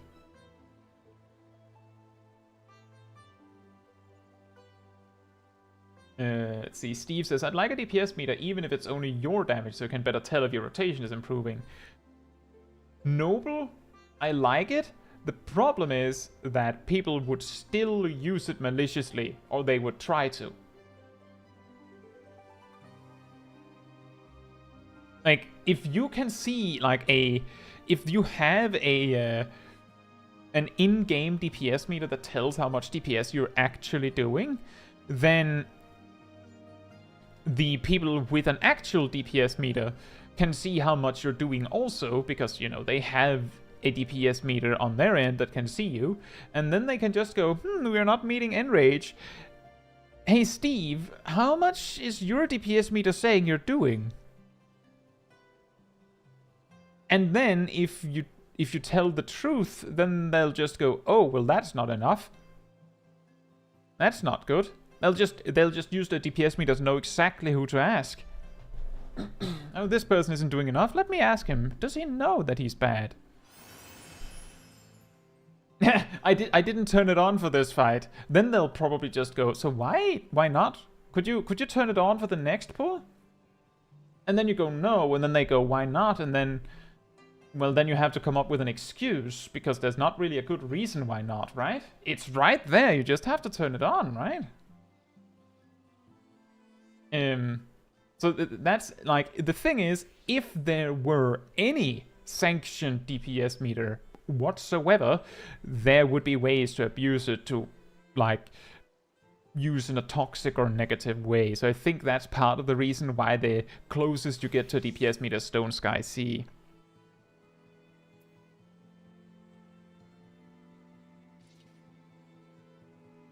So Geb says, but if people don't tell you you're bad, it's not going to change, right? People tell you you're bad gives you an people telling you that you're bad gives you an opportunity to change, else you just never improve. True. You're right. Correct. The thing is, I think that they would be a lot more aggressive about preventing mods from being used at all, DPS meters from being used at all, if they didn't care about the people using DPS meters for the good of the game. Like, they're just using it to improve themselves or help their friends improve, and they're doing it in a respectful way, right? The problem is that the people that want to tell you that you're bad, Sukeb, are not going to say, hey, Sukeb, you know, you should probably use glare a bit more. You don't have to top everyone up after every AoE as a white mage. It's fine. Like, don't worry about it. They're probably going to use some swear words. Like, if DPS meters were allowed, you could probably report them for harassment anyway. So what I'm saying is, it's unlikely that they're going to present it in a way that you can actually use for something. Like, exactly, they'll just be mean, use it to be toxic. And now I don't remember how popular it was, but based on what I can see of like World of Warcraft discourse and forums and stuff, It is still a thing that if you're doing too low DPS, you'll get vote kicked from dungeons in World of Warcraft. You'll just get vote kicked. So it's like a slippery slope. It's not now people can tell you that you're bad when you're bad. It's they're just going to kick you. They're just kick. You're not good enough. Replaced immediately. They don't care. They don't need to tell you that you're bad. They'll just get someone who isn't bad. And if the DPS meter is sanctioned and allowed, they can do that.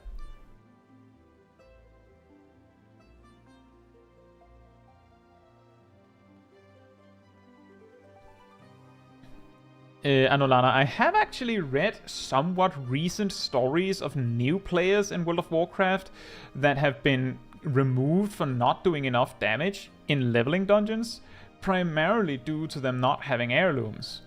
Like, for reasons that they couldn't possibly be at fault for.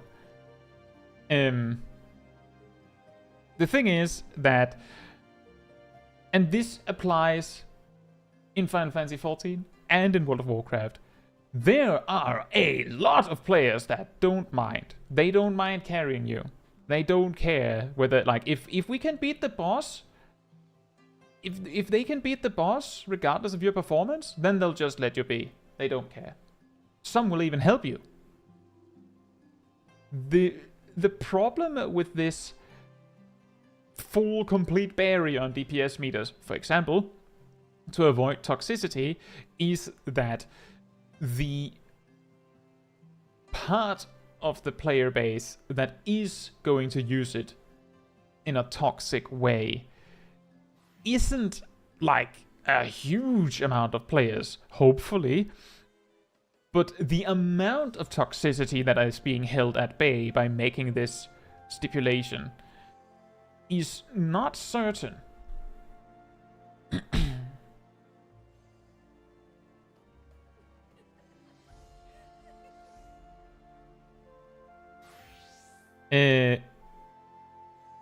Our DPS is the our DPS is how much DPS a job is contributing to an encounter.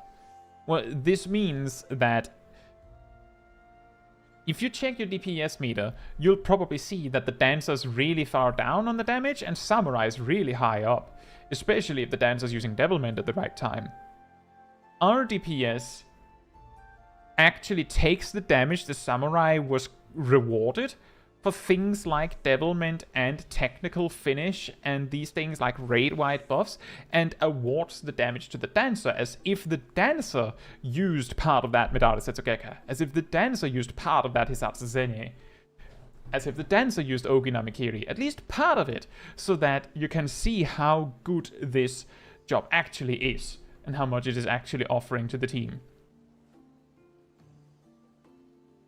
And yeah, as Monty said, they added Dancer to World of Warcraft and they didn't understand what an RDPS class was, so they would... This is actually really funny, I remember that. So they added a new class with Dragonflight, which is like...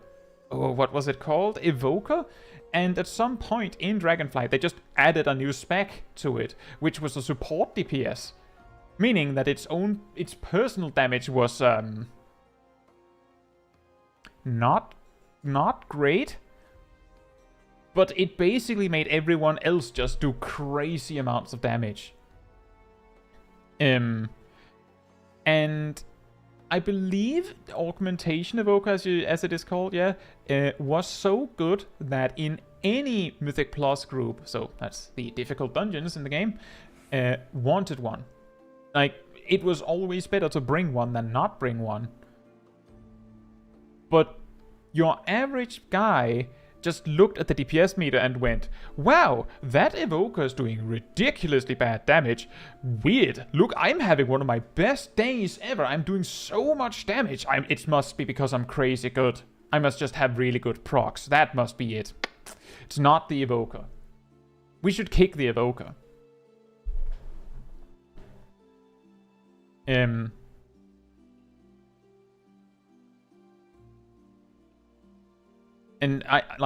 I remember seeing that like right around when Augmentation Evoker was released, and I used to spam Mythic Plus. In Legion, I did like boosts for gold. And I couldn't do anything but laugh because I was just sitting there like, I feel like Augmentation Evoker sounds pretty good.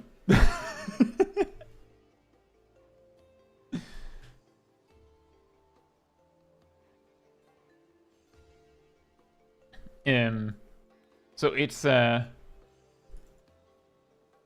this is also part of it because, as I said before, and I've said there's many times, the average player looking at FF logs don't look at all the graph stuff. They just look at Monk best, Dancer bad, because that's how it looks on the graph, even though the graph like isn't that massively different. Not at the end of the day, they don't actually look at the graph. They just look at the list, at the ranking, and if they had a DPS meter, they would say Samurai good, because Samurai big damage number, and Dancer bad because low damage number, completely disregarding that the Dancer actually contributed to that damage number, because DPS meters in-game typically cannot actually show you the RDPS in real time.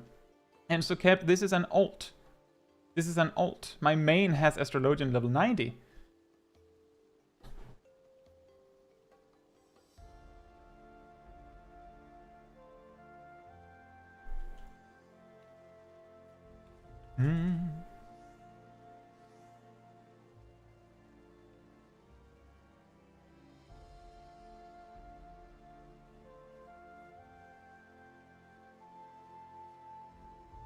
I think something that was really interesting, now Anolana mentioned Holy Priest, something that I found really, really interesting regarding Holy Priest is that, now this is a long time ago, but back in Mr. Pandaria, so that's many expansions ago at this point, in Siege of Orgrimmar, the world first Garrosh Hellscream Heroic 10-man was beaten with one healer.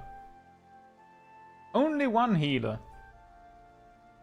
And in Mr. Pandaria, Holy Priests were considered like the worst healer, because Holy Priest was incredibly good at doing absolutely insane amounts of healing, you know, White Mage style, but Holy Priest was a little slower at doing the healing, and they didn't really provide much else other than like complete super healing, and then they could do a little bit, do damage a little bit when there was downtime, I guess. But their thing was that they did massive amounts of healing, but the speed at which they did it made them redundant, because you could just bring two other healers. These two other healers could do, like, they had more variety in their toolkit. They could deal with more situations. Holy Priest was just really good at healing a lot, but all healers are good at healing. So Holy Priest was basically never used. But in the Siege of Orgrimmar, Garrosh Hellscream Heroic 10-man, they brought one healer, and that healer was a Holy Priest, because it was the only healer that could actually do enough healing alone, which I thought was absolutely hilarious.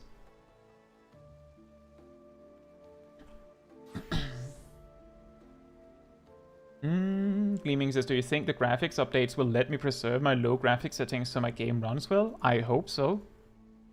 I would hope so. Oh, we have another job quest. What do we get? Do we get anything?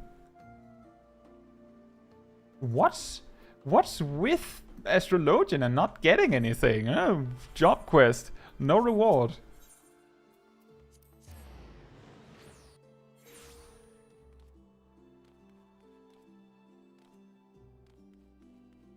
Gleaming says, I remember seeing ads on TV for Mr. Pandaria when I was like 8 and going, wow, cool panda. Here's a funny thing. The pandas was a very, very splitting subject for the community. Like, a lot of players thought that they were just trying to pander to the Kung Fu Panda people, try to get them in. Just, you know, on the hype train. I think it's really funny because there was a panda in Warcraft 3. It was an April Fool's joke, but it was in the game, and Chen Stormstout is part of the story, and he has actually been in the story since Classic. Like, there's Stormstout's keg in the Barrens, I believe. Or is it Westfall? And he's also in Mr. Pandaria. He's like one of the main characters, actually. I'm just saying, the first character I ever made named Chaiji was a Pandaren monk. So, I mean...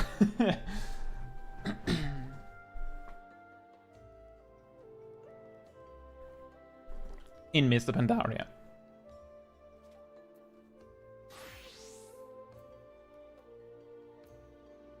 That is actually a coincidence, Anolana. I played through the story of Mr. Pandaria with a warlock, then I switched and made a monk, and when I reached like level 90, which was the max level at the time, it took a while before someone was like, ah yeah, Chaiji, I see, very creative, and I was like, oh yeah, there is a crane named Chaiji, that's true. Huh. Like, I had no recollection of that when I named my character. It's just a coincidence, as far as I know.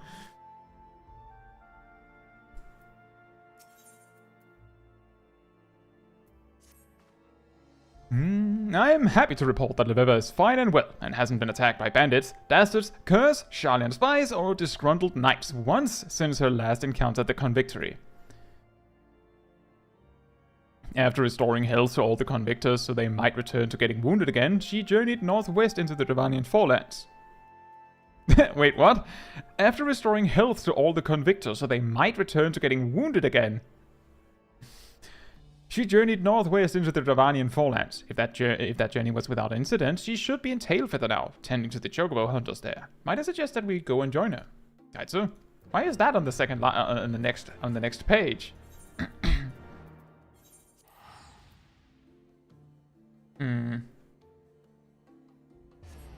I haven't had too much trouble with classes being race locked in World of Warcraft, but honestly I think that's more a symptom of something else. In most cases, I would just make the class the race that was most effective because of racials. So they kind of solved it by going, oh, well, you should use this race with this class because that's most effective. Bondi says, I wish Final Fantasy XIV had Volpera. Interesting opinion. I feel like a lot of World of Warcraft players don't like Volpera. Or they say they don't like Volpera, but let's be real here. They probably played Vorken before that anyway.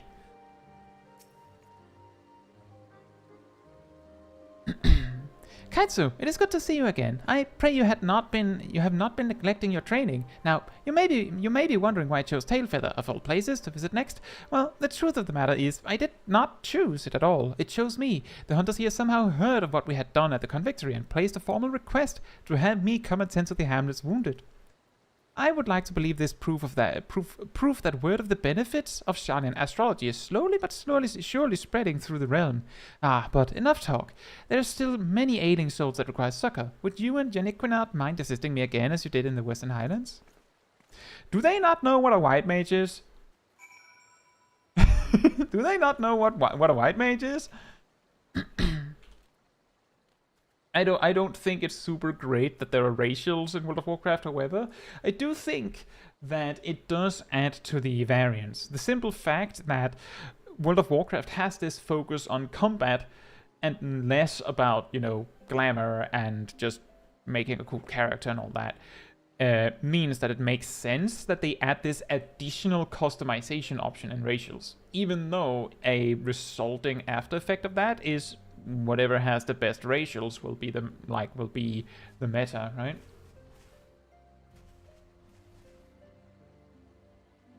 Yeah, so Kev says, since I'm no longer in the novice network, let me ask here, do mounts from previous PvP seasons remain obtainable or are they removed? Well, I believe the ranked rewards from back in the day, so before the PvP rework, I believe those are unobtainable. The mounts from the series rewards, allegedly, we've been told that, I believe that the rewards from series milestones will become obtainable later. We were told that when Series 1 started. Now we're in Series 5, and I don't believe we've heard a word since on the subject. So the word is these mounts should become obtainable eventually. When? Don't know.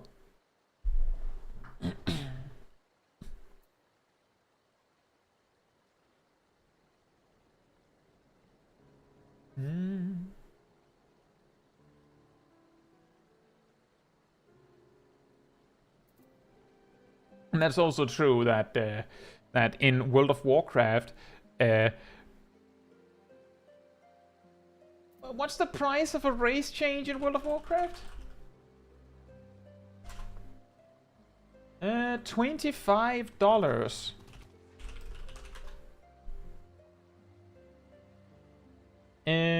You can buy 3 Fantasias for $28.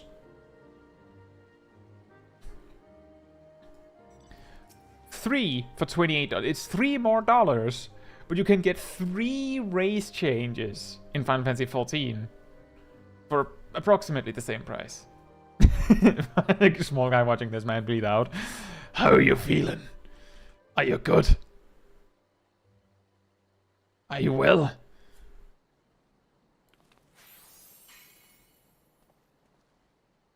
An honest healer here in Tailfeather? Now I have seen everything. Yes, an honest healer. That's what I am. I didn't just look at him dying for 2 minutes. That's not what happened. I don't know why you'd think that. That's not what happened. As opposed to a dishonest one. Don't you just hate it when healers cast a heal on you and it just damages you instead? I hate it. I hate when that happens. White mages charge more per heal.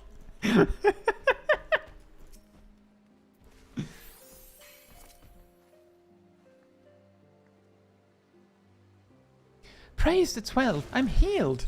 Indeed you are, I guess. If you say so, I don't know if I am an honest healer. The last boss of Lost City of Amdapaw hard. Let me see. Anolana says Mythic Raiders end up swapping races all the time to get the meta races. Big issue this tier with the raid. There was a bleed. One race could remove bleeds. Everyone swapped to that race. I remember in Legion, I believe it was Tomb of Zagreus, where Kil'jaeden, the final boss, had a mechanic on Mythic that was so hard to deal with if you didn't have like a jump. Like think Dancer's Anavan, you know, the dash forward, to block a knockback. That either you played a class that had one built in somehow, or you race changed to Goblin because they had one.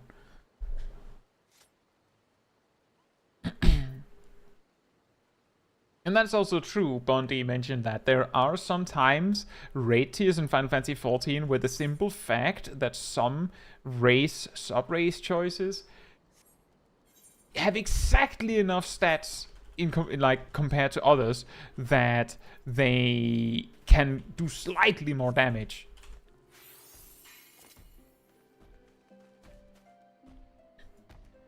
I don't know who you are, but you're good in my book. You don't have a book.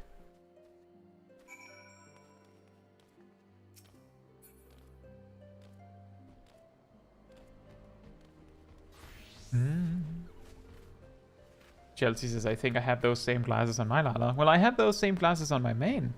Part of the reason why I'm using them is because they look a little bit like my glasses, don't they?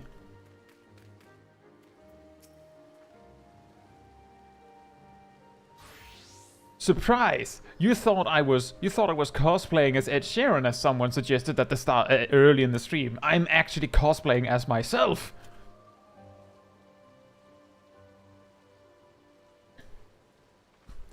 Look at the Magi. I think you were thinking of.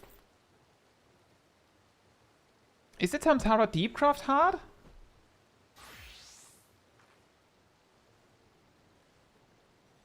These men and women have chosen a horrendously dangerous profession. A Chocobo's talons can rip open flesh to the bone, and a single kick can knock an otherwise hale hunter out for a Zenite, if he survives it. Many of them seem surprised, grateful of course, but surprised that we were here helping them. Does the hamlet not have its own healers? Did the temple knights not dispatch their hospitaliers this far from Ishgard? The Holy See only cares for the war with the dragons. It cannot be bothered with a handful of hunters, despite the fact these hunters are its citizens. I was told on my arrival that they manage with makeshift poultices created using herbs gathered from around the hamlet. When the wounds are more severe, they turn to their sole barber, who, well, is also the local butcher. I'm sorry. My frustration with the situation coupled with the day's efforts have me slightly drained. Might I be allowed a few moments of respite? Quimbrain, Caetsu, wait. Oh, there you are. Quimbrain, Caetsu, would you be so kind as to accompany the lady on her stroll? It has been far too long since that Charlene assassin showed her face. She showed her face very recently, though. And a reading I conducted earlier this morning showed a day rife with conflict and confusion. Oh, fair enough. Oh, the Kuribu. Sorry. Oh, right. Yeah, that is true. My bad. I had completely forgotten about that one. I was thinking, you know, the one related to Palace of the Dead.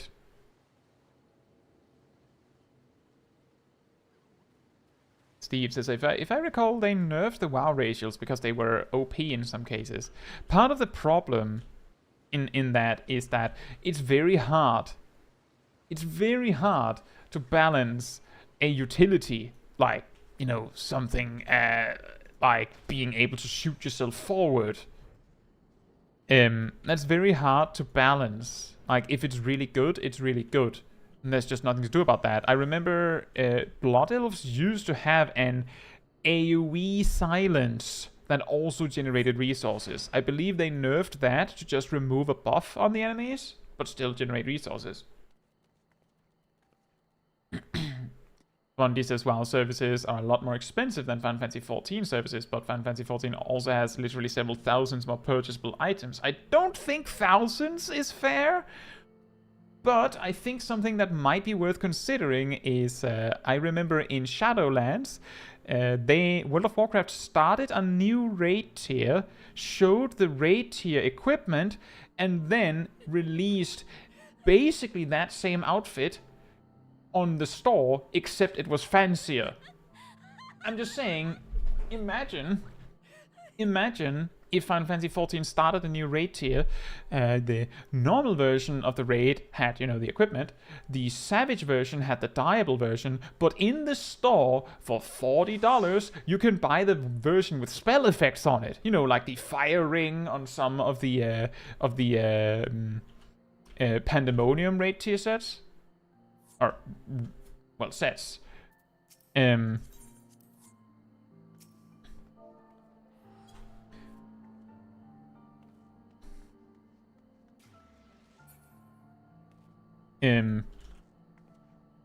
more that I don't think that the Final Fantasy XIV store has 2,000 items. That's what I'm saying. I don't actually think they have 2,000 items.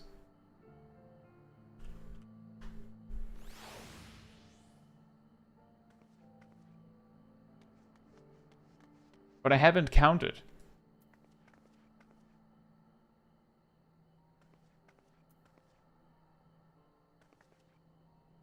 And then there's also, as Sunthrone said, WoW also sells gold for cash. Which means that technically, you could add every single item in World of Warcraft to the WoW store. Any tradable item could be considered as part of the WoW store. If we really want to get really unfair here. Because they're legally, like, they're selling legally purchasable money in-game for real money. Which Final Fantasy XIV technically isn't.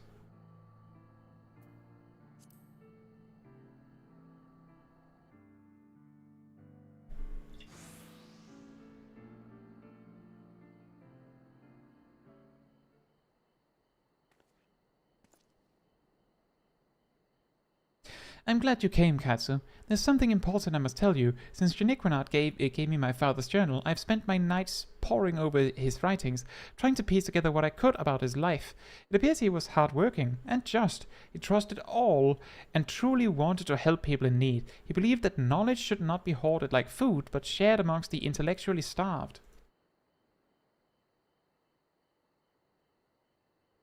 He also knew that there were those who would see him stopped, persons who used their influence to trick and frighten the forum into believing that knowledge should be kept at one's breast, persons who saw my father as a threat. His final few entries all speak of how he feared for his life, of how one man in particular was working to see him dead. That man's name...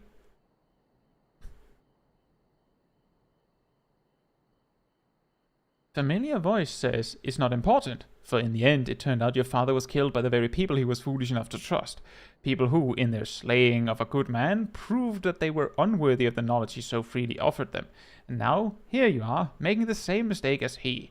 Continue with this foolishness, and you too will suffer his fate." Hey, Pumpkinhead. No, this is an alt.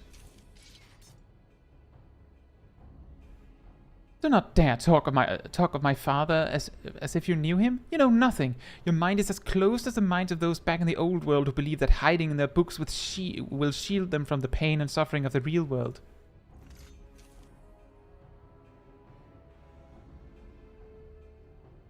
Such passion. It is a pity it remains misdirected. My employer only wishes to see you back, safe in Sharlayan, which is totally why I stabbed you. The forum recognizes your talent. You are an asset to our nation and its people. We would have you live a long and prosperous life, so that you may rise even higher than your father ever had the opportunity to. Ah, but we both know you are far too stubborn to take this gift so graciously offered. You would rather fight. And you know, so would I. No more games, Leveva. Let us end this. Right here, right now, with your precious stars as our witness. Spare no one, not even the girl. Isn't that not what you were hired to do, Serie?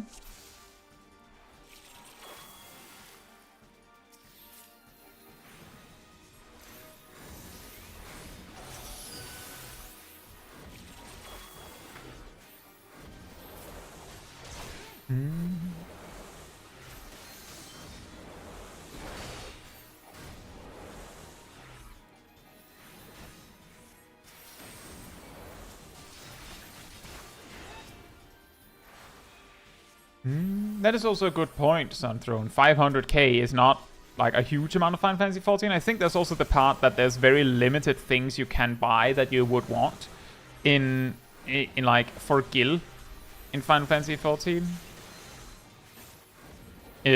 But you're right that technically by that same argument I just gave, that would also mean that you can buy cash for real money in Final Fantasy XIV. Does this work? Oh, it does. Excellent. You never know for sure.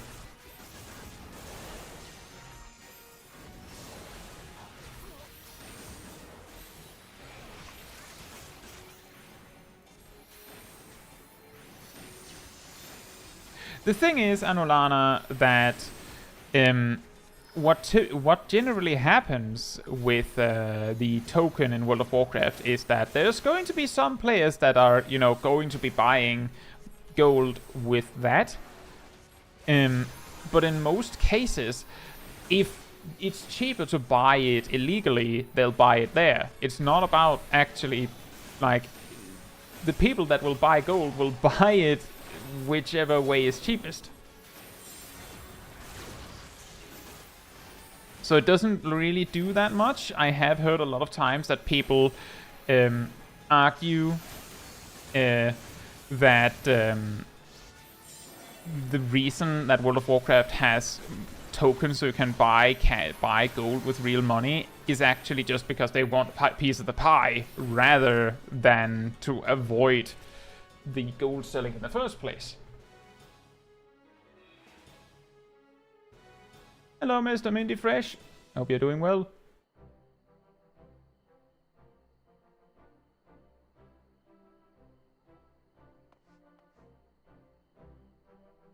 Are you alright? I heard the commotion came as quickly as I could.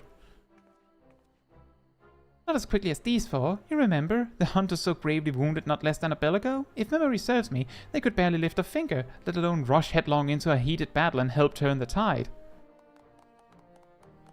Ah, don't be too hard on the silk shirt. Turns out we didn't need his help any road.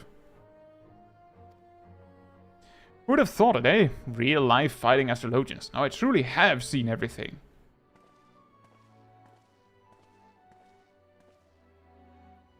However, I dare say those men would not have risked their lives had they little respect for us or our craft. You were right, our actions here have done more to promote Sharlayan astrology than any long-winded discourse. Why, I expect this very night the tale of your daring deeds will be told 100 times over in mead halls across the Forelands. Which means it will not be long before the Forum has heard as well. We Sharlayans may have officially abandoned this realm, but our ears remain.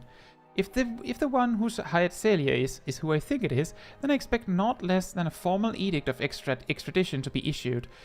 Oh man, my hair. An edict of extradition, but Sharlayan has no power to force Ishgard to deliver you into their hands.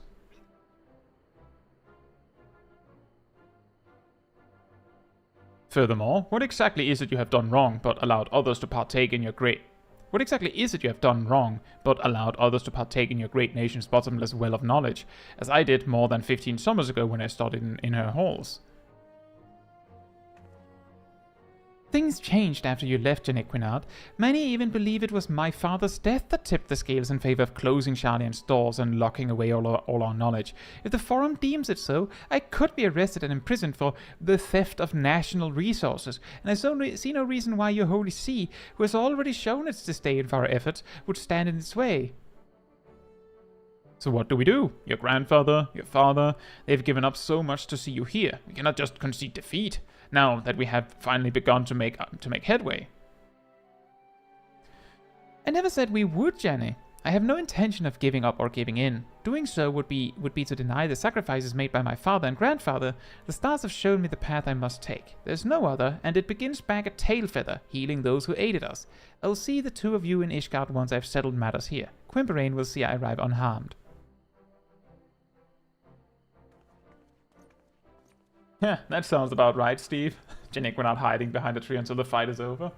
Ah, you're fine!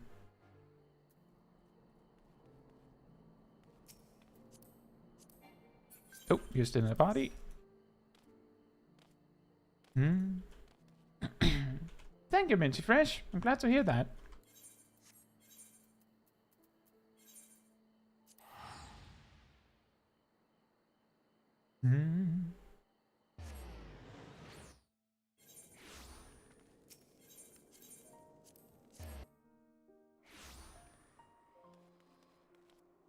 That is also a fair point, Bundy, that technically Gil in Final Fantasy XIV might not be super expensive when you buy it for real money. I think the key difference is that there's just less things you need Gil for in Final Fantasy XIV, so people don't find it nearly as limiting to maybe not have a lot of money. Like, generally, you can get the things you need for money that you collect naturally. If that makes sense. Lady Leveva still has not returned from Tailfeather. Oh, but do not worry, I have had word that she simply intends to stay a few turns of the sun longer. What we should be worrying about, however, is the Forum and their pending decision on our companion's extradition. If an official edict is drafted, I fear we may find ourselves at the mercy of the Vault. And if that were to happen, there will be little we can do to keep Leveva here, short of starting a war. If only we had more time. When I was studying in Sharlayan, I heard whispers of an ancient astromantic spell which could stop time and the very movements of the heavens. All of my professors denied it existed, of course.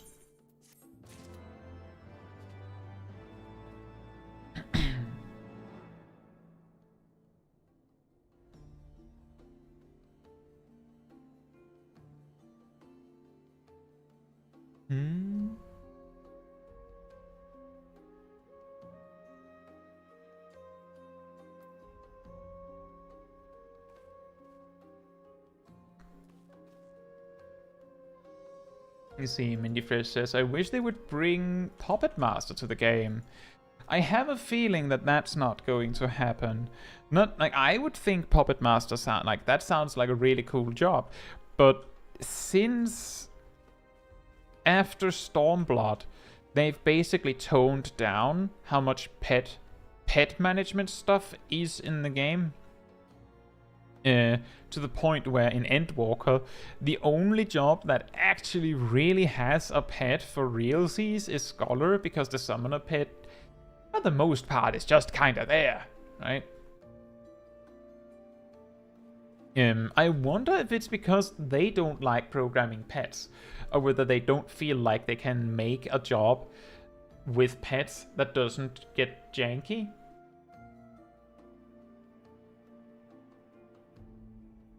Summoner in 14 is bad compared to other summons, but summoners in the Final Fantasy franchise typically summon a summon in many of the games just to do a single attack. In many of the games.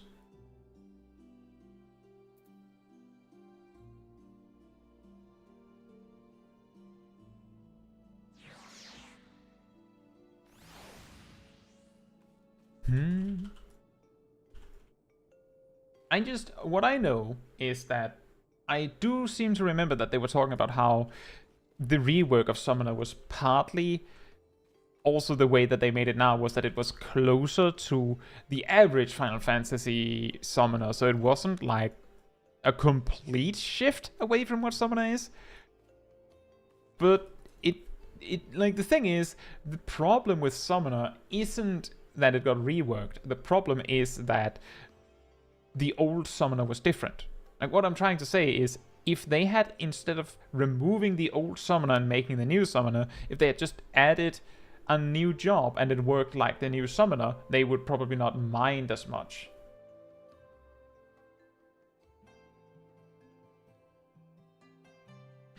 Minty Fresh, your Chocobo just mashes most of its cooldowns on cooldown. That's how the pets worked back in the day. You had 3 different settings, where one of the settings was use everything on cooldown, one of them was I want to control, so don't use anything that has a cooldown, and the third one was do nothing. They had that. Part of the reason why pets didn't work well was because much of the jank of the pet itself actually having to go and act made it inconsistent. Extremely inconsistent and awkward. There were problems like ghosting, which is when you use a cooldown, that puts your action on cooldown, and orders the pet to do it. They could fix that. But if you summon Bahamut while the pet hasn't finished that action yet, you don't get the cooldown refunded. So your cooldown just fades. The same happens with Bahamut, where if it tries to use Enkindle, if you use Enkindle Bahamut to have it use its big finale attack, but the timer runs out on Bahamut before it finishes, the attack animation happens, but it does 0 damage. Just ghosting. These kinds of problems have been greatly tuned down, not because they have reduced the amount of pet actions, but because they've made pets more responsive. It's quite backwards that they basically removed the pet job in the same fell swoop where they made the pets more responsive.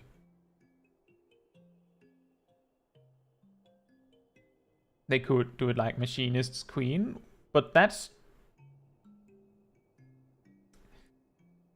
I don't know, you know, the Machinist's Automaton Queen is basically like a glorified, like, single GCD, or single OGCD. Like, you just click it and it does the whole combo.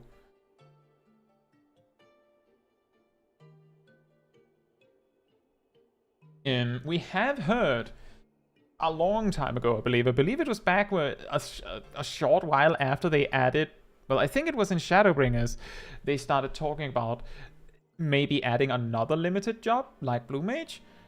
And the one they were talking about, I believe, was Beastmaster, which would probably have pet management stuff. But what I'm saying is the pet AI that they have for Chocobos it's incredibly simple and incredibly basic. The closest you get to it considering something is that it will heal you, primarily if you're low on HP. Everything else is it just clicks its cooldowns when they're available. Like, it'll just press everything.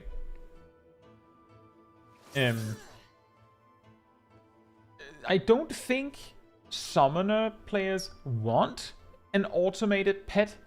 I'm pretty sure the summoners that miss the pet wanted to control it. They don't want it to be automatic, played for you. They don't want that, I'm pretty sure. They wanted to control it themselves.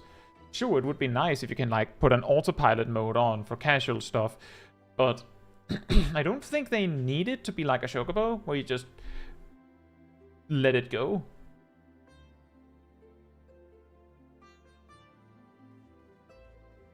Exactly, that was Stormblood Summoner, and Heavensward Summoner, and a Realm Reborn Summoner, where you could actually control it.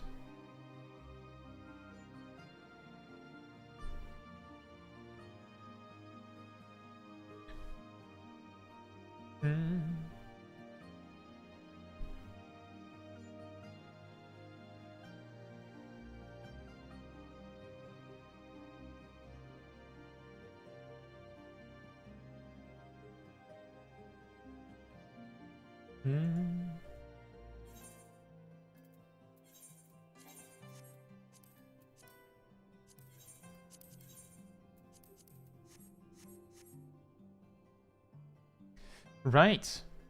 The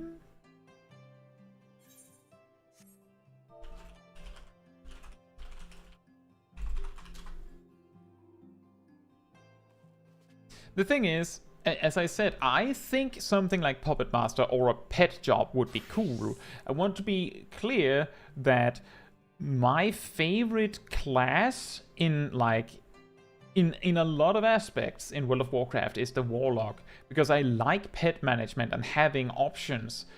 And part of the reason for that is that the hunter in World of Warcraft, most of their pets kind of just, in Classic primarily, are just full send. They do all the same things for the most part. Whereas the Warlock has distinctly different pets that do different things, which made it more interesting. So it's not that I'm saying they can't make a pet class or a pet job in Final Fantasy XIV. I'm saying it appears that they've decided that they don't want to do that. It would be nice if they did. But it is quite funny when you think about it, that they made pets extremely responsive in Endwalker, and then removed one of the pet classes. So now there's one left. Well, they removed one of the pet jobs and left one.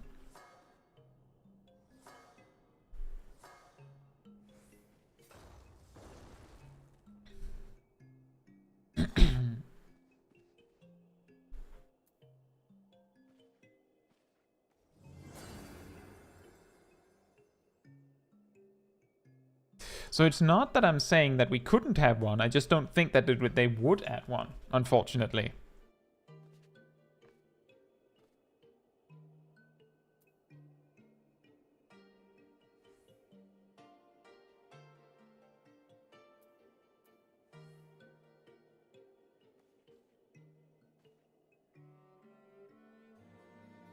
At least we got a physical range that uses MP in this expansion. Oof. Technically, Summoner has casted spells, you know. It spends around 15% of its rotation casting. So did Old Bard. I mean, there was a period where Old Bard was a caster, basically, right? In Heavensward?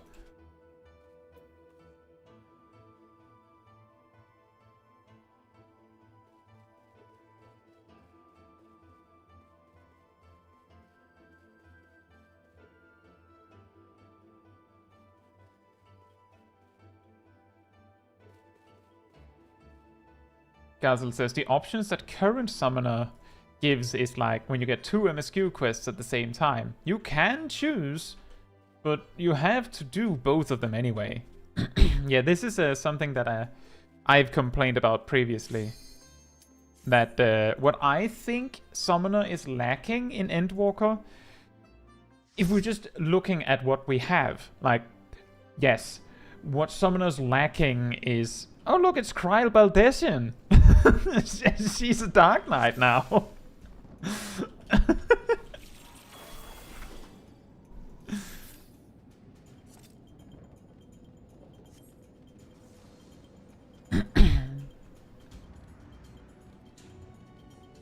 But if we disregard the part where, yes, it would be nice if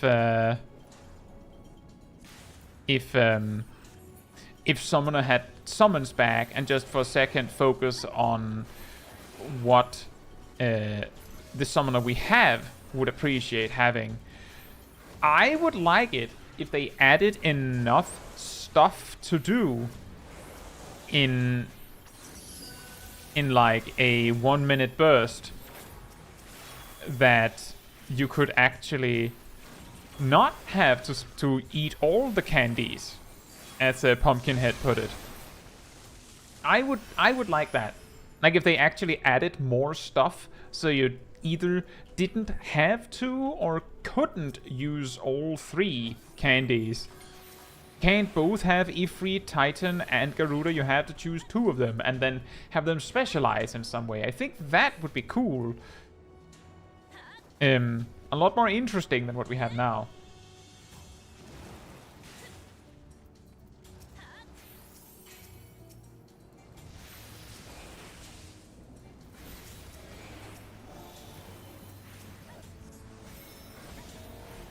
Because that is, I think Gazel kind of really managed to underline what I have a problem with with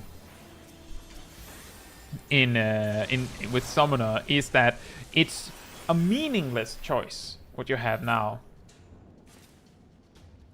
Because yes, you can choose which order you want to do it, but you have to do all of them anyway, so does it really matter?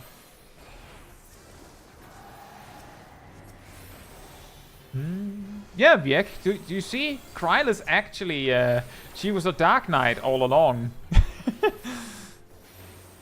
To everyone's surprise, she's actually a Dark Knight main. she has a relic and everything.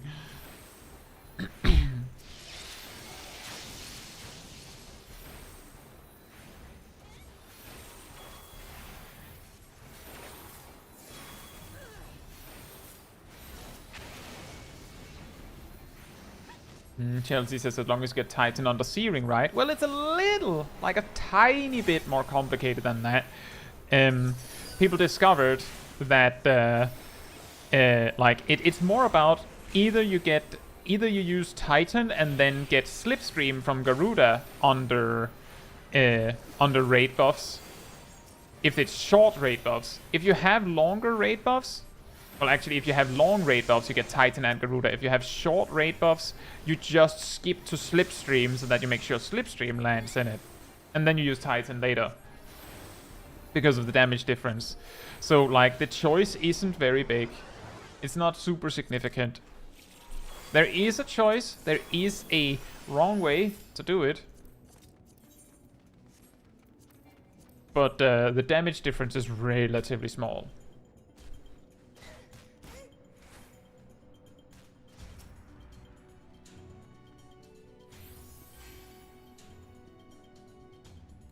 The thing that I have complained about most in regards to old Summoner, because the thing is, I did main Summoner in Shadowbringers. My complaint with Summoner was that it felt like it was trying to do too many things. Like, it felt like every expansion they tried to reinvent it and add something new to it. And it didn't feel like the pieces fit together very well. It felt like they just went, oh, wouldn't it be cool if you could summon Bahamut? But what do we do with the pet you already have, though? It disappears for 15 seconds. Oh, there's actually Living Dead. In my defense, they were already pretty healthy by the time Living Dead came out.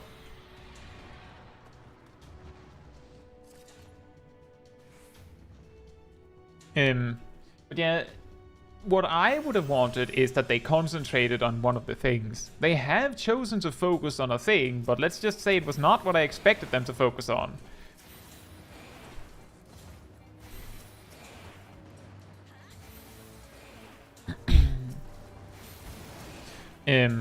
Like, the way I see it is, I think part of the motivation for why Summoner got to have the dots was because, and if you compare the toolkit of a Summoner in A Realm Reborn to the toolkit of a classic Warlock from World of Warcraft, you'll find that they actually are almost a perfect fit. Like, in A Realm Reborn, Summoner had an instant dot, 2 casted dots. Warlock had, well, with a talent, they had well, actually, without a talent, they had 2 casted dots and an instant dot. Summoner also had Virus, which was basically Addle, but Addle in a way, just the old school Addle. And Warlock had Curse of Weakness, so, I mean... Like, it felt like they were trying to make Warlock. So, if they were trying to make a pet class, it didn't need... The pet class didn't need the dots, for example. The pet class didn't need Bahamut. Oh boy. I'm sorry. I didn't expect that AoE to do that much damage.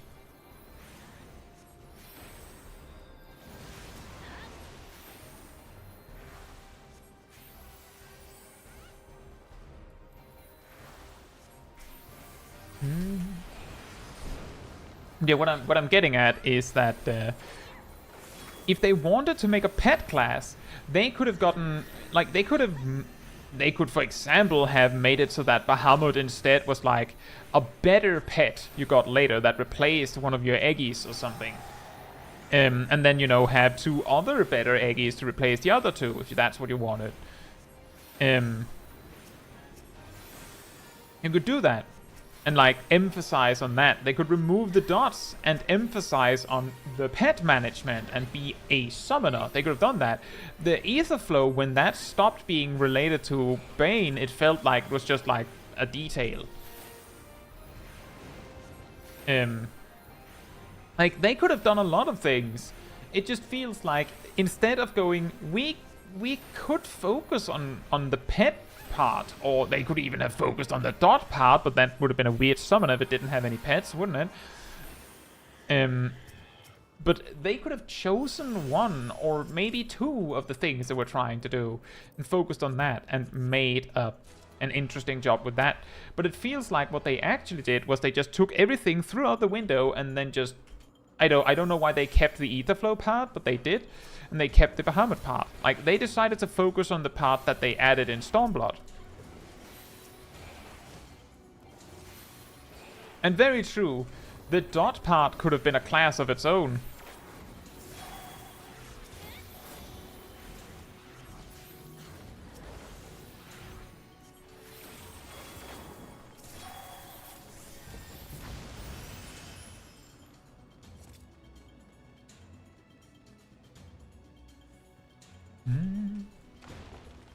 Yeah, maybe we get Green Mage. I have seen a lot of hopeful suggestions that it might be what we're getting. When you're saying we are getting Green Mage, is that you've seen a lot of things that can be interpreted as we're getting it?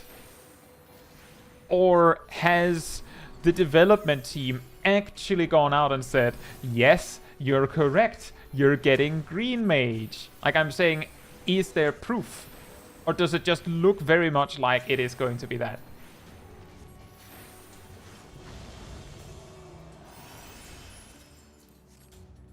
Bondi says the earring Kryl got at the end of MSQ was a green mage jobstone. Was it?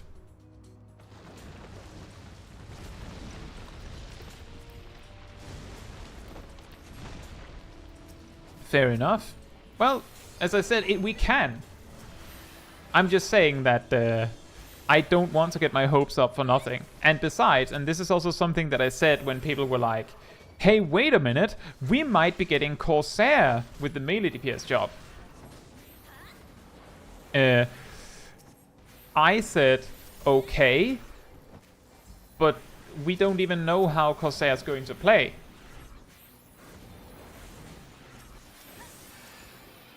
Like, we could get Green Mage, and then they just go, surprise! Actually, Green Mage isn't a dot dot job anymore. It's not focused on debuffs and buffs. It's exactly, Bondi. It'll be a builder spender 1 minute and 2 minute burst, and it does not have any dots because it doesn't work well with this system.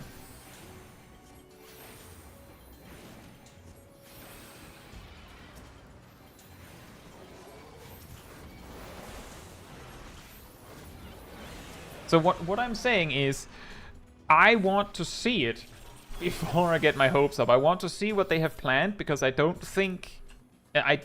want to get too excited for something. As Bondi said, it'll probably be a builder spender with a 1 minute burst and a 2 minute burst. I'll say, hey, boosted Lucio. Hope you're doing well. Yeah, apparently we have Kryl, the Dark Knight main.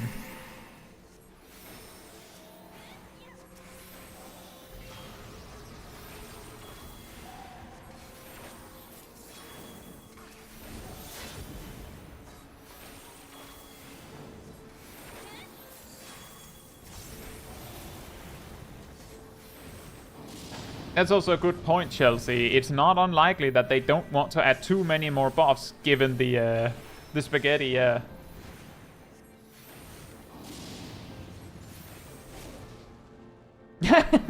says we can stop the 7.0 speculation.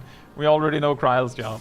We're actually not getting a new job through Kryl. She's not going to be a green mage. She's we're getting a Dark Knight rework again. Could you imagine?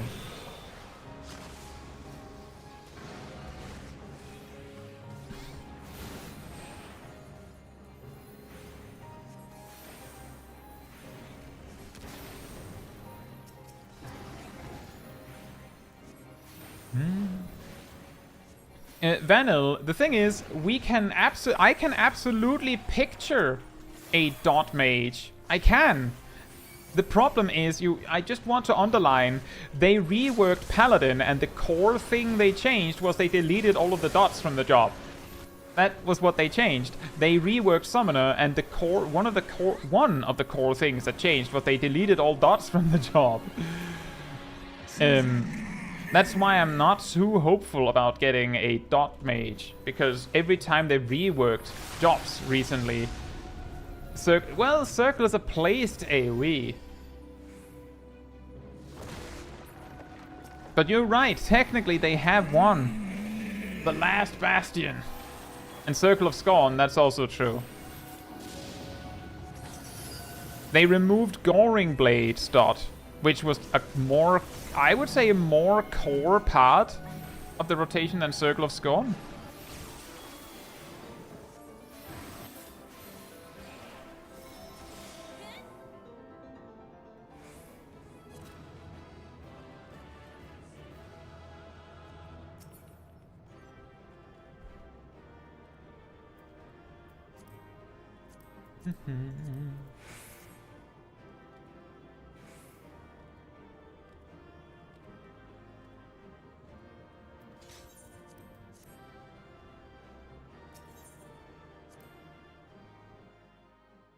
Yeah, that's the fact that, well,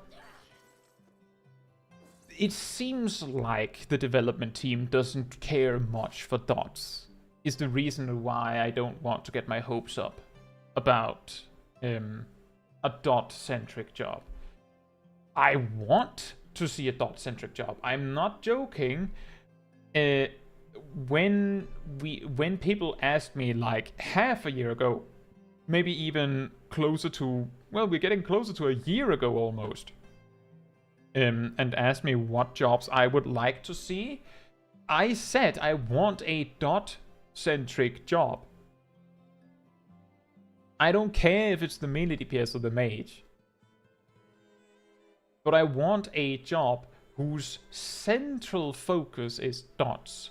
What I mean by that is that what you're doing is maintaining dots. Let me put it like this. Bard is not a dot-centric job, because the only way your dots interact with your rotation is that you use Iron Jaws every 45 seconds or so. That's how I view it, at least.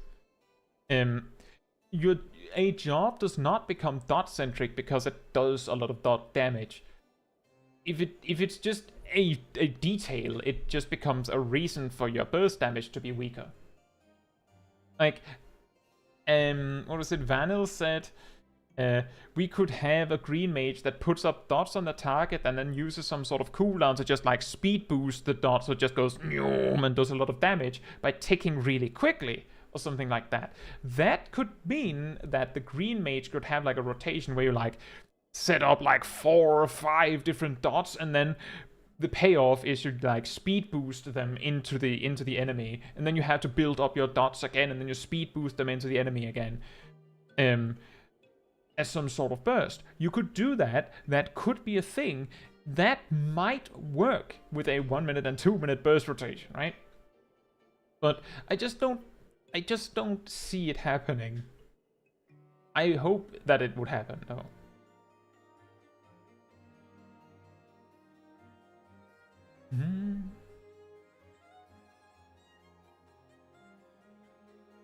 Boosted Lucio says Rift has that mechanic. When you put a legendary point on a dot skill, it ticks twice as fast. World of Warcraft, at least at some point, the Affliction Warlock had this spell where the way Affliction Warlock worked at some point, because they really had Affliction Warlock go through the ringer over the years. But there was a time period where their rotation was set up dots and then use, I believe it was called Malefic Grasp, which at one point just boosted the damage of your dots while it was active, and at another point made your ticks, your dots tick faster so that you run out, so you could, you know, put them on the target again. Like, your entire gameplay loop was dot dot dot dot, and then more dots again. So it has happened multiple times in other MMOs. I think it would be cool, but it would really, really surprise me if they added a dot-centric DPS with Dawn Trail.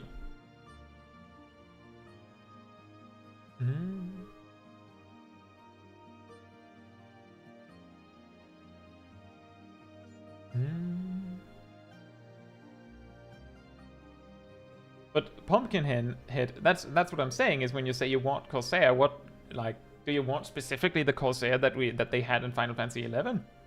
Is that what you're what you're picturing?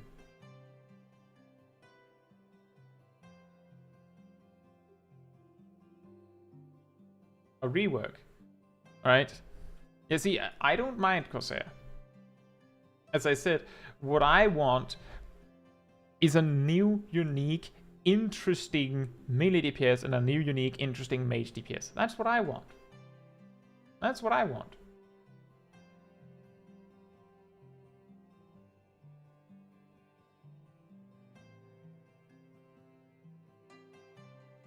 And you know, I don't. They don't have to call it a Corsair or a Green Mage.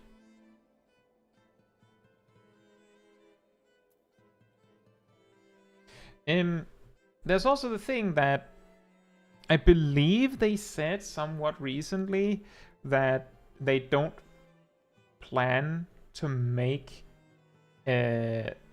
they want to make new jobs to the Final Fantasy franchise, which means that, for example, with Reaper, where it was like a completely new thinking of a new job, they added Sage, but it's nothing like a Sage in any other Final Fantasy. They could add Green Mage and go, oh, but in Final Fantasy XIV, a Green Mage means something completely different. So they might be basically giving you every single sign that it's going to be Green Mage, but then they go, oh, well, Green Mage in Final Fantasy XIV is not a buff-debuff-centric job. Hi, says I'm a new player coming from ESO. Me and my girlfriend played melee DPS X. Don't know what that means because I didn't play ESO. We wanted similar in Final Fantasy, but here this warrior tank, and we can't go in dungeons together with two tanks. So in some way, you cannot if you played DPS in ESO, I would also probably not recommend Warrior because that is a tank. There is nothing similar to an axe DPS. Like, the closest you can get is at level 70, you can get a Reaper, which uses a scythe. But there is no tank DPS, there's no axe DPS. There's only one axe wielder, and that's the Warrior.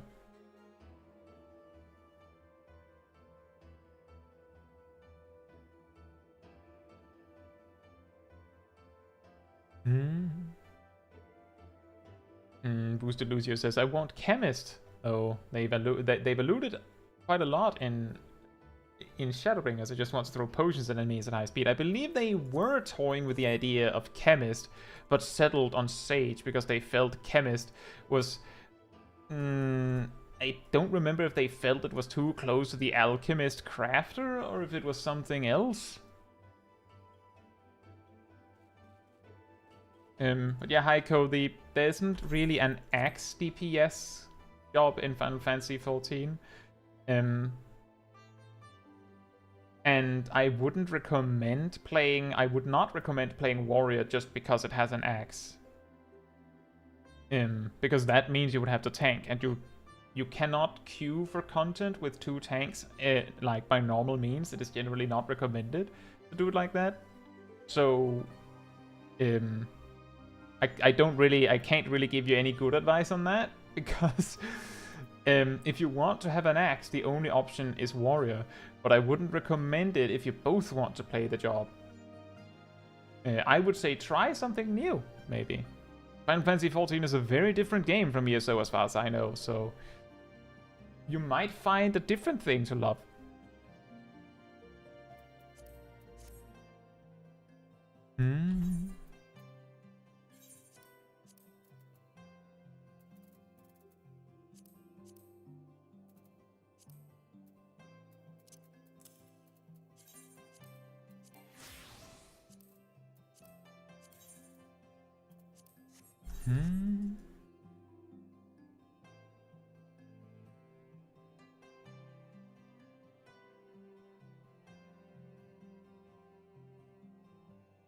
Yeah, I've also read a little bit into the weapon skill chain stuff from Final Fantasy XI.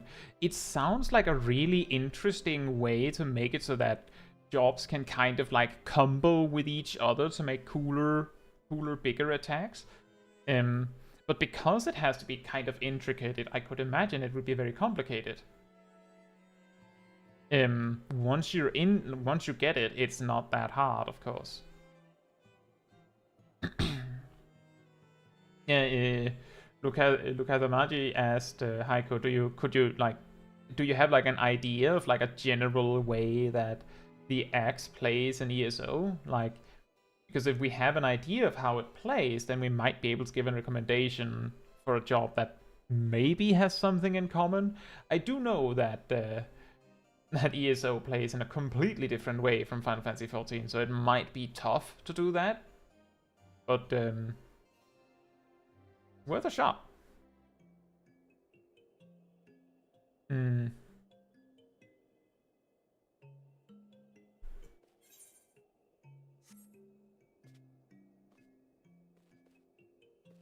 Devout as a DPS. Oh yeah, Devout. Isn't that the look that Kryle's outfit is kind of based on?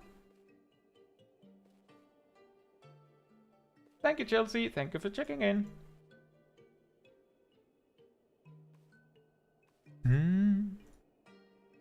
I think it would be kind of funny if they make all of these signs that it's going to be green mage, and then they're like, psych, in Final Fantasy XIV it's actually the sign for the devout, and Kryle is actually a devout.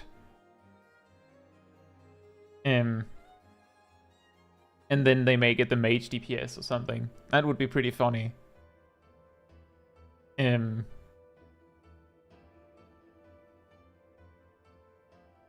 I mean, Sage was like technically an all-rounder in previous Final Fantasy games. Now it's a healer, so it doesn't actually matter what a job used to be. It can be anything when when it becomes Final Fantasy XIV.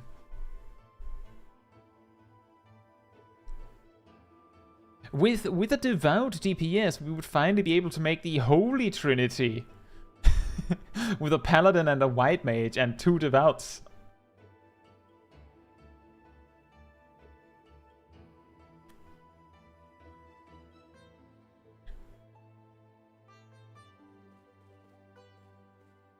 Look at the Magi says, I'm still hoping for Geomancer one day. I believe, like, it doesn't necessarily exclude it as an option, but I'm pretty sure we learn later in the Astrologian story that Geomancers are basically Far Eastern Astrologians. Isn't that how it goes? I'm pretty sure that's how the story goes in Final Fantasy XIV.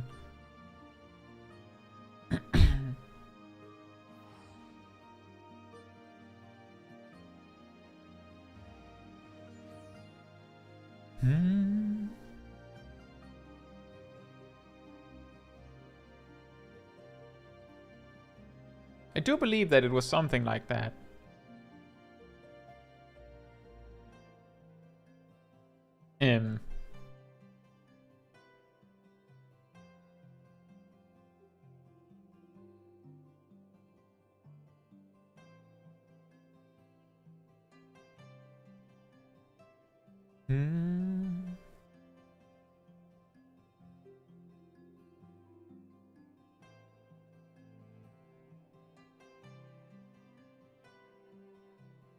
Axe can be dual wielded, can be a dual wield weapon, like with 2 axes. Maybe like in Final Fantasy, have a ninja with daggers. Well, the thing is that while ninja has dual daggers, they don't like, most of their attacks that use both weapons are like single hit actions. So like, I don't know if it's the aesthetic of using 2 weapons that you want, then ninja might work. If it's a specific way the job, or the style, like a specific style of combat, like how those 2 axes are used in combat, then it might be something else. But if it's specifically about having 2 weapons, then ninja could work. If it's not about having 2 weapons, then I don't know. Hey, Coco.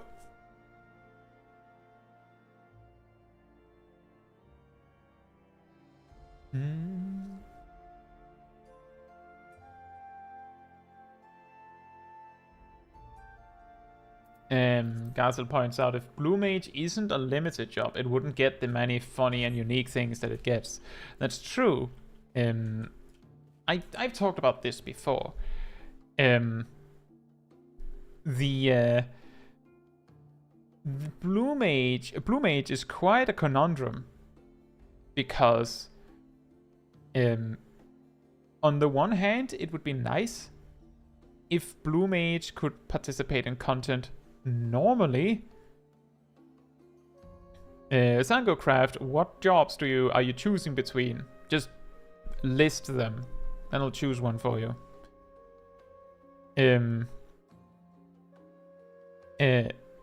The problem with Blue Mage is that on the one hand, it would be really cool if you could use it in normal content like other jobs, instead of it being like its own thing. On the other hand, I don't think you would be able to make a Blue Mage that is like true to what Blue Mage is as a normal job, right? Like, the thing, I'll be honest, I haven't played that many Final Fantasy games, but in any Final Fantasy game where Blue Mage has been available, what I've seen whenever I pulled out the Blue Mage is, if you pick up like a Black Mage, you have its list of tools. It's quite limited because it's just different ways of doing a lot of damage. Typically, they do have some utility stuff, but to some degree, every tool in the Black Mage toolkit has a specific purpose. That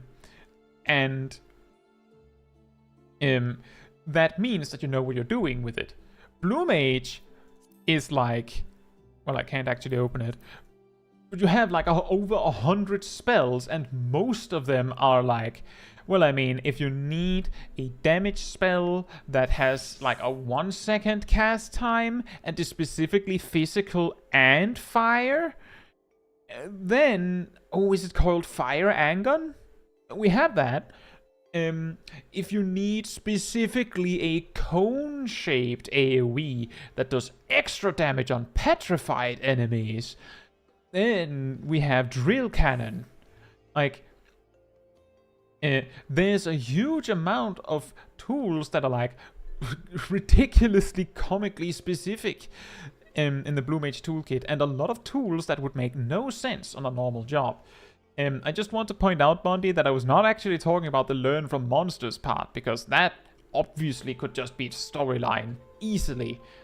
Every time you learn a new spell, you have to do a quest where you have to fight a specific monster, and then you learn it. They could do that. The problem is, Blue Mage has always been the job that has everything. Like, you have everything. You just have it in a really weird way, but it has everything. And I don't think they could make that in a good way with Blue Mage being a normal job. So what I'm saying, and I'm just pointing out, I love Blue Mage. Every time there's been a patch that has added anything to Blue Mage, that has been one of the first things I did when they added Blue Mage to Final Fantasy XIV. That, I think, was actually when I picked up the game again. Like, I had put it away, I had quit the game for a while, and then I saw they added Blue Mage, and I was like, oh, I guess I have to start my subscription again. Specifically for Blue Mage. I love Blue Mage, but I don't think they would be able to make Blue Mage in a way that is satisfactory for Blue Mage, like in Final Fantasy generally, as a normal job. I don't think they could. I feel like it would be nice if they made it so that Blue Mage could have like a work outfit style where they could switch to a normal version where it's like a DPS job or something, so that you have a Blue Mage and then it can also switch to its limited mode so that it can be both. I think that would be cool. Let's see, Sangocraft says all of the jobs except healers and samurai.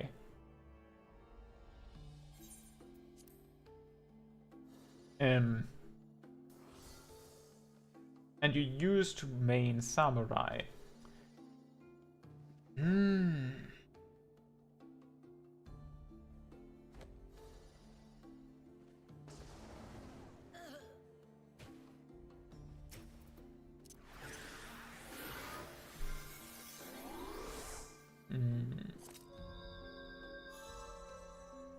I would say I'm thinking, like, I'm not sure what drew you to samurai specifically, so I'm like, I would suggest like Reaper if you want to be a DPS with a big weapon. Maybe Black Mage if it's the selfish DPS thing. So if you just want a job suggested to stick with, I would say Reaper. You did say all jobs except Samurai and Healers, so I would say, Sangocraft, you play Reaper. That's my recommendation.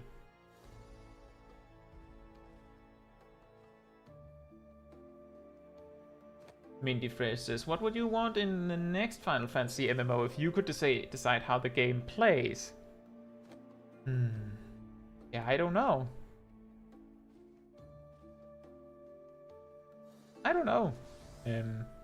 I feel like this structure of MMO is pretty fine.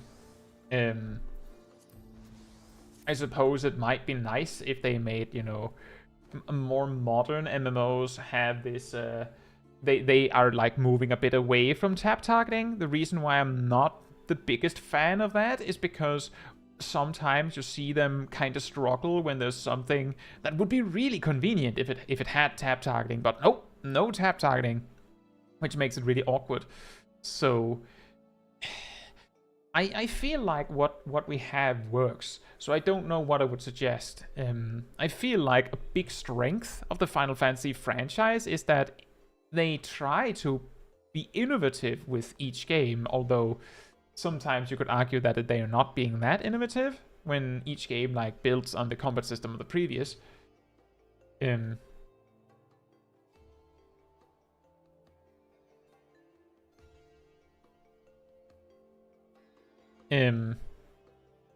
Vanille says, I would love it if they would allow blue mages at least in the normal story dungeons and raids, so that all the stuff where it isn't a problem if a job is too strong. I don't know. The thing is, blue mage in a normal dungeon next to normal jobs is so insanely overpowered that it can sometimes look like you're cheating. Like, you do a normal dungeon and there's a blue mage in your party. Normally, with no blue mage, you run up, pull the big pack, and then you need to use your cooldowns. Be careful. If there's a blue mage, you run up, the blue mage stuns everything and deletes it. Like, you just need the tank to pull it. And then the blue mage just does the rest. If you even need the tank to pull it. Like, blue mage is so insanely in a different league compared to a normal job that I think it wouldn't be fair to put it into normal queues, because it would make it look very strange. Like, I think it's a good system that they've kind of made it so that you have to opt in to bring a blue mage by bringing the blue mage yourself.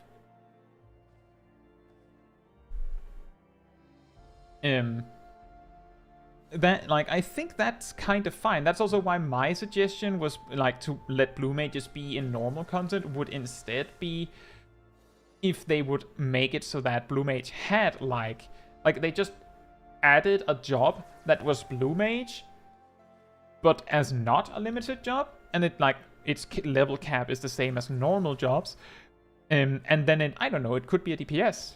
I suppose it could be a tank. It could be a healer, but I'm mostly leaning towards like either DPS, because the insanity of the toolkit lends itself really well to a DPS.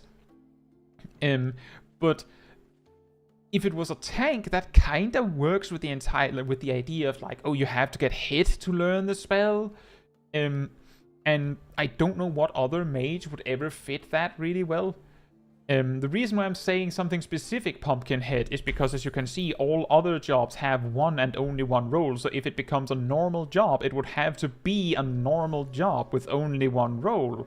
That's the entire point I'm trying to make here. Blue Mage is too strong as it is, so you would have to nerf it, clip its wings, and go, okay, this is the business mode Blue Mage.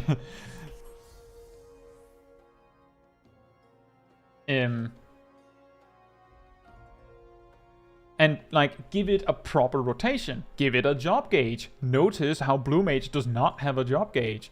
Blue Mage's toolkit, has an emergent rotation, but it has no meaning. It's just the best spells you got.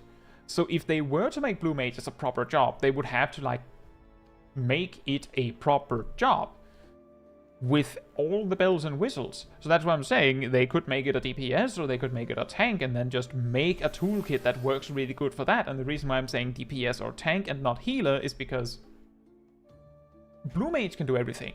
But I don't feel like Blue Mage is that much associated with healing. It feels like it's like the super utility man, which works really well as a DPS. It could make sense as a healer, I suppose. But specifically, the idea of it learning by being hit makes it a really good fit as a tank, like, in that regard. And we don't have a mage tank. And paladin doesn't count. So that's kind of my perspective on that. And Sangocraft says, what I love about Final Fantasy XIV is that you can play anything, while in other MMOs I feel like I need to play meta. That is actually a good point. It's both that you can play anything you want, because everything is balanced to a degree where you can do that safely. But combine that with your character being able to switch easily. I think that's a really, really good point. I just hope that it can stay like that without all of the jobs becoming too similar. I am actually really surprised that Blue Mage didn't get a limit break in Shadowbringer's level range. On the one hand, it kind of makes sense. On the other hand, a bit surprised. So, without spoiling too much, in case there's anyone that has not completed the Shadowbringers storyline, I will try to avoid some names. I would say I found it very surprising that blue mages weren't like given Limit Break as the spell from Seed of Sacrifice. And then just, I know that you need a tank Limit Break to survive the LB4 thing. But I would say just make an exception and code it so that Diamondback counts or something, so that blue mages can do it. Just do that. That's all it would take. Then blue mages could do it, and then they could learn a Limit Break from the most obvious source. And then they could just make it so that the Limit Break was based on what role you are with your etheric mimicry. Extra funny if they make it so that your DPS LB 1, 2, and 3 depends on the LBs from that fight. That would be pretty funny.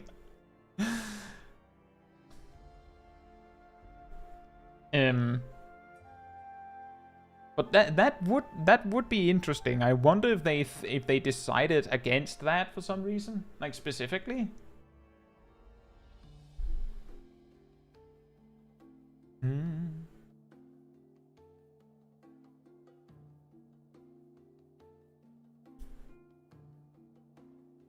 Well, on the one hand, I could certainly have done a more impressive performance of leveling. On the other hand, I feel like we had a lot of interesting discussions on the stream. But we did get 6 levels.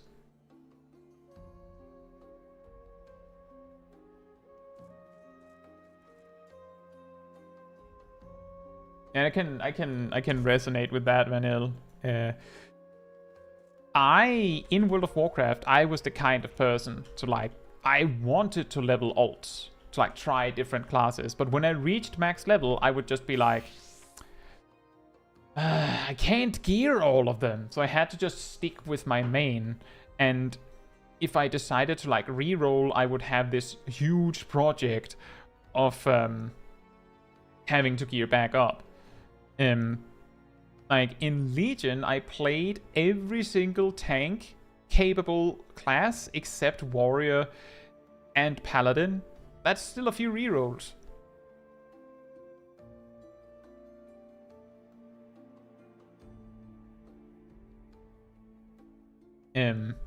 So I do agree with that. It's nice that you can just have your one character and focus on.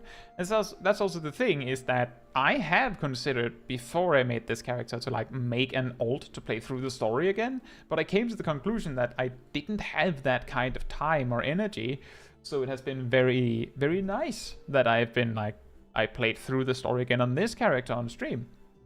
But I don't think I would ever like manage an alt just in my own time.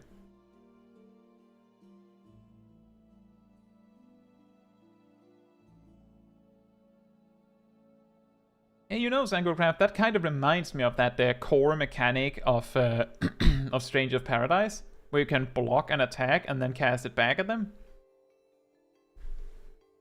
Which is also the core feature of Blue Mage in Stranger of Paradise, to empower that. It's quite funny. Wait, by the way, if you want to have your character on the thumbnail for next week, make your way to Light and like come over here.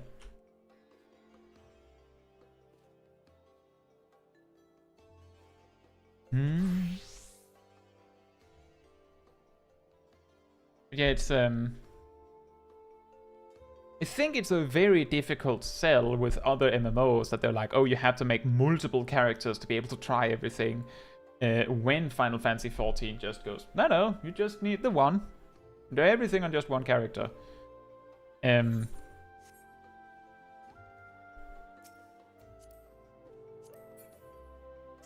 Also, maybe a bit of a stretch, but just me, this sounds like old Monster Hunter town music. Like, not World or Rise, I'm thinking like no newer than GU. It really, really sounds like at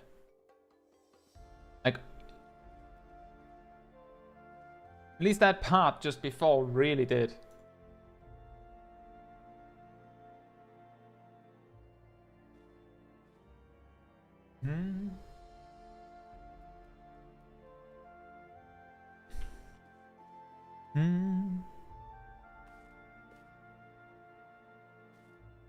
Right. Oh, we could go up there.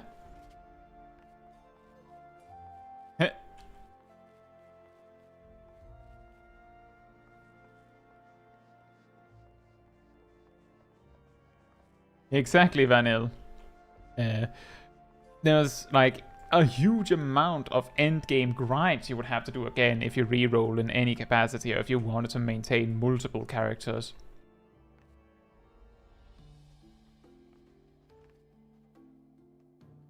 Wait, can I?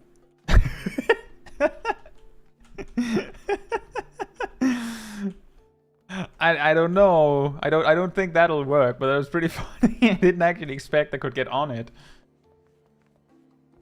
I feel like the lighting is a little awkward to deal with here. Maybe just go outside. Outside of the... What's it called? Oh, I don't know. I was defeated by a quest marker. Thank you for checking in, Sukep. This works.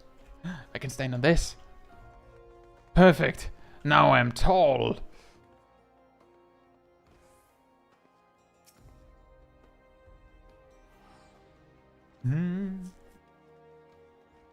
It could fit as Astrologian on top of the globe. I just felt like it didn't like lend itself to very many options. It could also just be here. Athenaeum Astrologicum. Also hop up here again. Does that make it easier? I can stand on air. Do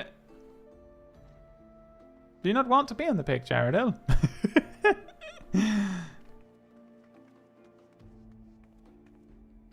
If this works, sync. Remember to do an emote if you want to do an emote, and do an expression after that if you want to do an expression.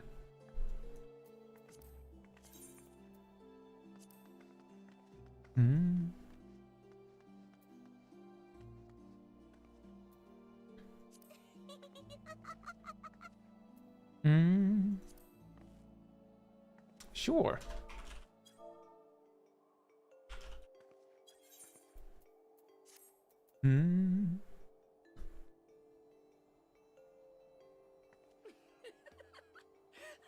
Enjoy, Pumpkinhead.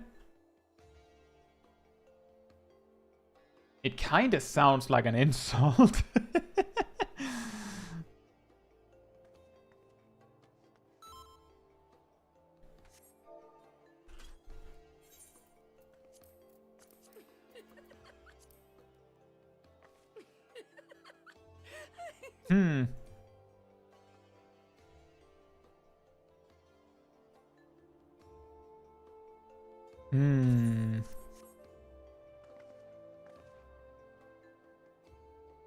Can you come a little closer, Jack?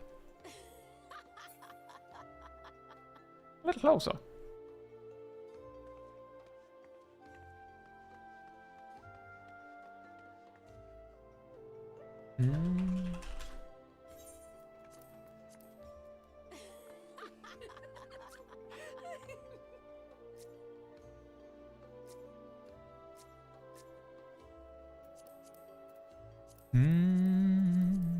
Whoops. And poof! Perfect! Ah, this is better. Ah, there we go!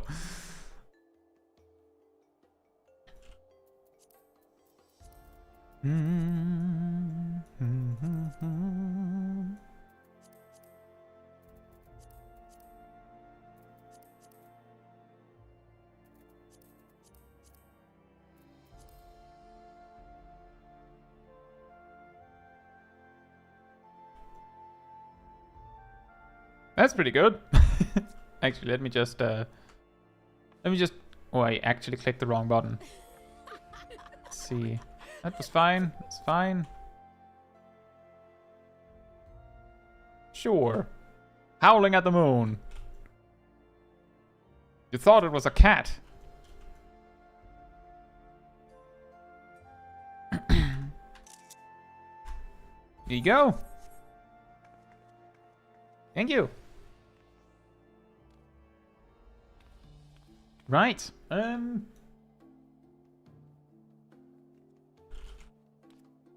Off to the inn.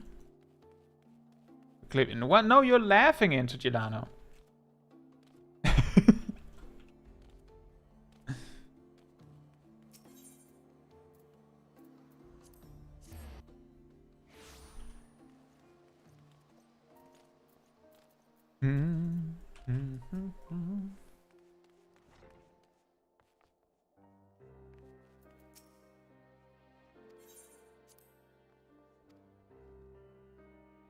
It was a nice glam.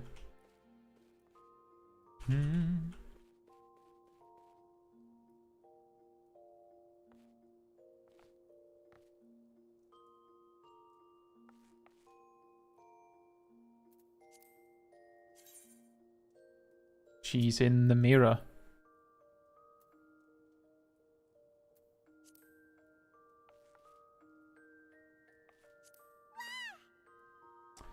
There you go. Everyone awake?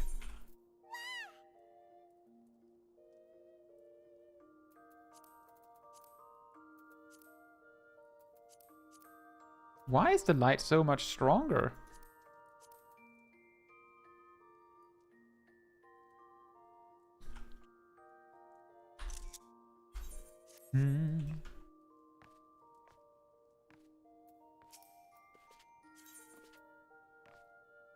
It's always surprisingly loud when a Lalafell goes wah. Right.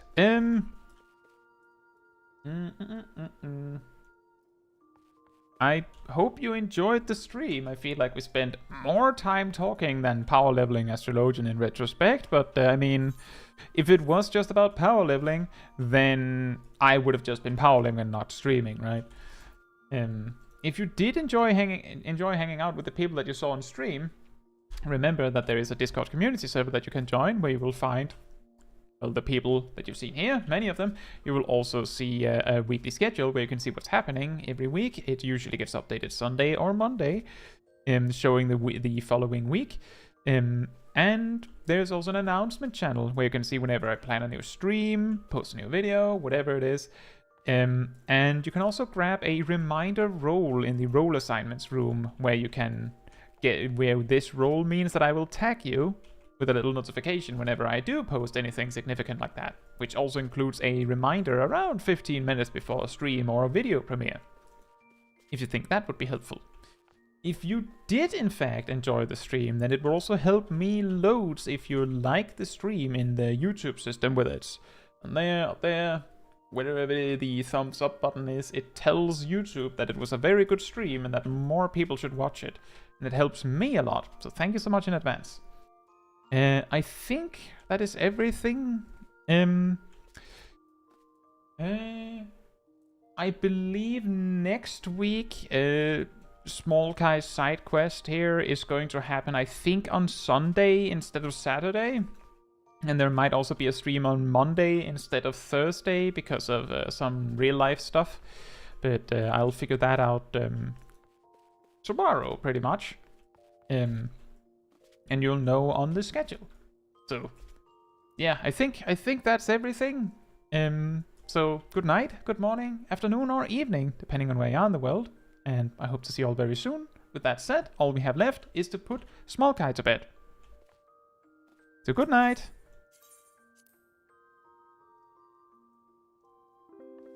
Good night. And enjoy, Anolana. Good night.